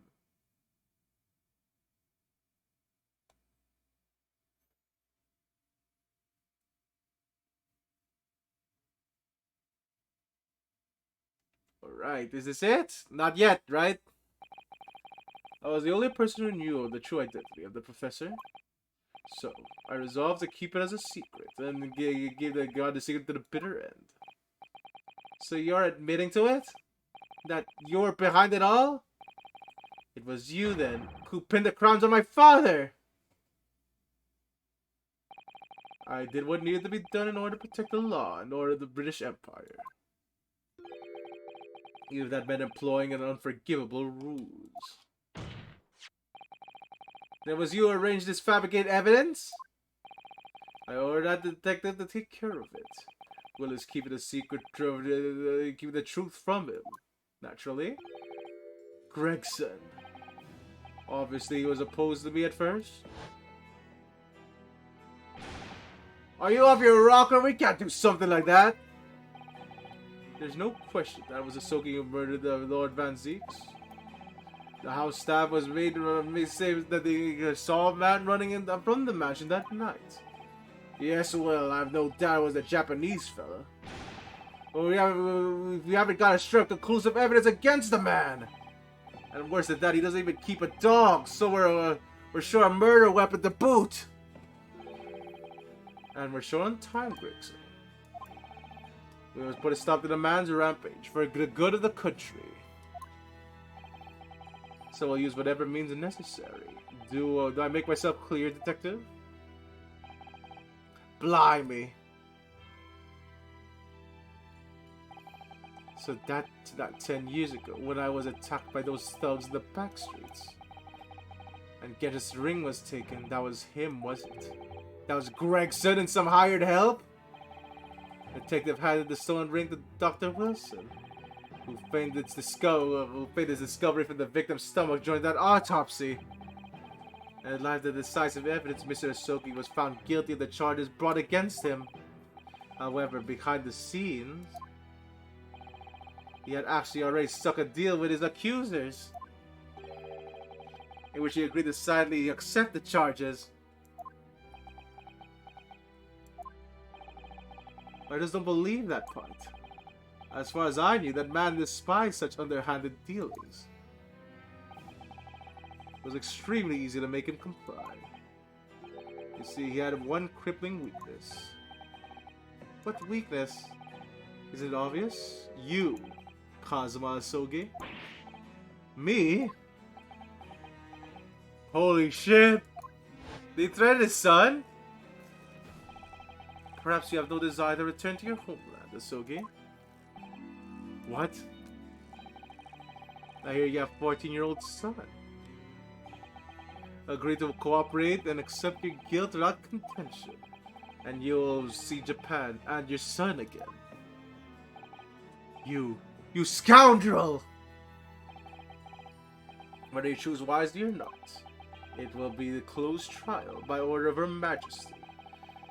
So whatever rash claims you make in court, we'll have no trouble stifling them. There's only one outcome for you, Asogi. The gallows. Don't forget that I still have a weapon at my disposal. A document revealing a truth that I know you're desperate to keep hidden. Yes, it hadn't escaped my mind, which is the only reason I'm willing to bargain with you.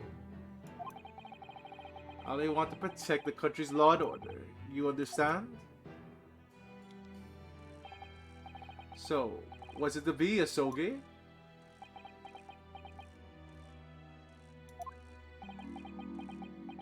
Yeah, Kazuma. Yeah, that's so fun! He did for me? And as I told him at the time, my motive was simply to protect Britain from the damage the truth would do. Protect this country's law and order at any cost. Objection!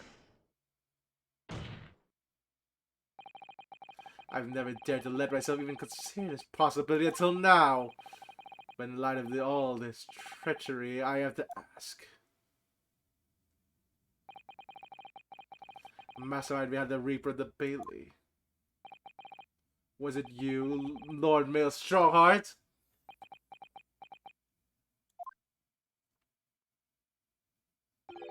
A rather brilliant idea, wouldn't you say, Lord Baroque Van Zeeks?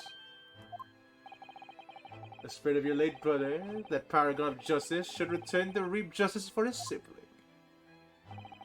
Could there be a more appetizing tale for London's masses, I ask you? What brazen? I knew you'd play the part of to perfection. But your role really wasn't that of the embodiment of death? No, you're London's guardian angel. An angel with bloody hands? I think not. Those who had cooperated with me already were only too happy to participate in my plan.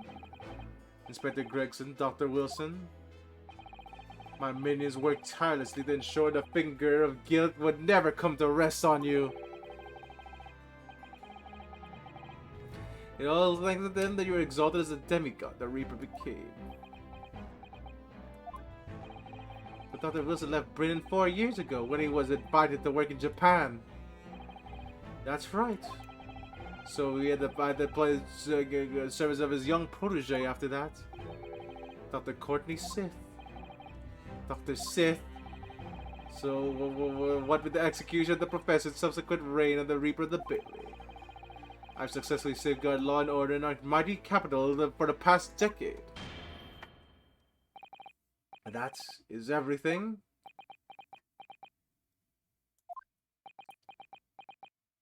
Yeah, no, it's like, oh, it's all coincidence. You see, I didn't plan on any of this at all.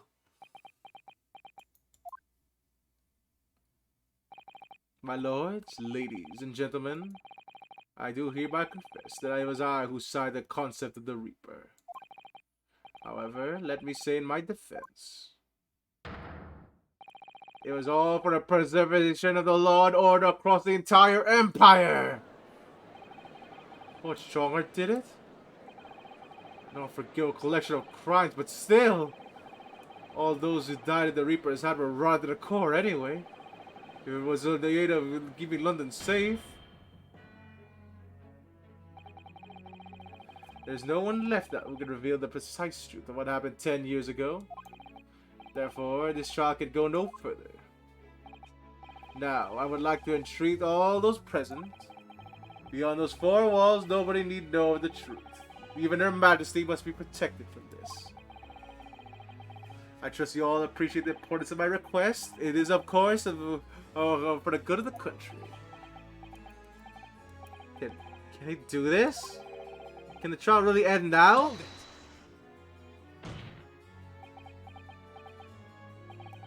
I have one last question for the accused, Lord Van Zeeks. What? Of course I know that you're a highly accomplished prosecutor, so I find it hard to believe that you didn't have any doubts at all. That you never suspected your older brother. Yes, the same thought occurred to me. Holy shit! It was only once, but yes. I couldn't say that I never had my doubts. My predecessor just was extremely strong, perhaps too strong. I observed. At that time, there were members of the aristocracy who were bleeding the country dry for their own gain. As they were nobles, they were untouchable. For my brother, it was the source of great turmoil. And coincidentally, at the same time, the professor began his terrifying reign. During the time of the professor killings, my brother did not appear to be himself. That made me made you suspect? Yes. It was only once, not more. Only once? Really? Clint wasn't the culprit. That was the conclusion. That was my conclusion at the time. I still believe that now. Do you have any evidence to support that idea? The third victim was Lord Chief Justice, and was the Lord Chief Justice at the time. It was he who had recognized my brother's potential and trained him as a prosecutor. No matter what circumstances, it is unthinkable that my brother would have killed his friend and mentor. Holy shit! Is that really? What the fuck? He hadn't killed. Okay, wow. Strongheart made him kill his own mentor. Okay.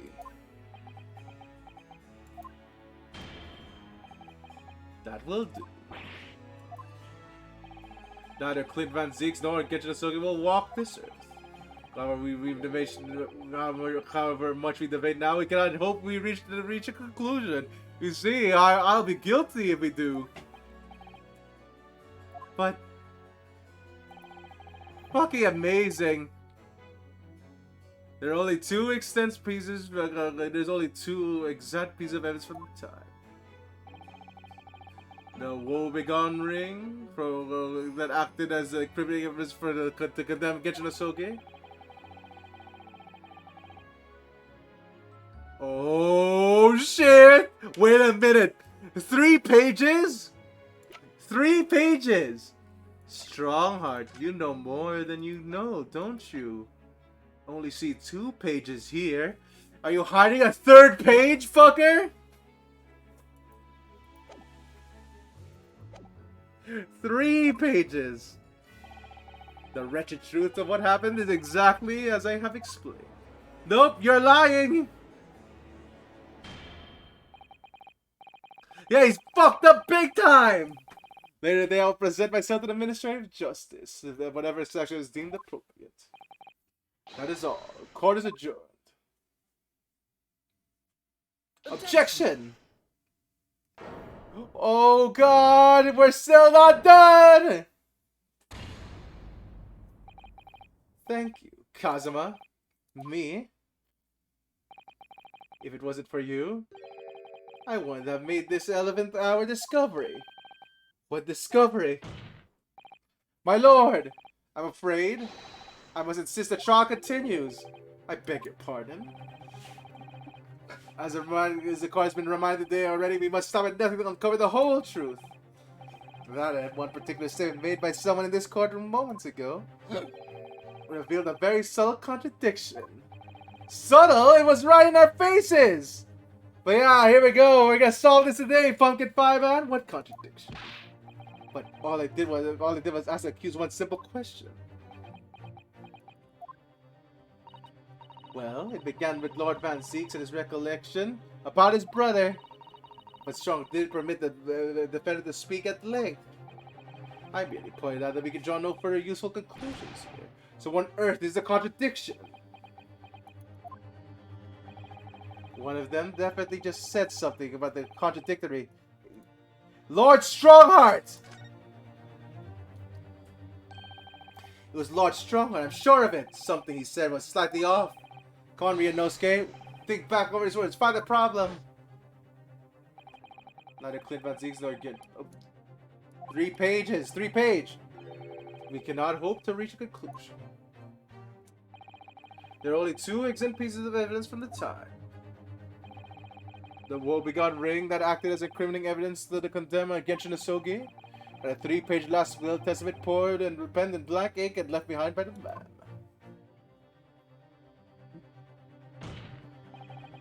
Lord Strongheart, would you take the care to explain?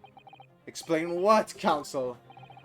Among the statements you just made a few moments ago, you said something wasn't inconsistent with a certain piece of evidence we have. Inconsistent? And what inconsistency remains? The defense has the right to pursue an explanation! Ryunosuke, what? Let me warn you about your statements you are making, Counsel. They may very well prove fatal. Claim your words contain the contradiction? Alright. Well, oh my god, wait, which piece of evidence? Okay, no. Oh, no, just present the Sogi papers. No need to panic too hard, I think. Take that! This here is the will left behind by Mr. Asogi. The 2-page will. What? Yet moments ago, your precise words were the 3-page last will and testament.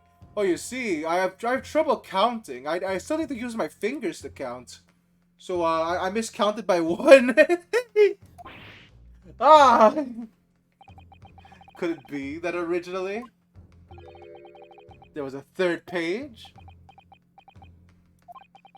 For a moment, I thought perhaps you identified the cause, something worthwhile. But it's mere trifle, I see. A trifle? Governor Calvin?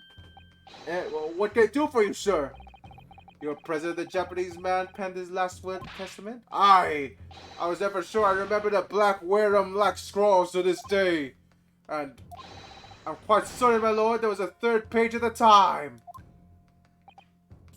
What? Oh, the first 2 pages were actual will, though. If I remember correctly, the 3rd was a message to his lad back in Japan. For legal purposes, we required only his will. And we wanted any uncomfortable words to put Britain to get back to Japan, eh? So it was decided that the 3rd page, or 90%. Objection! How dare you make that decision? I have a right to know what it said. I hear my father's foul words to me. The courtroom is no place for sentimentality, Counsel. As it happens, I have the third page of the document with me here. Yes! My father's message! Yes! Yes, thank you, Kaden! I'll give it to you at the end of the proceedings. Nope. It'll be too late once the trial is over. We don't know what it says now. Even the science thing is even the science thing may give us a vital clue. Nope. You little strongheart. Get it. Get out of here. We're arresting you. You're going to jail in cuffs. The defense calls for Genshin Asogi's last words to his son to be read out loud before the court now. Your request is denied. The inevitably maudlin words can be of no consequence now. Go, Strongheart, shut up! Execution! The prosecution agrees. The court should know the content of that message. Every possible piece of evidence must be thoroughly examined. Very well, then. Governor Kaden, you'll read the third page of the document for all present to hear. Yes, sir. Only, I should point out, my lord, that I cannot read I cannot read Verum language. A beautiful handwriting. Shame on you, Barry. If I could be assistant here, I could be happy to translate the words into English for the court. Father, yeah, Mikatoma! You're still here, are you, Dr. Mikatoma? Naturally, I consider myself a member of the judiciary. I'll be the lonely one. But as I should quietly withdraw after I've translated Genshin's message. Your cooperation is much appreciated. Okay, is a Lord Strong's a killer?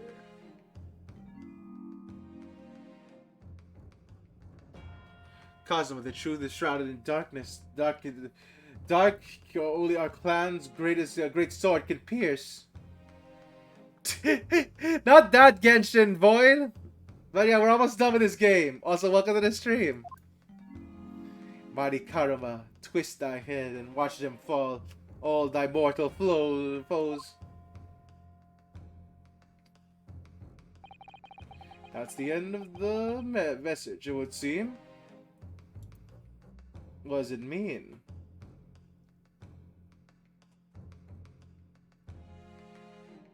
Wait!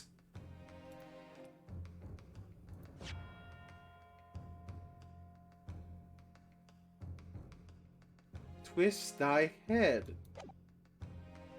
Holy shit, wait, twist thy head! Mighty Karuma, twist thy head. Twist thy head. Is it possible? Karuma, the great blade. It's such a thing of beauty. I want to gaze on it. Yes. Okay, wait. Why can't they twist it? Oh, wait, no. Is it not here yet?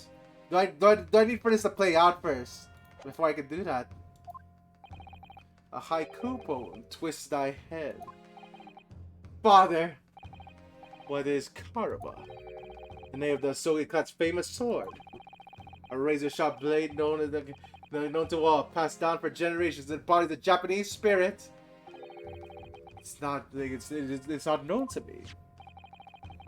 It's like a solid sword that was submitted as evidence early in the proceedings. The one worn by the prosecution counsel when it confronted Inspector Gregson. Okay, so now...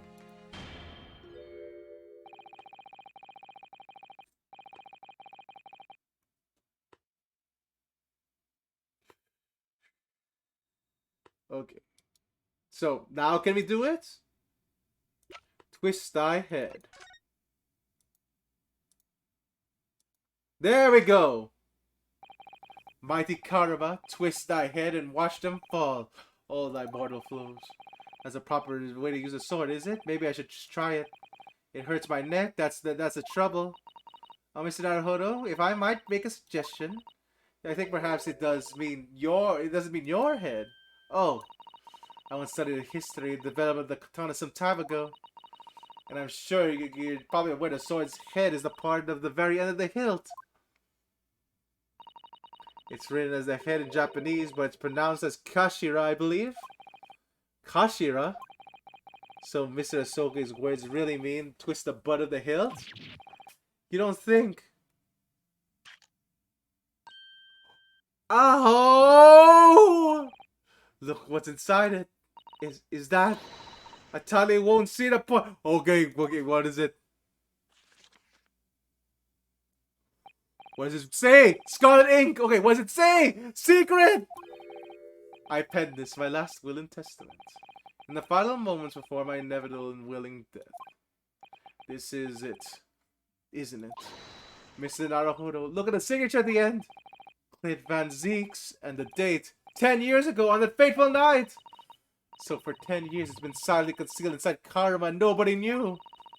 The last one testament of Lord Clint Van Zeeks. Wait. Oh my goodness. Look at this. This is unbelievable.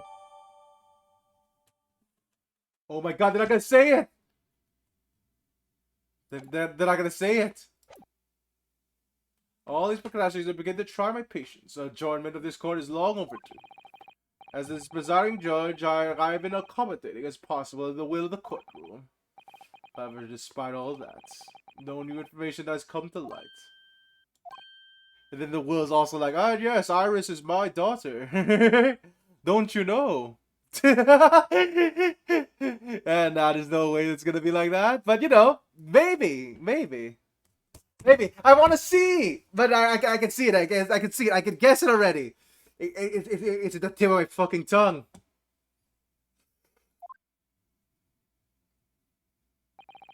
In pursuit of justice, Lord Clint Van Zeeks tragically lost all sense of morality. When he murdered his former mentor, clearly he was already devoid of his normal faculties. Objection! How dare you! I refuse to believe that of my brother. Too much time has passed. We cannot ever hope to know more than we do. Shut up, Strongheart! Strongheart, you keep using the Stonewall tactic. It's being like, oh yes, we must end the trial now. You know, surely nothing can come of this. Especially since the alleged will he penned in his final moments appear to have been lost forever. Ah! Lord Strongheart. You appear to be in something of a... Yeah, he wants that rush. Yeah, don't worry. I'm sorry, guys. It's 2:47 a.m. I'm afraid we're gonna have to sleep. Yu-Gi-Oh! Month starts tomorrow. All right, bye-bye.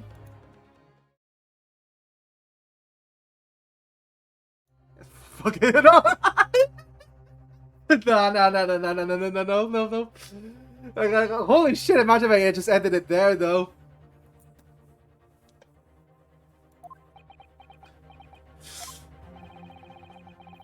We've heard you say the time and again during these proceedings that everything. Yes, Strongheart, I guess I must watch my Oshi right now. I don't know, what would Strongheart's Oshi be? I can't really imagine any candidates. That everything it did was in his interest of was in the interest of protecting British law and order. And I stand by that. Without the Reaper, we could have achieved the reduction in crime that the capitalists see. Objection! What about Inspector Gregson, then? And Dr. Wilson? There were no more criminals. You used them to achieve your ends. And then you had them killed. Crimbo? I can see that. Oh, wow, I can't believe it, Strongheart. You're into the indie scene. Very nice.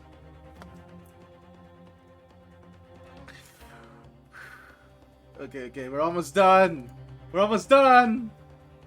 Sure thing, Uber Dragon. When you're 50 breads, I summon Hungry Loaf, level 1.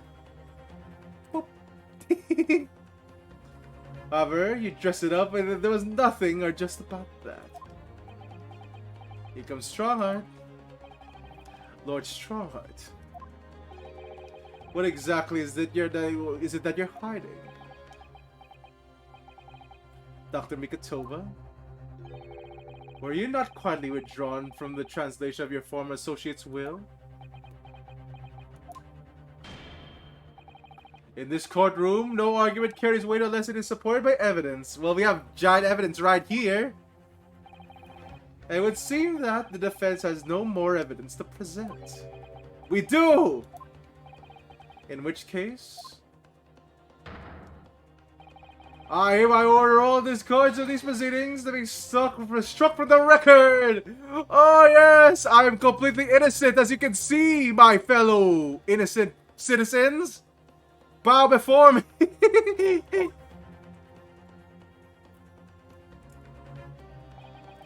This is my last chance. Mr. Naruhodo! I have to present some decisive evidence now, or it's all over. But can it? Yes, present evidence. Wait, my lord. As it happens, the defense does have evidence to present. What? Don't be absurd. There's nothing of relevance remaining from the time. Objection.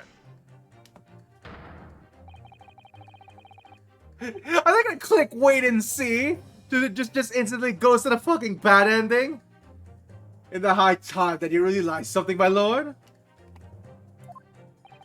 This gentleman has an uncanny habit of producing evidence at the final hour that had escaped everyone else's attention! Oh god! Nonsense! What is it, Ryunosuke? What do you have? I dare say, the final decisive piece of evidence that will reveal the whole truth about this fraud and tale. Yeah, woo! Finally, I can sleep tonight. Pretty early, actually. It's still 3 a.m. No 9-hour stream this time. How can you? Decisive? Well, it would appear to be no escaping endowment. Let it be so then. Present whatever you think. You have this thing. Sorry? Present whatever you think you have that can sell this decade-old enigma. If you're capable. What exactly is this evidence that the defense claims to be so decisive? Oh, well, it's here. It's in red ink. We can't read it. We can't read scribbles. We can't read cursive, apparently. I guess Naruhodo didn't learn enough. You are bad. I'm a lawyer. I'm a lawyer. No. I was presented that. Holy shit. I'll be embarrassed. Imagine I'm a lawyer that solves this whole 10-year-old enigma. Alright, it's the will. Present. Take that. There's a single piece of evidence that can clarify that what really happened 10 years ago. The last will and testament of Lord Clint Van Zeeks! Ah, a wonderful, astute observation, I'm sure. But in the case it escaped your notice, that document was lost long ago. That's right, it was. Only, I have it right here, discovered just moments ago. Oh shit! Impossible! That can't be! Everything that's happened comes back to this will. This document is key that will unlock the entire mystery. Yay! Holy shit, he's doing that face! Oh god, Strongheart is finally cracked! My brother's last will and testament? Where did you find that? It was rolled up inside this. Inside Karama? The ultimate weapon of the Genshin Asoki. Has lain on the side of the hilt of the sword all these years. Yeah, it's all over! It's all over now! Just wait for the right time to emerge and reveal the truth! His signature and seal certainly look official. Holy shit! My god, it's true! It's my brother's handwriting. There can be no mistake!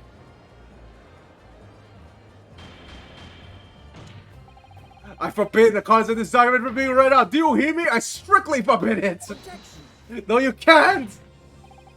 You can't do that, my lord. This document could explain everything. This document could literally destroy the meaning of justice in this country. I demand that you hand it to me at once. No way. Why, are you trying to hide? Could it be that you already know what's written on this page? Oh, what are you implying? Court is adjourned with immediate effect. Clear the courtroom. No way, Strongheart. That's not working this time, buddy. It is given to me. I'm gonna shred the pieces. Objection.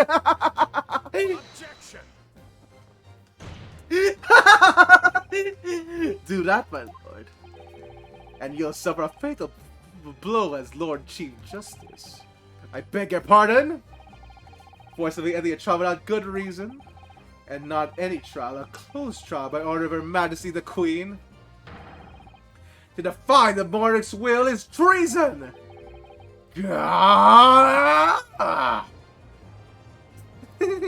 Sorry for screaming so much, by the way. Lord Van Six it open. It's as the young Japanese said, we don't know. We have the right to hear what's in the will, or right and the duty. Well, my lord. It'd rather appear as though the proceedings are going quite as you go quite as you hoped. You fools! Go ahead, Ryunosuke, read it. The prosecution gives its full support. All right, here we go. Here comes the letter. Here comes everything. No, for God's sake. No!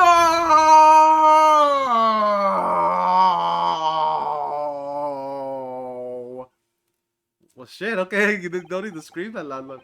I penned this, my last will and testament, in the final moments before my inevitable and willing death. The hour is 11 p.m. and I sit in the Ryan desk in my office. My good friend Asogi stands at my shoulder. He has expressed his intent to invoke the dying ritual of the duel. And I depart this world of— oh, yeah, I knew it was a duel! There we go, he did kill him! In honor of which I am utterly undeserving. The Japanese are truly merciful people. I, Clint Van Zeeks, Lord of the Manor of the Van Zeeks estate, hereby confess to the following. I am the killer who has come to be known as the Professor, guilty of the 4 counts of murder. I will not here discourse the corruption rife among the aristocracy, which is to me as one of them so apparent. However, 6 months ago, I took the life of a member of a House of the Lords at the heart of the property. Wait, so yeah, Lord Strong is gonna be revealed to be commanding him, I think. A demon who will habitually sacrifice a common man to further his own interests, abusing his position of the power. The law is impotent against such a vile avarice. Only a fellow demon can rid society of this menace. That demon was my quarry, upon whom I say I willingly set my great hound. Although I am a hunter of some experience, I am poor fellow, it seems. My guilt was at once recognized by another, and I became subject to his extortion. They have a nice lurk cave in the puka. He held over me the threat of exposing my wicked crime to my beloved wife and brother. Yeah, I guess so. Maybe he used the back of it as well. Under that threat, I have done this man's bidding for months now, killing those who he demanded to kill. As I watched my former mentor perish before my eyes at the jaws of the hound I commanded, I realized I had lost the last shred of decency within me and sunk to the level of a wild beast. There is no path back to light, be it I or my dear friend Asoki, who dies this night. I am eternally damned. To my extortioner, male Strongheart, may you feel the jaws of the beast at your throat every time you swallow. Yeah!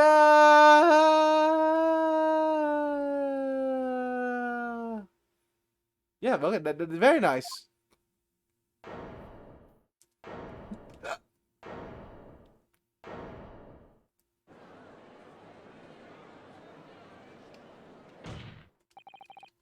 So now we know, yes, Clint Van Zeeks was a murderer, but somebody was directly even naming his victims. His extortioner, Lord Male Strongheart.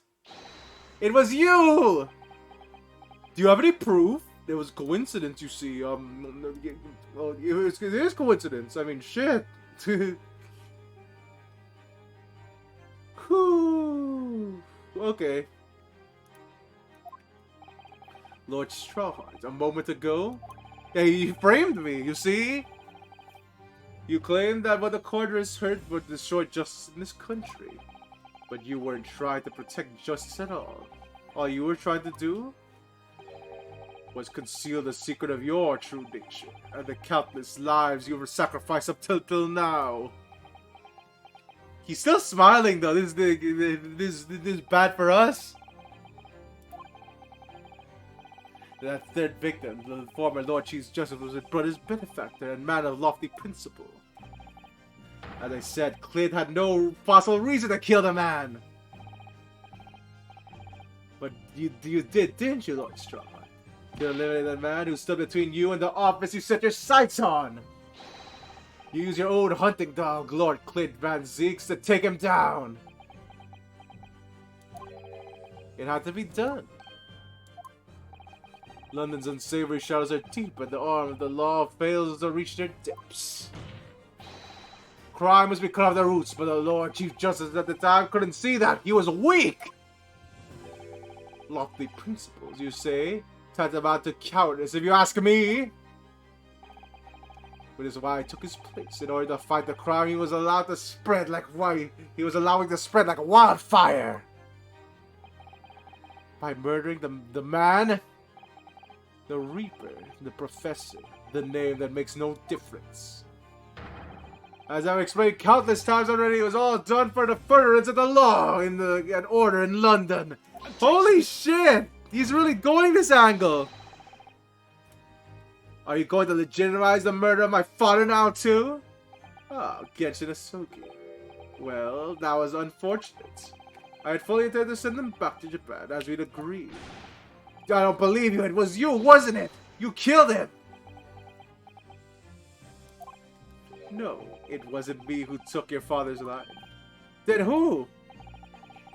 And I'd follow his mock execution. I went to Logate Sentai at 3 in the morning with Jikoku. Judge Jikoku? There had been a collaborator on the Japanese side to match Asogi's treatment as his reparation. Jikoku had fierce ambition and made him easy to manipulate. 10 years ago, after he stood trial and the destruction of the witness stand, I had words with him. When I told him the position the Minister of Modern Affairs could be his, he couldn't agree fast enough. Seishiro, you fool. As you know, Asogi escaped the prison in a closed casket and was subsequently inferred. We intended to dig him out of the grave before he ran out of the air. But sadly, all did not go as planned. Yeah, the grave digger! Ah! There was an unexpected visit to the cemetery with his own ideas about digging graves. A man who witnessed that nobody was supposed to see. Enoch Drebber. Well, there we go. There you have it. Of course, I knew grave robbers frequented London. But that grave on that particular night. Blast! If people find out the convict really wasn't really executed, the scandal will rock the very foundations of the Empire. Then what do? Shoot him, Mr. Jikoku! Shoot Asogi at once! Holy shit! He can't live now that this has happened. He has to go. What are you talking about? You're an agreement. You promised that we could return to Japan. Everything was changed now. If the truth got out because of this, both of us would be finished forever. Come on, Jikoku, do it! Pull the trigger! Holy shit! Shoot! Yeah, why not kill the Gravedigger? I guess he ran away. I guess he ran away really fast after that, but shit. Jikoku shot Asoki in the shadows. Yeah. Oh well. No happy endings for us. Jikoku shot Asoki from the shadows. The grave robber was so close, the blood sprayed over his coat. He fell as fast as his legs could carry him. Then Jikoku and I put Asoki's body back in the grave, which he just emerged. When I later learned of the waxwork mother's presence in the scene of the well, I made her swear to two things: never to remove the professor's mask, and never to speak of the events of that night. And with that, the secret has been buried along with Asoki's corpse.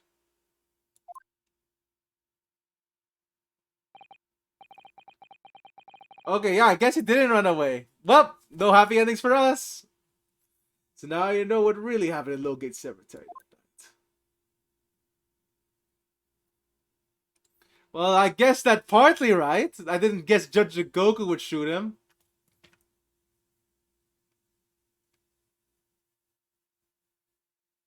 Okay, is that it? It was Jikoku, your Japanese acquaintance, who killed Asoki in the end, you see? He claimed to be the man's friend.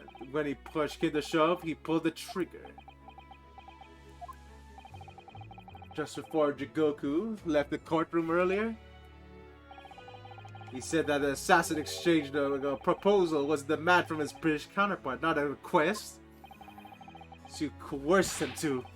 You coerced him to? Using what happened in the graveyard? Yeah, his urging. By that time, Jikoku was the Minister of Foreign Affairs, negotiating international treaties with Britain. You can imagine what would have happened if it came to the light that he murdered a compatriot 10 years earlier. You'd have lost everything. I merely reminded him of that. How do you sleep at night? These past 10 years, I've fought tirelessly with the dark recesses of London's criminal underworld, and I've used the means necessary to ensure that justice prevails and law and order reigns supreme. Objection.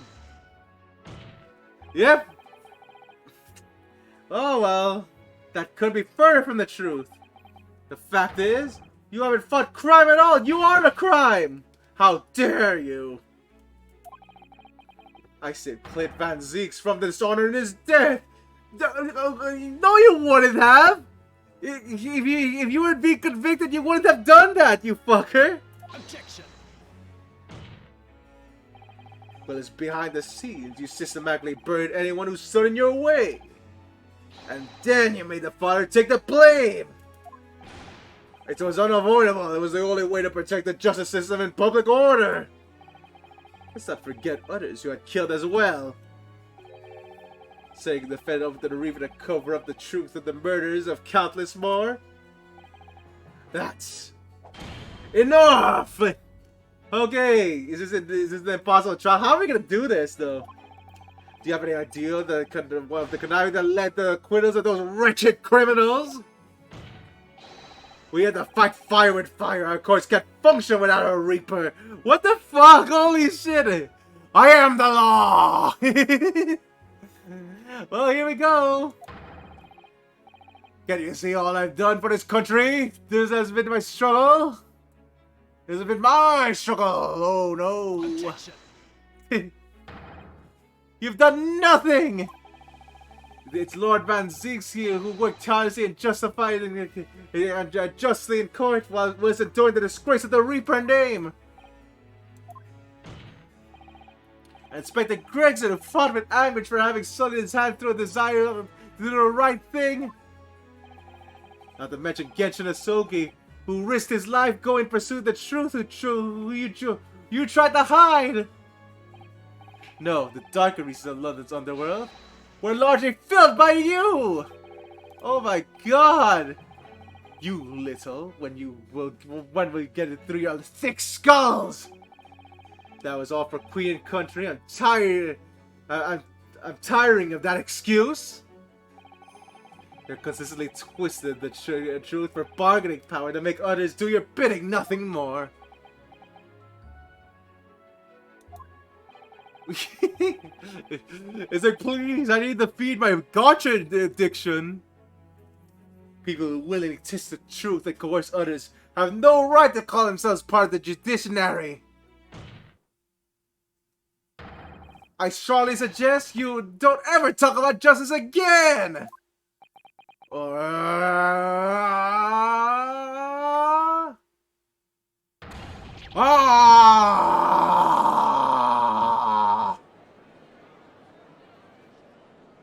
Well then, okay. Okay, so,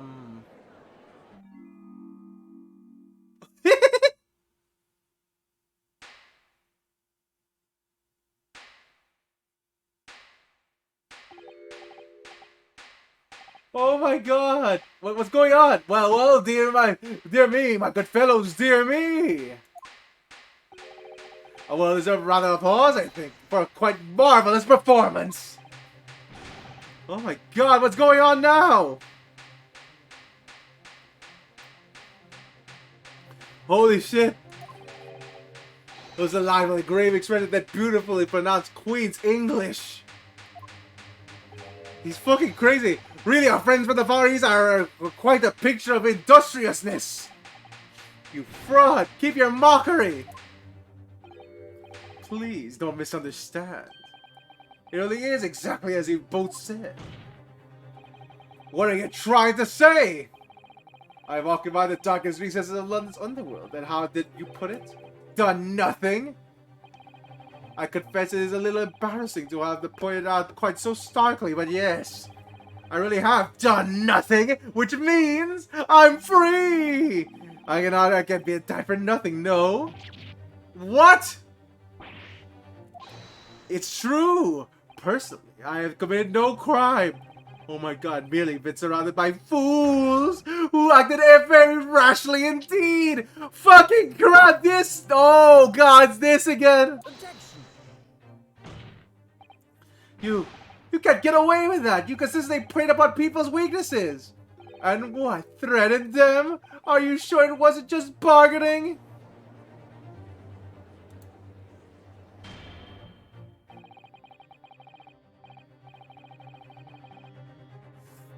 Whew.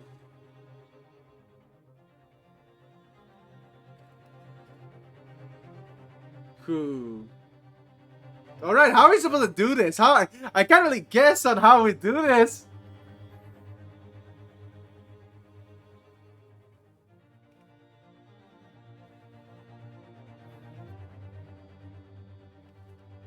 Alright, well then, what are we gonna do this time?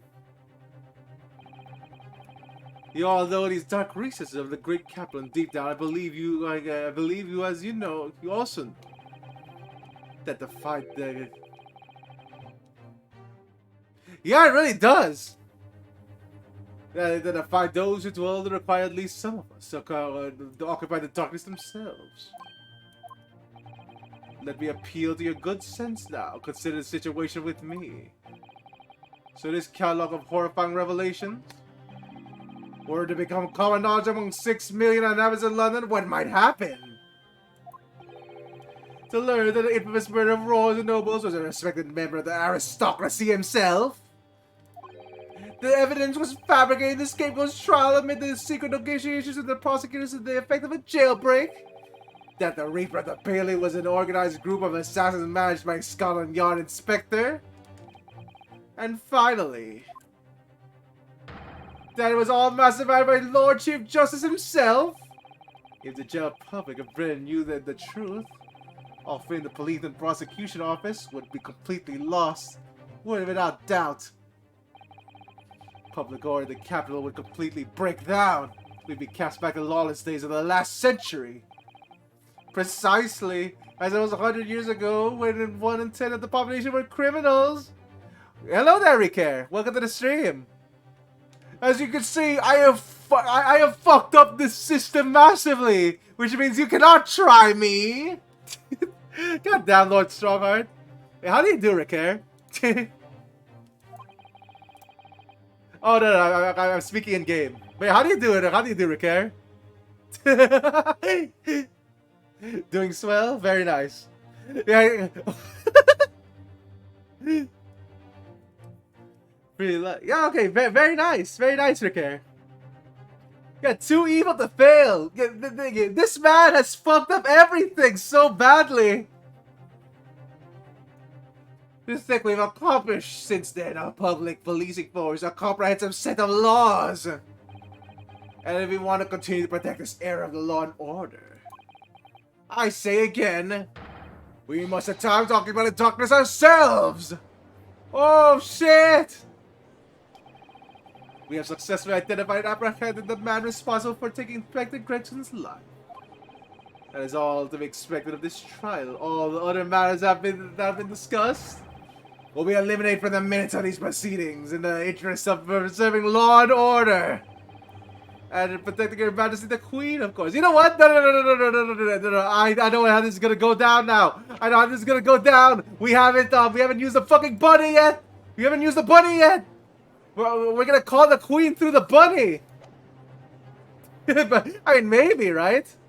Yeah, but we're gonna call the Queen through the fucking bunny. Well, my lords, ladies and gentlemen, what say you?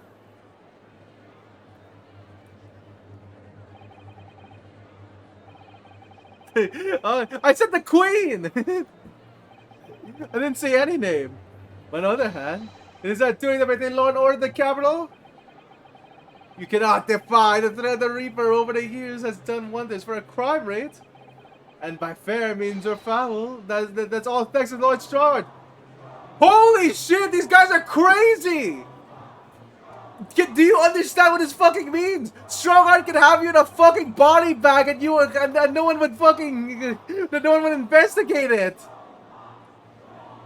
That's really fucking... You guys will arrest this? Okay. Is it well the British judiciary?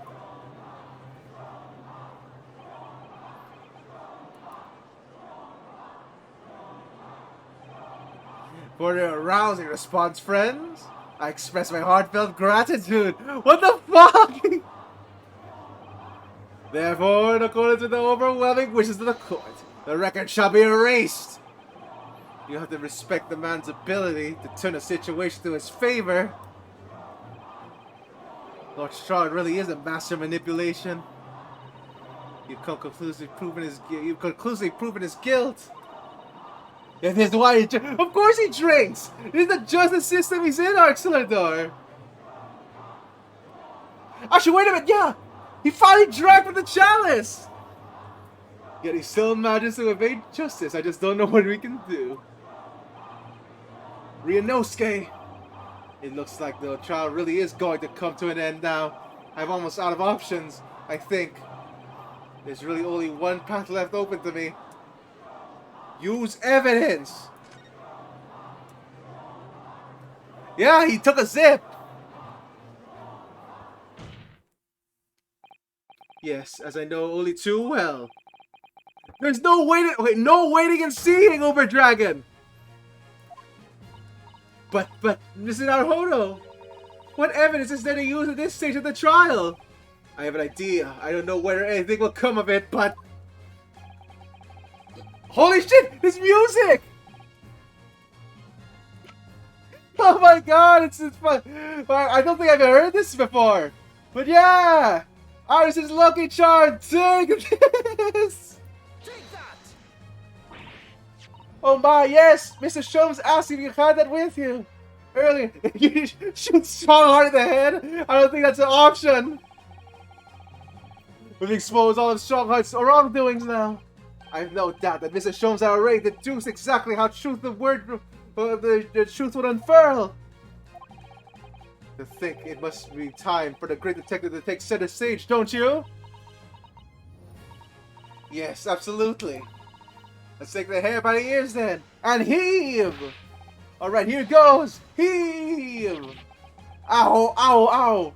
My dear fellows, must I remind you every time, a gentle tug will suffice! Mr. Sholmes! You're looking quite in the wrong direction, Mr. Naruhodo. because I'm over here. Ah, Mr. Naruhodo. Who he's... Virtual Sholmes! I summon Mr. Herlock Sholmes in attack mode! It's Mr. Sholmes!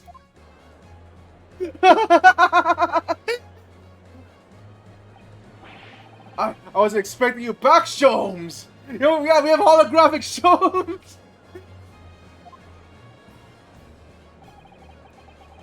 Delighted to be here again, Lord Strongheart. What? What is the meaning of this? Bailiff, seize him! Put that man in irons! This is a closed court! You have won more than once already, man! Oh! Ooh, we can't get the holographic Sholmes here! It's pointless! Holy shit, this is so good! We just go right through him!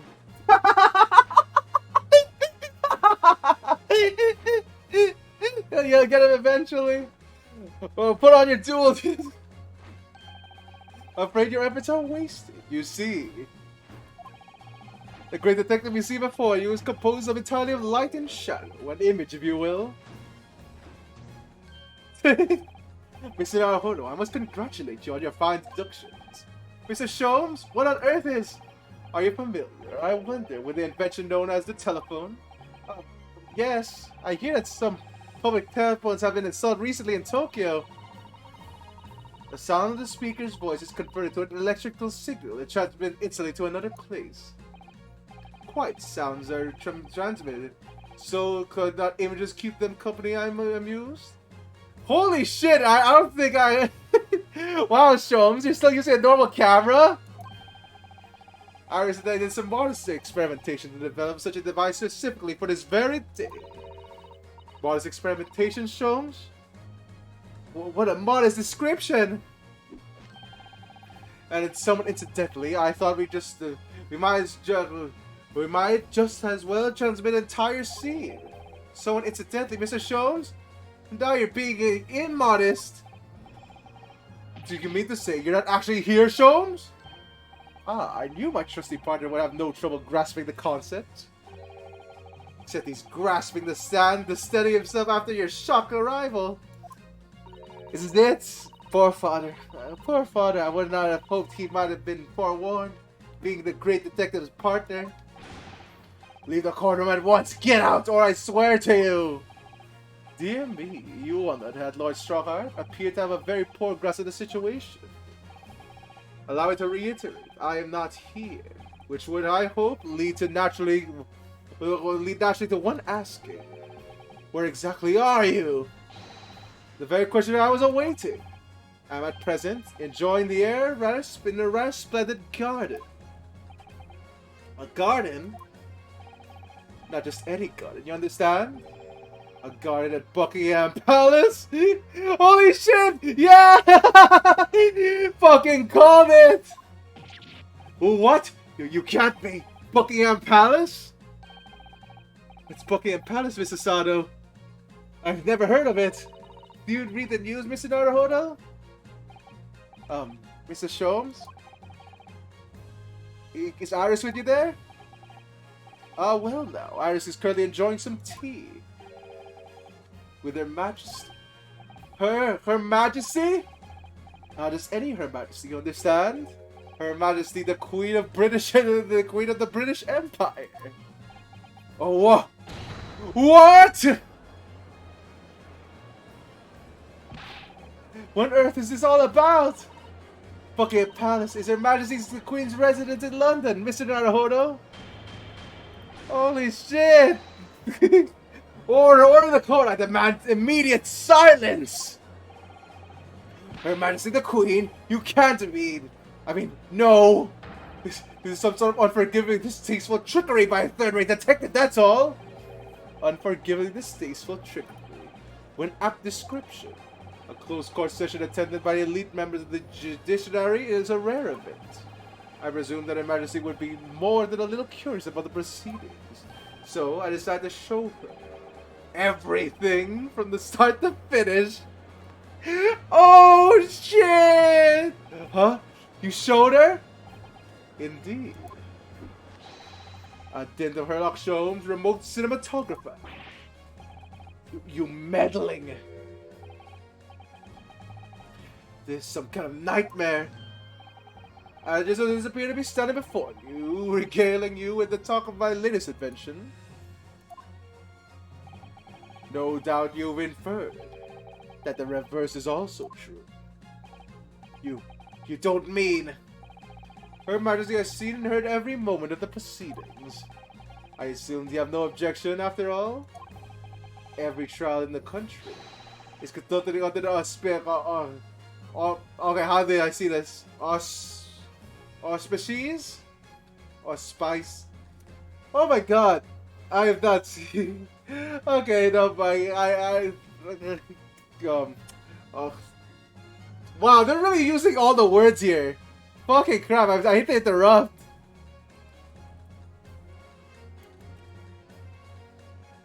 Auspices. Okay, auspices. Thank you. Auspices of Her Majesty, as you know. You!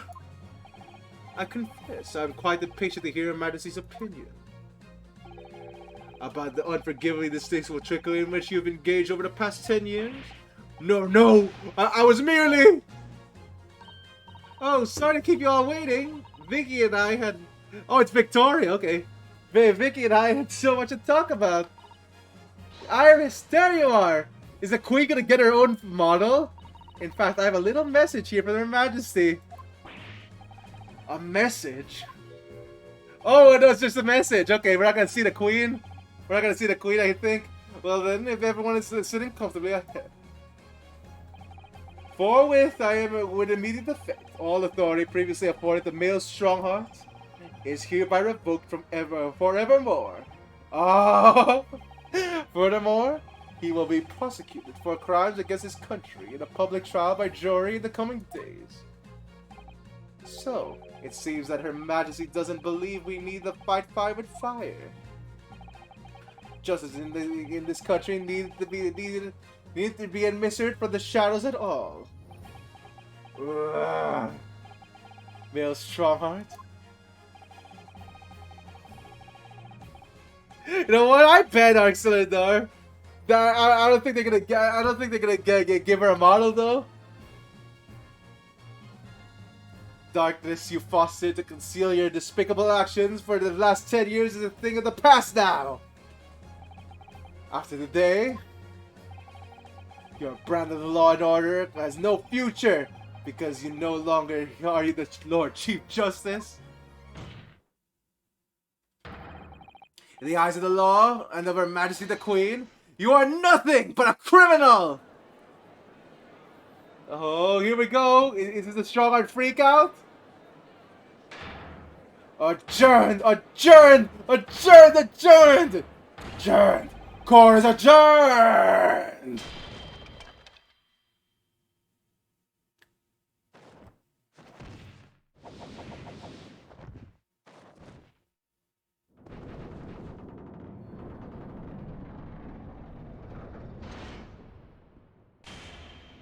Holy shit!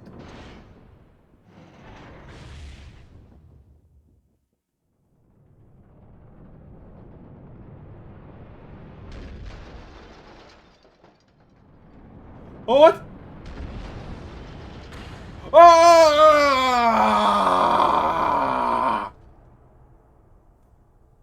What the fuck was that freak? Oh well. Yeah, that was gonna pale him. No. Okay. Well, that was the... he singed from all that. Lord Clint Van Zieks left a will in which he confessed to everything. When those words came out of Asogi's mouth, it deranged me completely.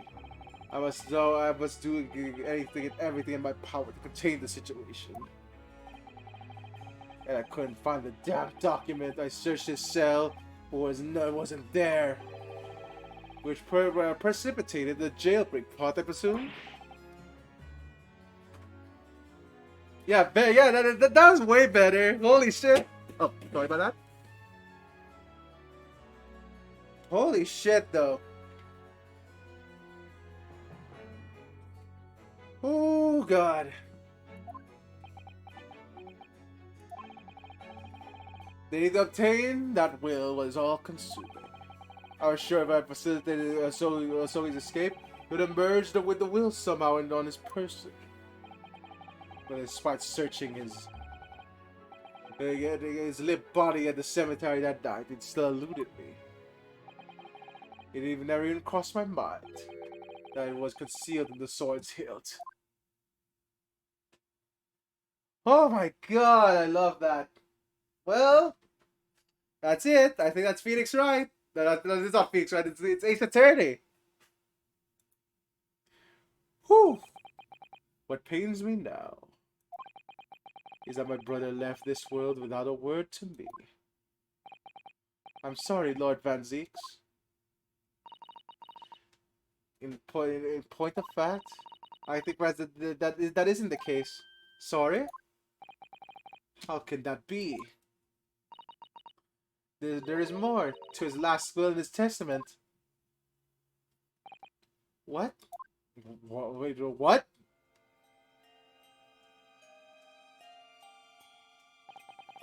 As I confirm the prospect of demise, I find it bitter regret that my younger brother, Baruch, you have always looked up to me. That this paper is holding more secrets? Are you kidding me? Okay, this wasn't on the paper before. Holy shit!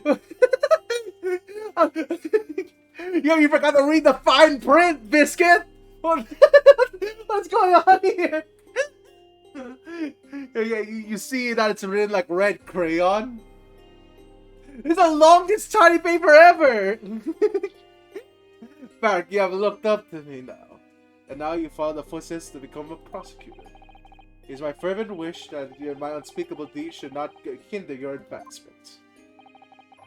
It's not for you our understanding, but for none can understand my depravity. I ask only for forgiveness.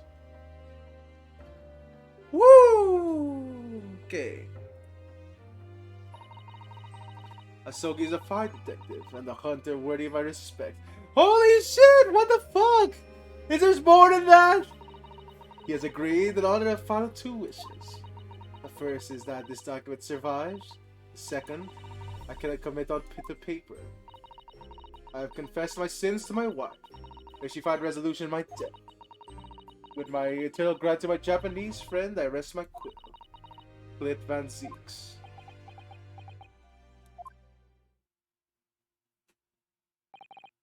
Clint. Alright. Okay, no more surprise on that one piece of paper, right? We're done here.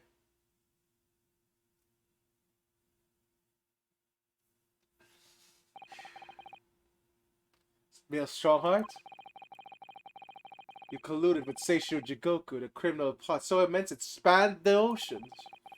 And you cold-heartedly murdered all those who knew the truth about what happened 10 years ago. But why did you say about it now, a whole decade later? To ascend the very peak. These last 10 years made me realize being the Lord Chief Justice wasn't enough, short of becoming Your Majesty's Attorney General. I cannot have no real power to affect changes needed in this country. And for that promotion, I needed to ensure that no remnants of the past remained. How could you? I like everything to run smoothly in the exact manner that I prescribe. Like a well-oiled machine. I was just a step away. Yeah, he also penned it. It's like, oh wow, Murloc. Okay. So after all this, we still don't have any clues about it about Iris's dad. Which still important. We still don't know who Iris's dad is. I still think it's Clint Van Zeeks after all this. And your ambition to succeed.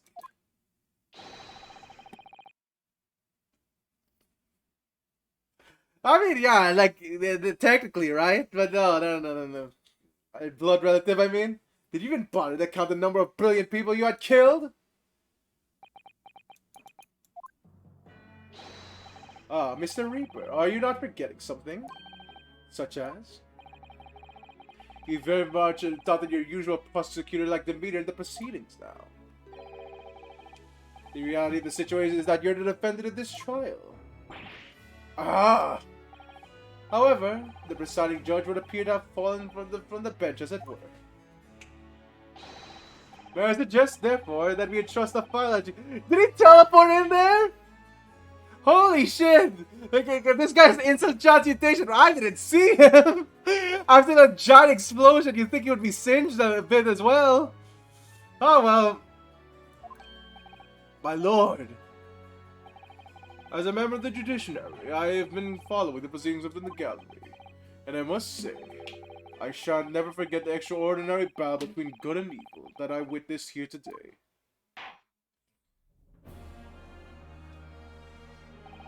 The darkness has divided justice in our land these past 10 years has at last been dispelled, thanks in no small part to the efforts of a bright young star from the east. Defense Counsel Naruhodo? Yes, my lord. On behalf of everyone here present in the Old Bailey, I give you my heartfelt thanks. You're too kind, my lord.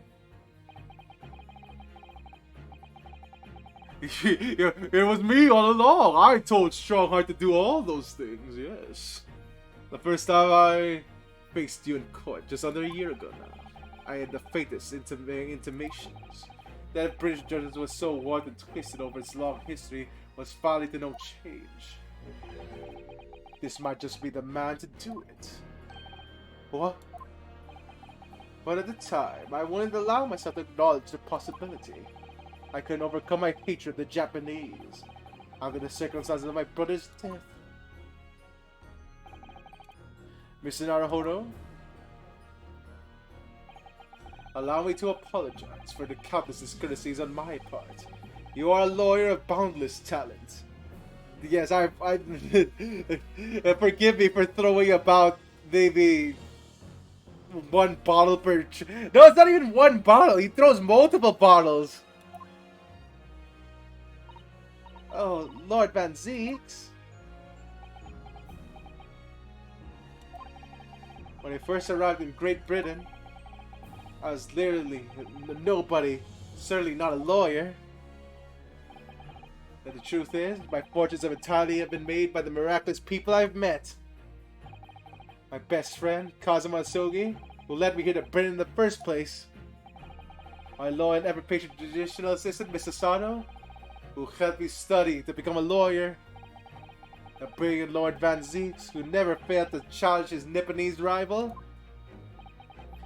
And not to mention, the exceptional master of logic and reasoning who showed me the true art of deduction, Mr. Shomes.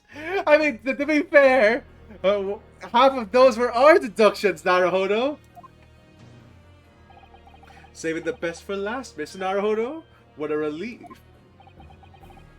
Well, I'm aware that without all these people's help and support, I wouldn't be where I am today. The truth is a guiding light that always leads to happiness. I've lived by that principle for a long time now, but actually it's not true. The truth can also be can cause great pain, sometimes even leave people on the brink of despair. And for that reason, there are those who feel the need to hide the truth, who do it instinctively even. But as soon as we allow our eyes to settle on something other than the truth, the darkness takes hold. Alright. Well, are we done? I think we're almost done. And from there, it grows until eventually it makes us blind, the guiding light of the truth altogether. So that's why it's my belief that we must all resolve never to avert our eyes from that what is just and true.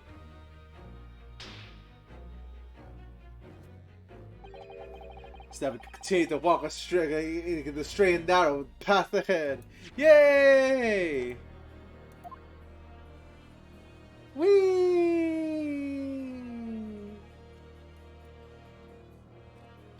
Alright, we're done?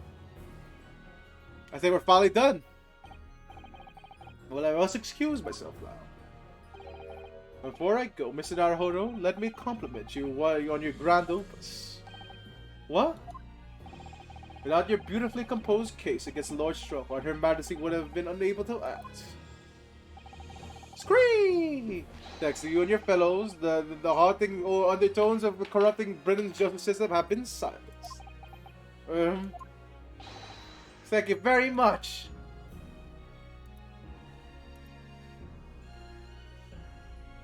Ooh. So until our paths cross again, so. Well then, it would appear that this long trial has finally come to an end. I apologize for any anxiety caused, my lord. I'm quite sure we shall meet again here in the courtroom before long, Prosecutor Baron Van Zeek. In conclusion to these proceedings, I hereby declare the defendant, Baron Van Zeeks, guilty. Nah, not guilty.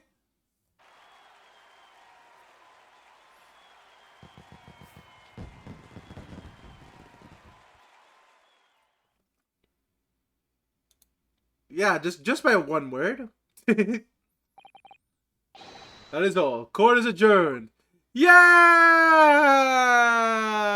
Everything's good.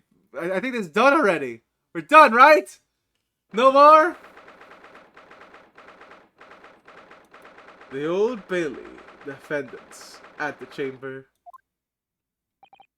It really is all over. But did I sacrifice too much? Mr. Naruhodo? Are there DLC cases? There's no way, right? Oh my god, wait. I'm just gonna check. There's no way there's no DLC in this. Okay, yeah, no, that's just portraits. Okay, good, there's no more cases. Woo! Alright, good. Yeah, it's just music. Okay. Alright. Ooh, there we go. They patch in more just for me. It's like, oh, hey, Biscuit. If they ever patch in more cases, sure, whatever. I'll do it. I really must congratulate you. It was a truly splendid performance.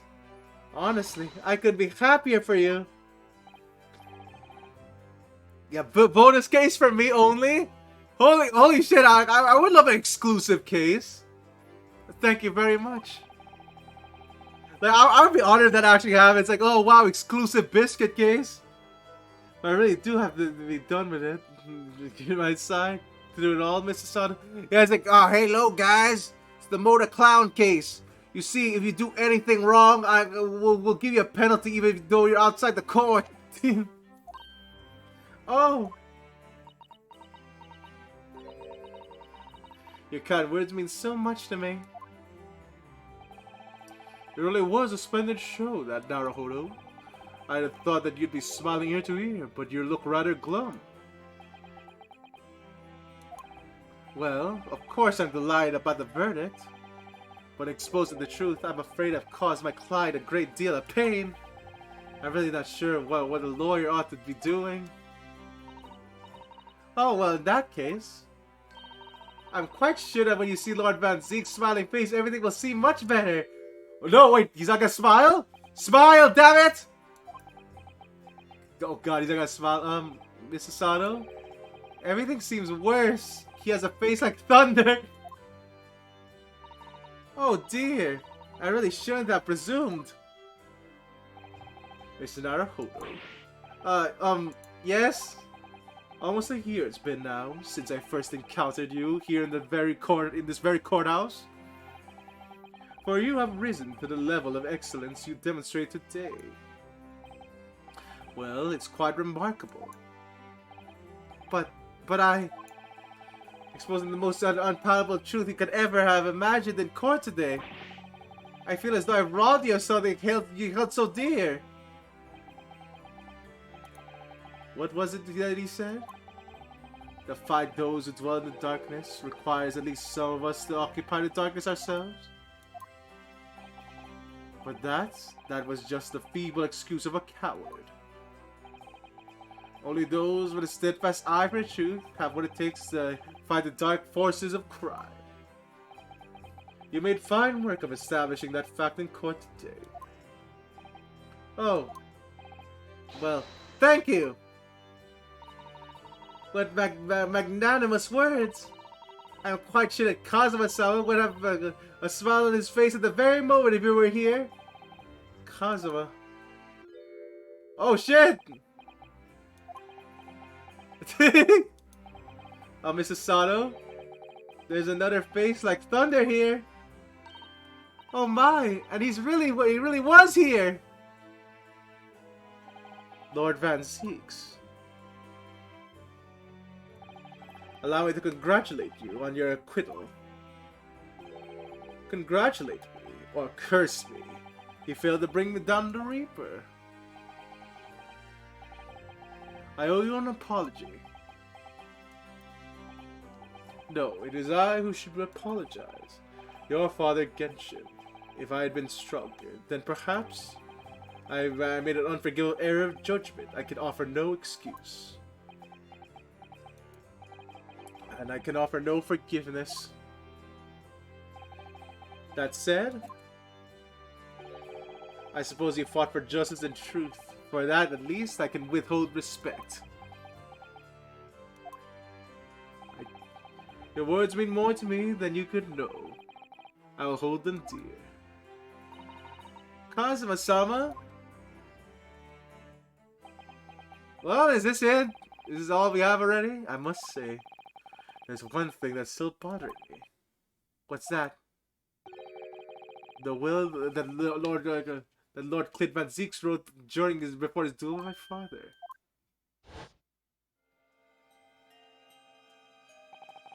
Asogi is a fine detective and a hunter worthy of respect. He has agreed to honor my final two wishes. The first is this document survives. The second, I cannot commit to paper.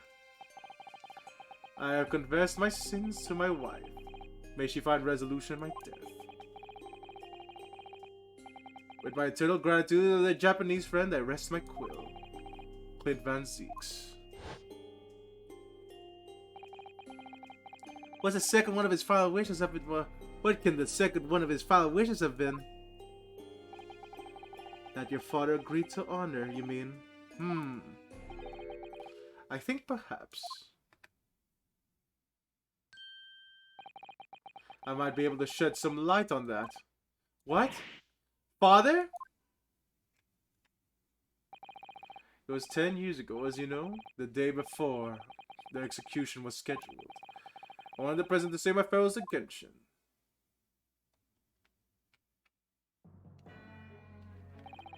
Why aren't you putting up more of a fight, Genshin? If you'd only agreed to it, Seishiru, I would have gladly petitioned the government. We've been through this already. You don't need to worry about me. Anyway, Yujin, I have a favor to ask of you. Something of great importance.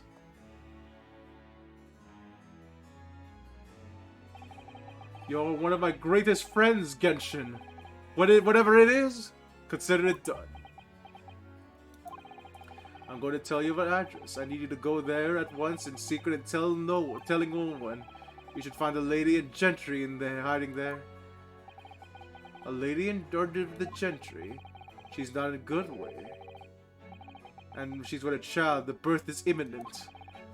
As a medical man, I like it to attend to her. Please, you're our only hope. By any chance, is it a child of yours, Genshin? Don't be daft. It's a favor that was asked of me by a man. Oh my fucking god, I'm right, am I? My goodness. I swore this man I would help. And I would know whatever I could for his wife and an unborn child. If something should happen to me, I need to ask you the same favor. You're the only person I know that I can truly rely on. What did you say? If something should happen to you, tomorrow night you're going to be...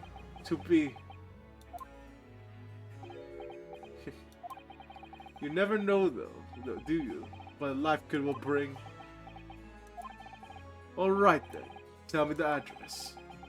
I'll head there at once with Seishiro and... No, not with him. Pardon? It's a favor I'm asking of you, and only you, Eugen. Right. I see. Very well, then.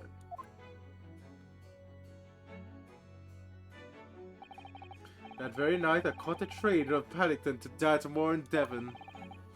I found the old house in the middle of nowhere. It was an old hunting hound lay asleep in the grounds. The poor woman was on the floor in the back of a darkened room. She was in mortal danger. I broke her waters to precipitate the labor before she weakened further. It was a torturous birth. I did everything humanly possible for her and their child.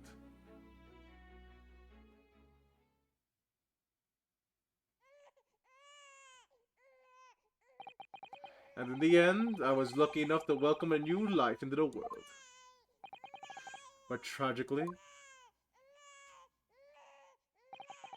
my efforts to save the mother's life... Yeah! Yeah, no, you know what? I'm fucking right, am I? I held a healthy newborn girl in my arms and wept for longer than I could care to remember. Eventually, in something of a daze, I looked around the room. There was a precious little bit, but an old travel trunk caught my eye.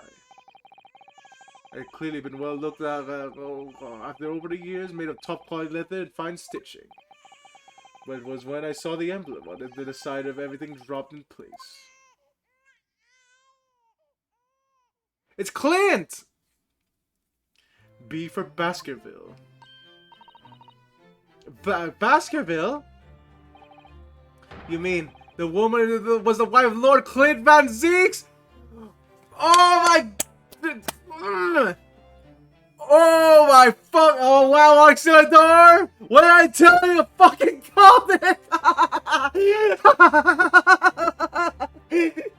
Woo! Holy shit! Oh my god! Holy shit! I'm too good! I'm too good!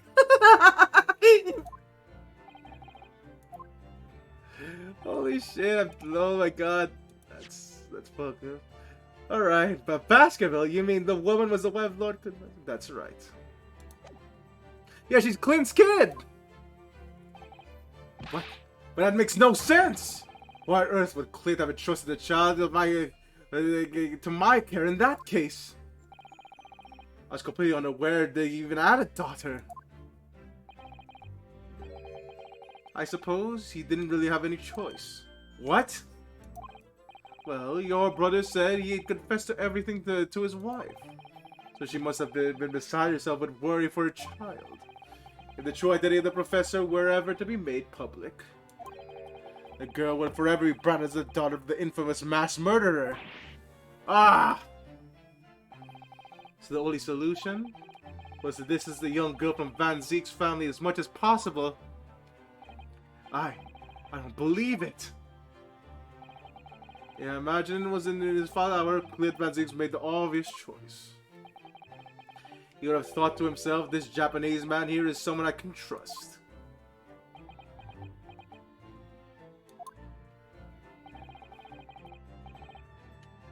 I honored my promise to Genshin, of course. However, only a month now, I was summoned back to Japan. And without disclosing the parentage of the child, I couldn't obtain permission to take her with me. Oh, how awful. I was completely at a loss. In the end, I had asked my great friend. I asked him if he would be a father to her. That being Mr. Sholmes, I presume? Yes. He took one look at my eyes and agreed to it on the spot. Mr. Sholmes, he has a heart of gold. Really, all that can really be said that I did for the child was to give her a name. Oh, when I come to Britain, I was trying to escape from the grief of losing my darling wife. So it was her name that I gave the little girl. Your wife's name, Professor Mikatova. In other words, the name of my mother. Ayame Mikatova. Wait, how does that turn to Iris? Wait, Ayame. Oh? That's right, Ayame. Or in English, Iris. Wait, oh my god! Was that... Well, okay then. Yeah, I don't know. I don't think it reads as Iris, but you know, and that's fair. Was that the clue? Was that the clue I was supposed to do? I completely missed that, but you know, I didn't know. Iris. I had no idea. Ouch! Mr. Naruhodo, what's wrong? This little thing just pinched me on the behind through my trouser pocket. Hard! Oh, my dear fellows, can you hear me? Mr. Sholmes, is that you? Ouch, yes, we can hear you. You see what excessive talking can do? Let that be a lesson to you, boy. Mr. Sholmes, we weren't able to thank you properly before, but you were simply marvelous. Okay, well, before we do anything else, I'm just gonna prepare to raid someone. We're probably gonna raid to Emma again, cause yeah, Emma played Ace Attorney, but you know, there we go. Yeah, she's only been there for an hour. Okay, let's continue. Indeed it was, wasn't it? I surpassed myself, I feel. Yeah, no, I'm not gonna rush it. Don't worry. Yeah, it just become apparent to me that the Lord Chief Injustice would require such measures. Runo, Susie! Oh, Iris. I guess. Oh, I'm so pleased. What a wonderful outcome. Her Majesty the Queen Vicky said she thought my special blend was delicious. Oh, I'm sure she did. After all, no one brews a more delicious tea than you do, Iris. Are they gonna tell her? You better, right? Let's have plenty to let's have a party to celebrate. And Mr. Reaper, you must simply come too. What? Oh wow, Van Zeeks, are you gonna ignore your niece? Like that wouldn't be that would be very cash money of you. I'm afraid I couldn't. The Reaper of the Bailey, flustered by 10-year-old girl. No, really? Oh, poo. But I give you my word that I shall present myself at your residence in the near future to express my gratitude. Oh, how lovely. You promised now. I won't let you forget it. Bye for now, then. Alright, Iris. Thank you for all your help earlier. Oh, that was nothing. Just come back home soon. Are they not gonna tell her? Ouch! Ugh! One foul pinch goodbye, was it? Are they really not gonna tell her? Okay. Well, I think I ought to be leaving. Lord Van Zeeks, would you care to accompany me? Certainly. Mr. Naruhodo, allow me to once again express my deep gratitude to you. I believe you saved my life. I thought he was gonna smile for a second. No. No, okay, he's not gonna smile. Damn it! Wait, Lord Van Zeeks. Yes? What are you intending to do now? Well, clearly, I shall have to resign from the prosecutor's office. Oh no! I intend to publicize the full truth about the Professor case. Once that's done, the Van Zeeks family will be ostracized completely from London society. Surely not. So as soon as I am free of my employment, I shall leave the capital. Oh, I see. Don't be a fool! Are those actions of a man once feared by the mighty Reaper of the as the mighty Reaper of the Bailey? I beg your pardon. For the past 10 years, you've enjoyed that pseudonym, and I can't get me cast as one of the dark forces yourself. Now that you've finally been freed from that disrepute, your battle is just beginning, surely. Well, I certainly never expected to hear those words from your lips. I waited a very long time to come to London. Now I'm properly here, I intend to learn all that I can. Anyway, goodbye for now. Ryunosuke Naruhodo. We appoint you Chief Justice. Get to work, Van Zeeks. Kazuma Sogi. It seems as though he's really matured suddenly. He's not the only one who's matured. Mr. Naruhodo. Well, I think we should make our own way back to Baker Street. We must help Iris with tonight's dinner. Yay! We must. Alright. Okay. Alright, are we ending now? It was then that I came to an important decision about my future. Oh? Yeah, same dinner as usual. Woo! Pheasant. I'm home. Oh shit! Alright, the game's ended. We're dead. About time you got here. We're waiting for ages, Odo. What are you doing with that colorful piece of history? It's a party, innit? It's gotta go with a bang. I mean, fireworks, ideally. But then you ain't got no fire. You ain't got fire. Smoke's the next best thing, ain't it? There's a girl on Fresno Street who can help you with that, I think. Right? I remember that. You don't have to reload that thing every time I speak. You really must hear this. It is quite an extraordinary thing. I assure you, it'll defy your expectations. Take down your every detail now, Mikatova. Ah, the world-famous great detective. Regaling is part of a tales of his adventure, a sight to behold. Would you care to hazard a guess where you suppose the fiendish runaway had concealed himself? Would you believe? Inside the trunk I found abandoned in his cabin? Mikatova, he was there. I would believe it, yes. I say, Mikatova. I detect not a hint of surprise. He's been there! I wonder why that is, Maybe it's because I was there at the scene as well, Sholmes. What? You were? Then why the deuce did you say so? Oh, what the fuck, Sholmes? Is your memory that fried? Okay. Not quite the sight I was expecting to behold, but still.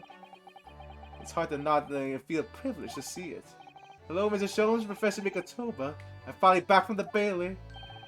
And not a moment too soon. A feast prepared by Iris and Mr. Sato awaits. I must say, I haven't seen Sato looking happy in a very long time. Aruno, there you are. Alright, so are we gonna... is this it already? Dinner is on the table. Everyone, please do come and take a seat. Got to feel me boots?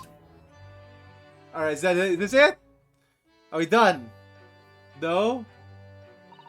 Goodness, is that really true, Gina? Yep, I'm losing my corpus clobber.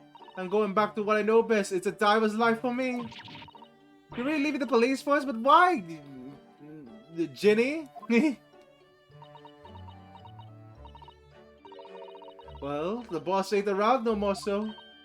Oh. And anyway... No, but like, I'm like, wait, how much more is this? Like, is there left of the epilogue? I'm wondering. No matter how I try, that Reaper ain't ever gonna accept the damn turned dick, is he? Well, people can change, you know. Ah, yes, that reminds me. I rather thoughtfully offered to relieve the bailiff of his now defunct piece of the evidence. Eh? It's the inspector's pocket watch, and the crown has been reattached. That watch was his pride and joy, a symbol of his great achievements at Scotland Yard. For 10 years without fail, it measured every second of the man's remarkable career. But now, it's stopped.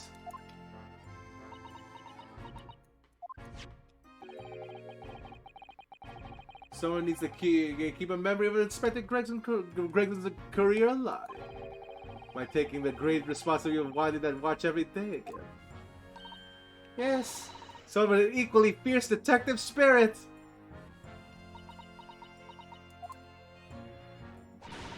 It gotta be me. There ain't no one else. Quite right.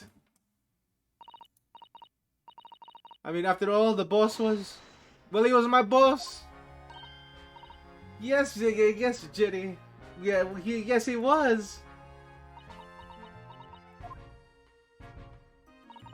Oh, yeah. And I made you a promise and all, didn't I, Iris?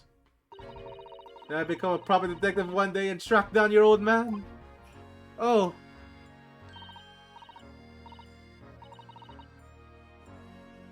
Yeah, I don't know. Sholmes seems okay with not being in the police force.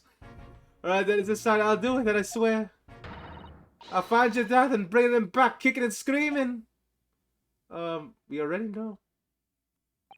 I'm not entirely sure that would be appropriate.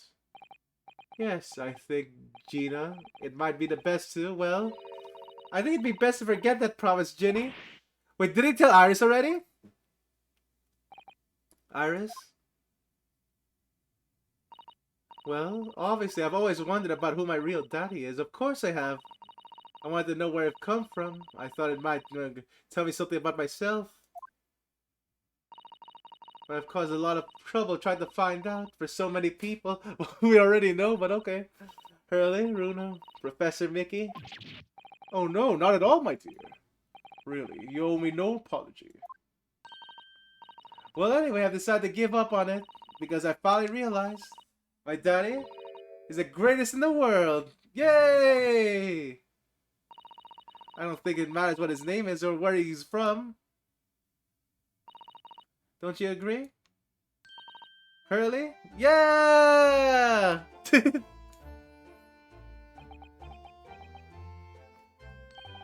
With every word, Iris. I disagree. What's wrong, Uber Dragon? Thanks, Hurley. Thank you, Daddy. Alright, there we go. Why do you disagree, Uber Dragon? Like, Shone's basically raised her from birth. I think. Mikatopa. Yes, Shones? I express my gratitude to you. Uh-huh.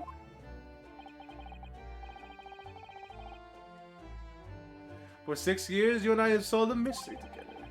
And during that time, I remember countless expressions of gratitude from our good services. But a moment ago, I heard the most pleasing expression of gratitude of them all. And I should never have experienced it, were it not for you. You old softy Shones. I must confess, it's a weight off my mind to hear you say that. Well then, I hear it calls for a lengthy violin recital, wouldn't you say? Oh well, the food would go cold, but that's the only problem. Maybe next week, Hurley? Are you sure a week is long enough, Iris? Alright. There we go. I mean, even amidst the most troubling of the cases, even reeling the most shocking of revelations. Returning in the evening of this suite of rooms, there's always a warmth of happiness to be had. The home of the world's greatest detective, and my home too, with my greatest family.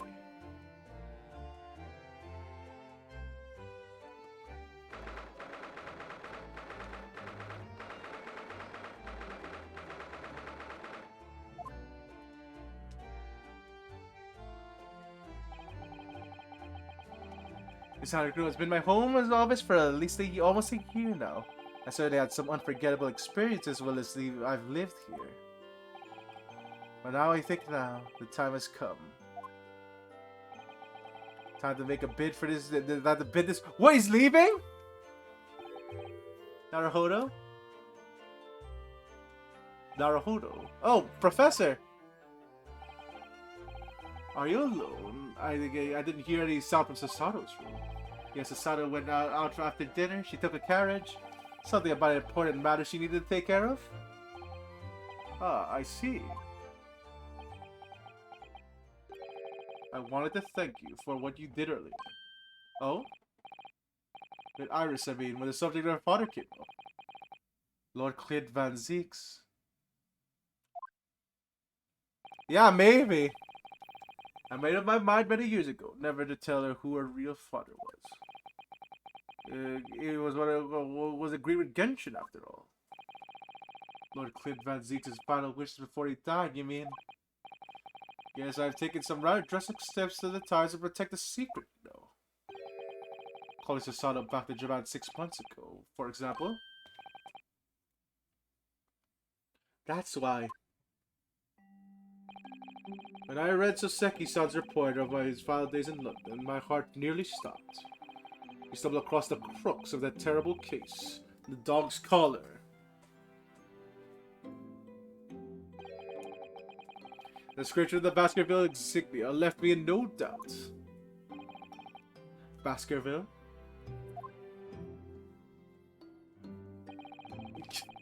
No, he didn't. Yeah, that's what it's doing. If you decide to investigate the insignia sooner or later, you would have made the connection to the Van Zeeks. And the big matter is where's the side on you of the unpublished story as well. The story Iris had written based on the notes from the time. Yes, the Hound of Baskervilles. Exactly. It was a work of fiction, but based on the grim reality of a huge beast of a dog used as a murder weapon. The big dog? Hey, you hear that? You can't. The big dog isn't real. You can't pet the big dog. And a dog of a dog of the Baskerville family emblem around its around its neck. It is Professor Layton, the big dog, Uber Dragon. I can't fucking resist. Yes, it is. On with the two clues. I feared that you and Susato might arrive at the truth. So I invented the story and the collapse. I invented the story about having collapsed to justify her leaving London and returning to Japan at once. On the aid of halting the investigations you and she might have been contemplating. I see. So they have never understood. It's why Susato came across the manuscript in Japan, though. You know, Iris is the Hound of Baskerville story. I mean, Sho sent it to me.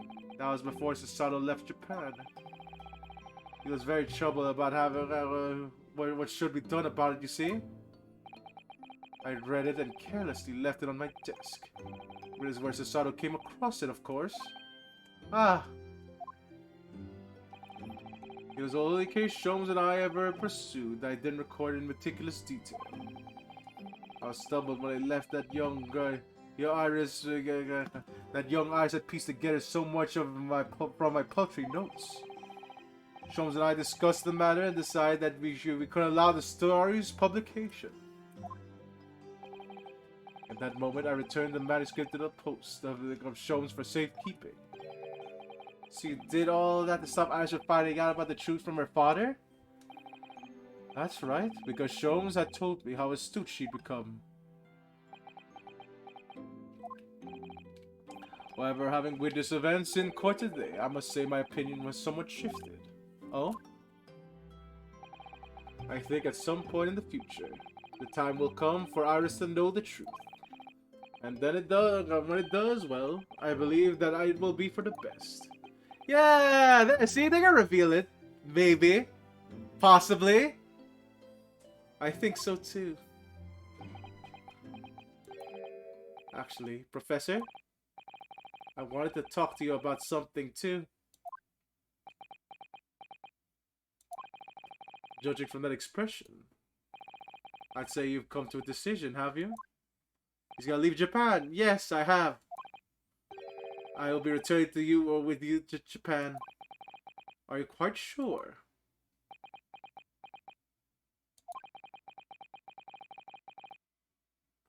I'm only really a substitute for Kazuma. But he's here in Britain now, as originally intended. Local student Norahoro doesn't have a right to stay, I think. I see. Looking back now, when I first arrived here in February.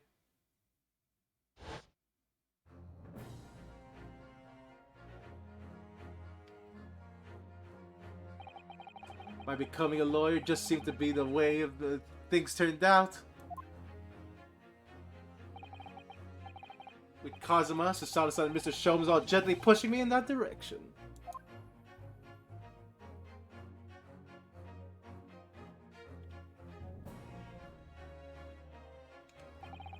I spent the best part of a year immersed in this world, but always aware of a seed of doubt inside me.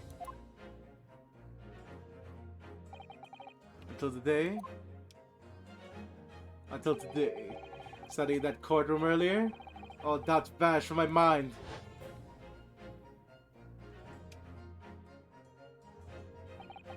I was totally focused. I was totally focused. I was sure of my belief in my client, and I could see the trial through. And at the end of it, I finally realized no one else chose this path for me. I chose it myself. Yay! Self-reliance, wee! The path of a defense lawyer, eh? Yes, that's what I am now. That's what I'll be going back with. That's what I'll be going back with you to Japan as. No, he's gonna be a defense lawyer in Japan, Uber Dragon. And that's the path I'll be choosing for the rest of my life. Well, it would sounds like you've made quite a resolution there. I have. Very well then. I must say it's extremely welcome news. I shall make arrangements for your return first thing tomorrow, but I don't imagine we'll depart for a few days. Not with the symposium having been cancelled now. That's such a shame. Never mind. I'm sure there'll be other opportunities in the future. Well then, I bid you good night. Alright, time to sleep. Susato was there all along! Ah! Susato-san? I just wanted to let you know, I'm back.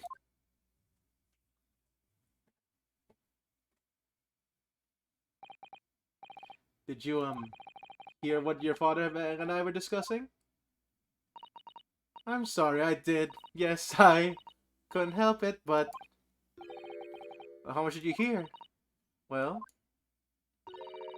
From the part about Iris' real father, I think? In other words, from the very beginning. Damn it. I mean, we've eavesdropped before plenty already, Uber Dragon. Holy shit, though. Wow. You'll return to Japan and continue working as a defense lawyer. Ah, yes, I'm sorry. I really should have consulted you about it. I did want to earlier in the evening, actually, but you've already gone out. Oh, no, that's quite alright. I already knew that's what you decide. That is what you decide, Naruhodo-san. You did?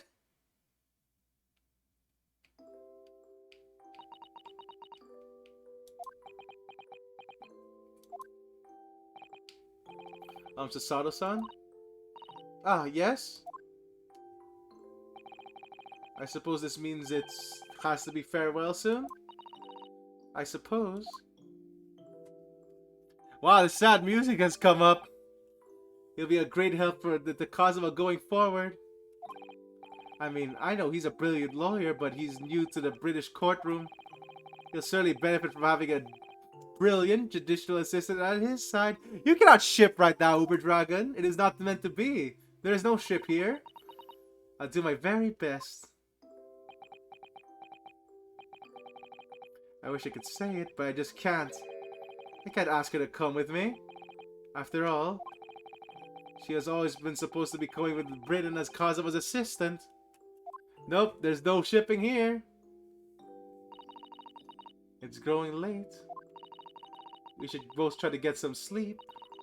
I'm sure you must be exhausted after today. Oh, yes. You're right.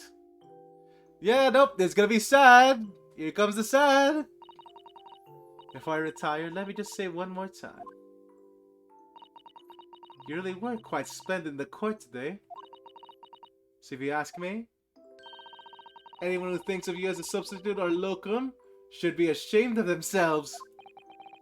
Sasato-san. Thank you. Well, are we done now? We're not done yet. Well, that is it. That is how the game ends. Bye bye, everyone.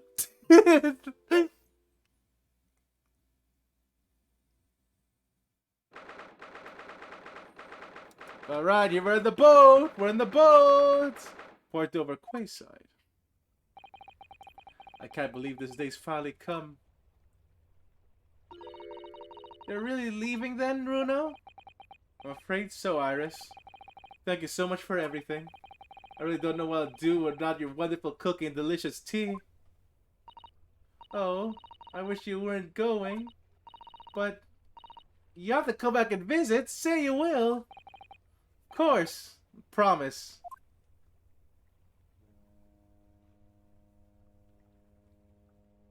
Well, it was a very brief reunion, but it was a pleasure to pursue a case with you again after all so long.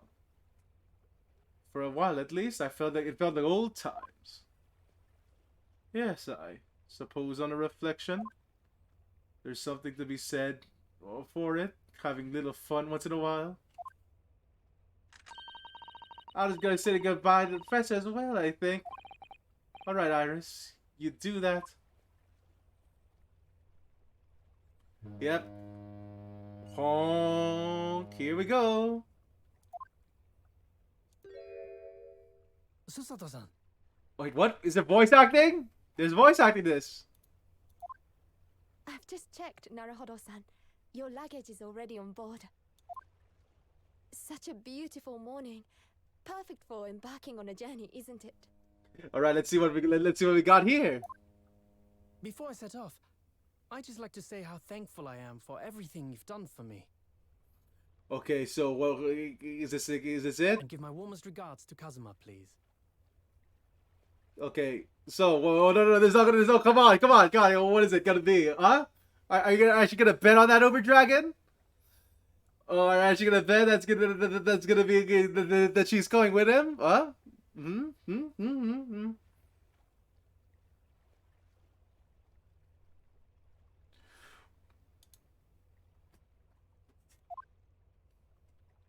Actually, I think you ought to give him your regards in person, don't you? Sorry? Ryunosuke, Kazuma! What are you doing here? do you really think I'd miss my best friend's departure? Yeah, best friend. He's gonna give us a sword. I think. To be honest, I'd been looking forward to our wild time tearing up the streets of Her Majesty's capital, but, Well, we'll have to save that for another time. Personally, I'm looking forward to facing you in court again. me too. But, we're both defense lawyers, so, He's gonna I'm be going to prosecuted. become a prosecutor. I'll stay in Lord Van Zeek's tutelage for the time being, but before long, Yes, it's Zeke's. There we go. I intend to be just as formidable as the Reaper himself. oh, I see. Actually, Ryunosuke, I have a favor to ask. Name it. Yeah. I'd like you to take care of this for me for a while. Karuma? Why? Because I've seen it now. I've seen what's inside me. The demon that reared its ugly head that day.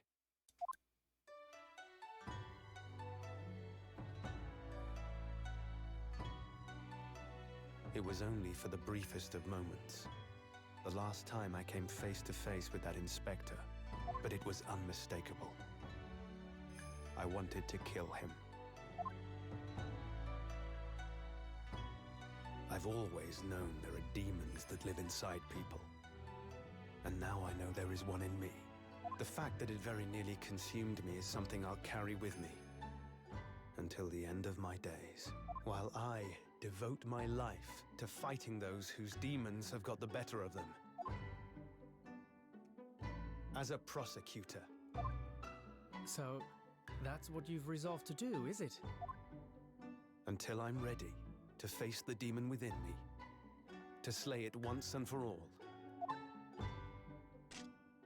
I leave this in your care, if you'll take it. Of course I will. I'll keep it by my side, always. Yeah, Naruhodo has already been doing that. Alright. There we go. Let's see. Let's see. Is it gonna be happy Until we ending? meet again then. You have your path to follow, and I have mine. Naruhodo-san? The path you're going to follow from now on, I wonder if I might follow it at your side, and unless I'd be a burden. Well then, Uber Dragon, are you? I mean, I would very much like you to come with me. But aren't you? You're so predictable, Ryunosuke. I am? Honestly, you never change at all. But that's what I like about you. You mean you knew about this? It was the evening after Lord Van Zeek's trial came to an end. She came to see me at the prosecutor's office. Really? Or when I had that conversation with Professor Mikotoba? So, you'd go with Ryunosuke back to Japan? Yes. I know it's unfair of me to follow my own interests like this. Alright, here we go. I'm here especially to tell me. You're a stickler for etiquette, aren't you? Well, what are his feelings? We've never discussed it, of course, and Naruhodo-san has made no such suggestion. That's fucking hilarious, man. You hear that, Naruhodo? This would have all been better if you just asked. You know, I get it. I worry that perhaps I'd be a burden to him. He's just as much of a stickler for etiquette as you are. He'd never say anything before he was asked. But I'd feel happy knowing you were with him. Look out for him on my behalf, will you? Of course. Susato-san. Alright.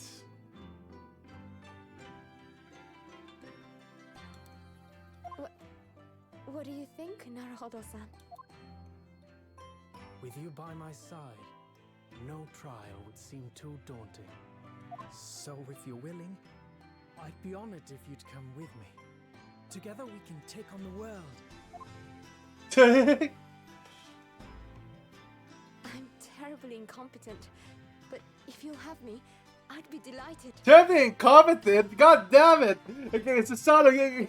You've got incompetent so many damn trials. Oh my god. Like, god, I don't know. I can't really say much about the assistants we do have. Then again, most of our assistants in these games have been good. Oh, no, not at all. If anyone's terribly incompetent, it's me. Ah! What's wrong? Your luggage, Susato-san. There's no time. The ship's going to set sail any minute now. It's alright. There's no need to worry. As it happens, my luggage is already on board too. Susato, you're doing the fucking thing. It is? Your fine judicial assistant has everything in hand as always, I see. Alright, we're done now, right? Bruno!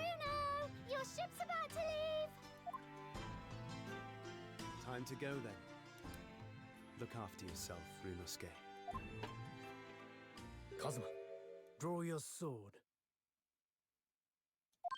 Oh, are they gonna cross swords?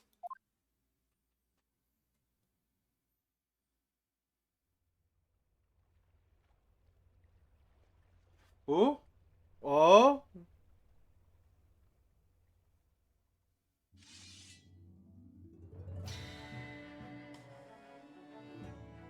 Yeah. When our paths cross once more, we'll fight a duel of words across the courtroom.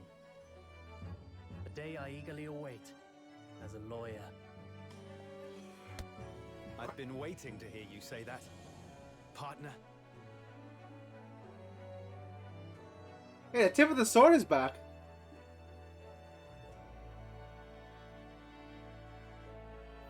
But yeah, there we go.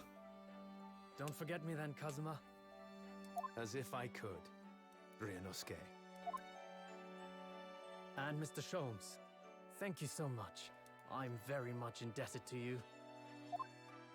Indeed, Mr. Naruhodo. I believe you are. I'll never forget all you've done for me during my time in London. Quite. I should like to think you will remember your debt of gratitude. Especially when I visit you in your country. What? The Wait, truth he's- is, although many are ignorant of the fact, the world is far smaller than most folk realize. Well, I'd be delighted if you came to Japan one day. Oh yes, would welcome you with open arms, Mr. Sholmes. Oh, that sounds wonderful! I can't wait! Alright. In that case, let us conclude that this is to be merely a brief parting, my dear fellows. It's only 50 day. It's funny that the And 50 that day brings us to the end of my adventures in Great Britain. Whoop. Are we done? Okay. It's funny that a 50-day boat ride is like fast here.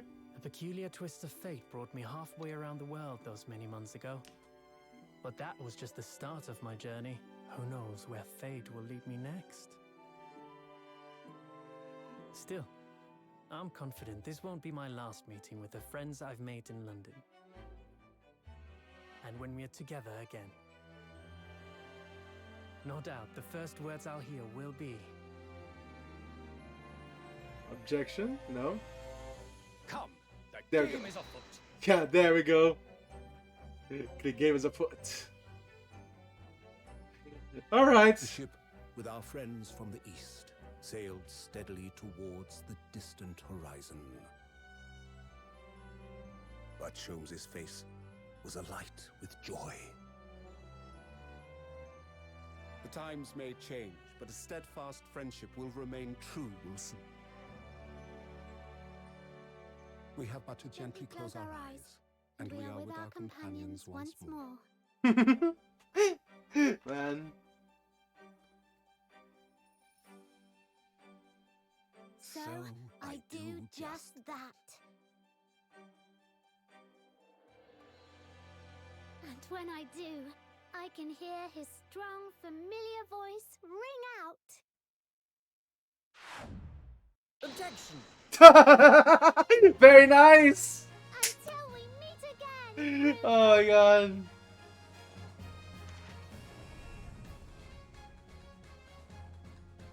Well, that was Ace Attorney, guys. Wow, that took a long time.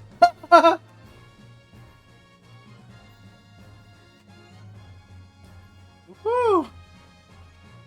Is there any epilogue stuff? Yes, there is. I've been thoroughly intimidated by the inquiries of the remote cinematographer since that day.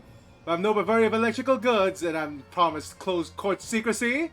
Anyway, I've decided absence from London is in order. A sojourn in distant climes. The Empire of Japan, perhaps. I understand that the wardrobe class incurs no charge whatsoever. Ah!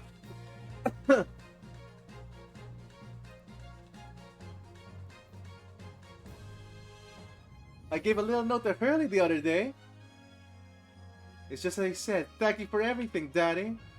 If I'd made Hurley cry, I gave some lotion I invented as well to dye his hair red safely. He said he might make him cry too, so he'd rather not use it. Well, okay.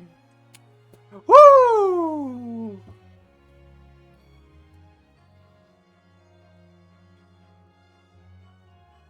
Oh? In those days, when I was known as a Reaper, I felt your presence at my side. Once unable to bear the burden of that grim pseudonym, I even retired from the courtroom. Despite everything, I still wear your prosecutor's badge with pride. For the darkness that once behest me and knows no more, as you too are no more. In the words of a young foreign friend of mine, I must stride forward toward a brighter future.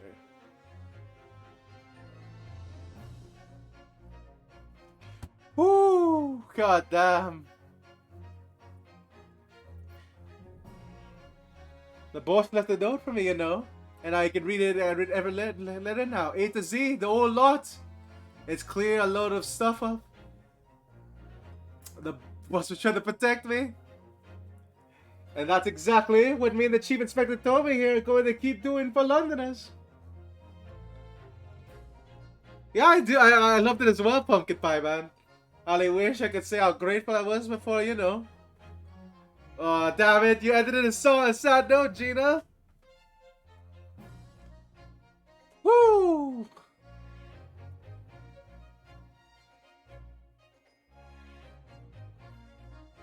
Gina, the truth is, I'm not upset and felt you think I am. It might be a diver heart, but it's a good heart. You reminded me I needed to be true to myself. Wait, is this a ghost?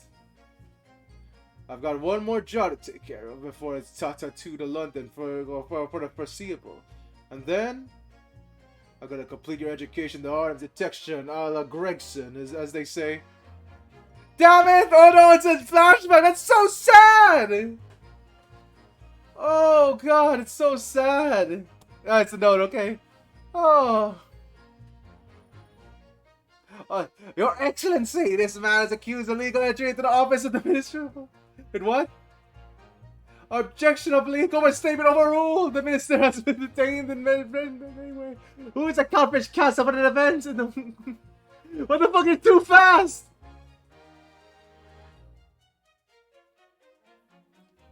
Perhaps I should have engaged the service of a regular legal team.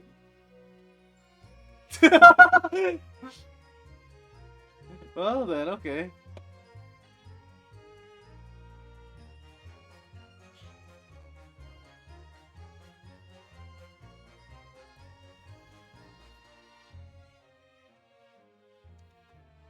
Mama, is it true that about Japanese people? Are they experts about filleting corpses? Yes, they are. Fish corpses on the whole. I'd like to hone my own filleting skills. You don't mind, do you, Mama? Yes, I do. I'm not a corpse as of yet, am I? No. And I'm glad. Well, that turned wholesome.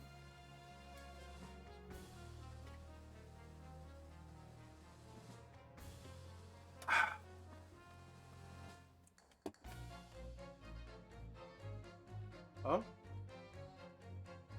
Here I am in Great Britain, the adventure of my dear old university friend. He sent me a very nice essay he'd like to show me around, that everything was settled. But what have I done? I was so excited I picked this splendid hotel, now I can't afford the bill. Oh, Barrow, come to my rescue again, please. I wish I could just flash in the thin air sometimes. Oh, shit. Okay, Hairbrain. Yeah, it's Larry. It's not as bad as Larry Butts, to be fair. Larry Butts is in multiple cases. When I turned into waxwork and pressure of the kill in the cemetery, I realized that what had happened. But even now, the witness standings, the highest court in the land, I could never speak of it. The Lord Chief Justice and I had struck a bargain, and you see, for a favorable reproduction of the visage, there's nothing we Thistles would not do. Oh shit, she's gonna do. Okay.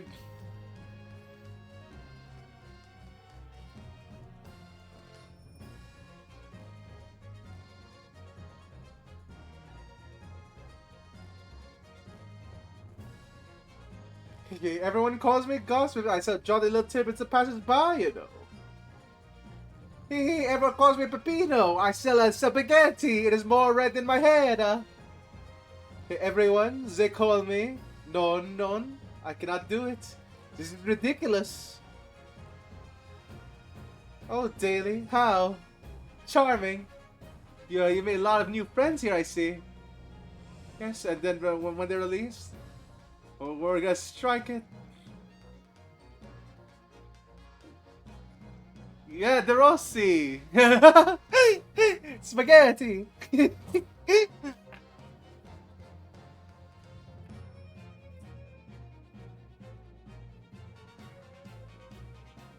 When I was accepted in the foreign study tour, I knew exactly what path I had to take. However, it might end, I knew that I wanted you there to see it. I ended up in the dock. There's no one I could have rather than defending me. But now, thanks to you, there's a new path I want to take. I'm sure we'll meet again in the courtroom, my friend. Until then, I leave Karma in your care. Yeah! But no, Corn Girl's not a character. They're just part of the... They're just part of the jury, Uber Dragon.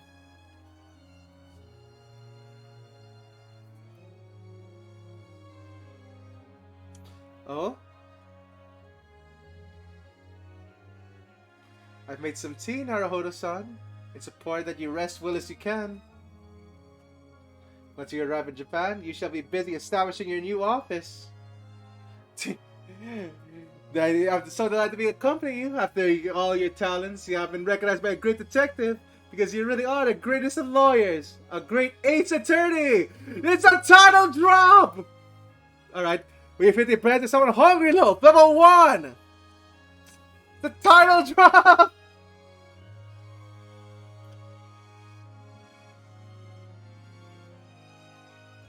Ah!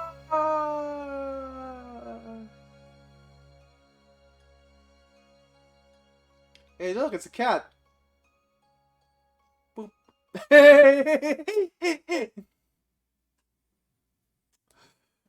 Woo!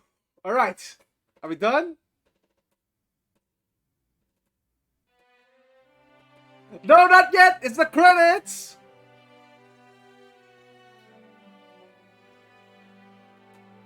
What?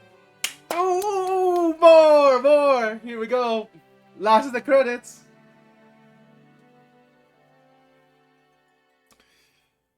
Oh my god, this was fun though. Even though it took a few months to finish.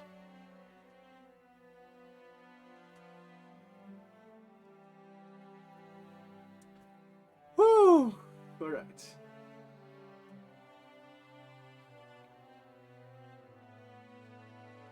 Yep, it was a very wild ride, Mookie.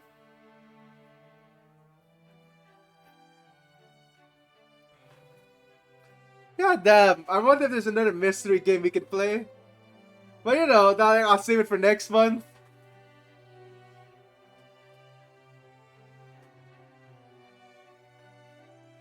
Yeah, but you know, I'm big brain. I'm actually guessed most of this right. I think. I think I'm actually saying. I think I'm actually guessed most of these right. Actually, you suggested Disco Elysium before, right, Auxiliador? You suggested Disco Elysium, I think so. But yeah, damn it. Yeah, we might try that next month. We'll see.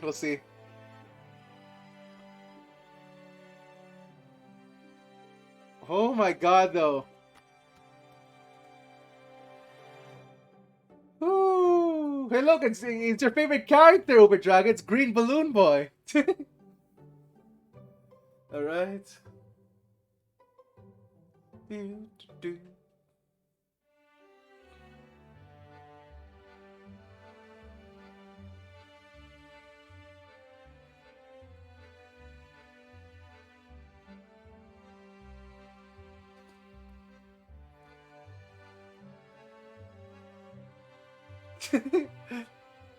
mean, obviously, Give me coin. There's no way. I don't think they put the jury here. Hey, look, it's Pepito. It's not Pepito. It's De Rossi.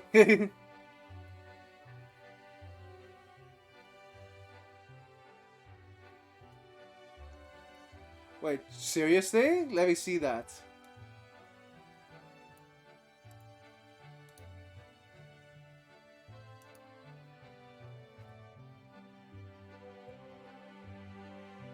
Holy shit! That exists! Oh my god, okay, you know what? You know what? Maybe. That's the... I'm willing to play the... This is dance again! Oh look, it's a gavel dance as well! Yeah, it's Strongheart!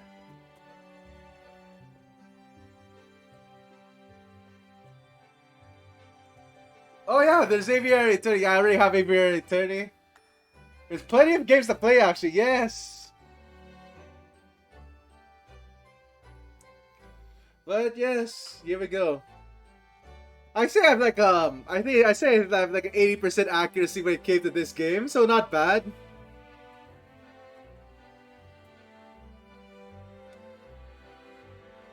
I don't know, maybe 80% is too much. I say like a good like 70.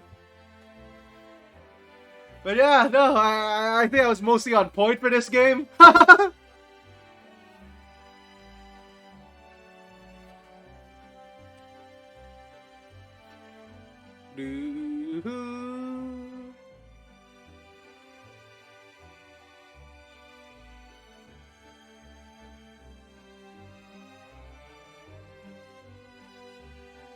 Yeah, easily 70%.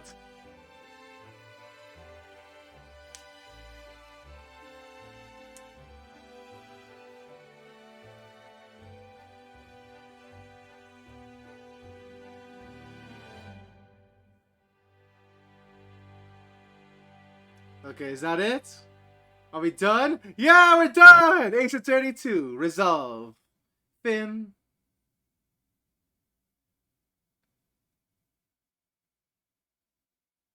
Okay. Oh wow, you also get his art. Very nice.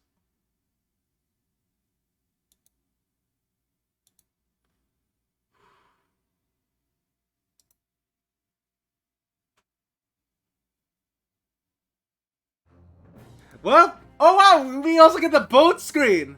Oh well. How great, right? But unfortunately, it all comes to an end.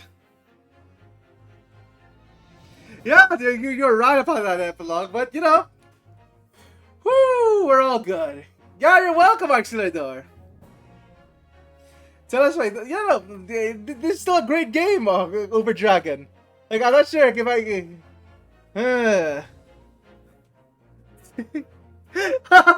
I don't think there's that many best cases or worst cases for me. Best character. Favorite. You just don't want this to end, right, Uber Dragon? Oh my god. God damn, though. It's already 5 a.m. for me. Portraits. Oh, hey, wait a minute. He was gonna have spikier hair?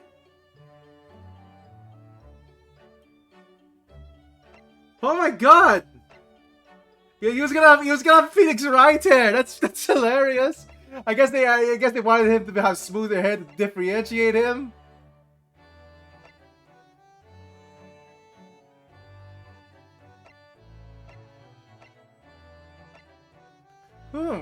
Well, okay.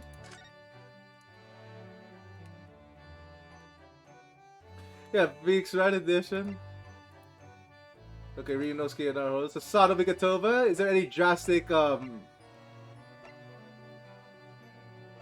smoother brain? I wouldn't say that. Oh wow, they just figured out Mikatoba as they went, I guess. Like it wasn't like most of this is most of Ryunosuke's like thing is just figure out what hairstyle to give him, I guess. Like these are the iterations. That's hilarious. They couldn't figure it out.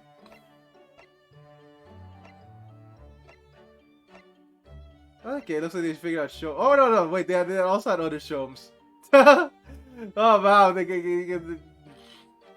wow, this seems way rougher.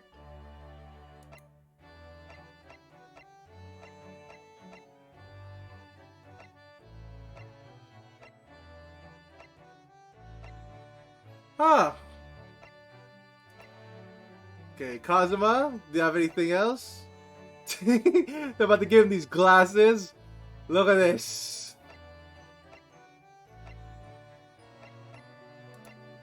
Okay, Van Zeeks, let me see what you got here. Holy shit, Van Zeeks has a lot. Oh my god, Van. That's a lot of iterations of Van Zeeks. In the end, they just made him a vampire.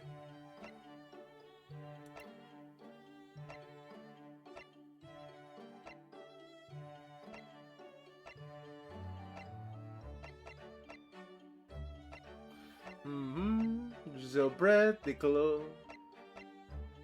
Holy shit, wait a minute! Is that the judge from the waist down? I don't think we've seen this before. I always assumed it was just the void. Alright, Joris, Roseki. Your judge has legs! And commemorative. Alright, but that's it. For now, thank you all for watching. I'll be back tomorrow because it'll be the start of Yu-Gi-Oh! Month. Holy shit. So, okay, so here's gonna be, here's what the rule is gonna be. I'm gonna keep trying to fix. So until I finish the game, I can't come off of it, which means yeah, I'm gonna drive myself crazy trying to finish Forbidden Memories, and then we'll go to the next game. God damn though,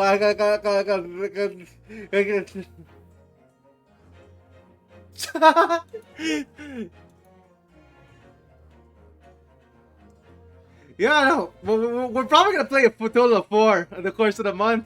Might be 2 actually, depending on how hard these are. Cause I have no doubt that I'm gonna have my I'm gonna have my shit pushed in with Forbidden Memories. No doubts at all. But anyway, let me press the raid button.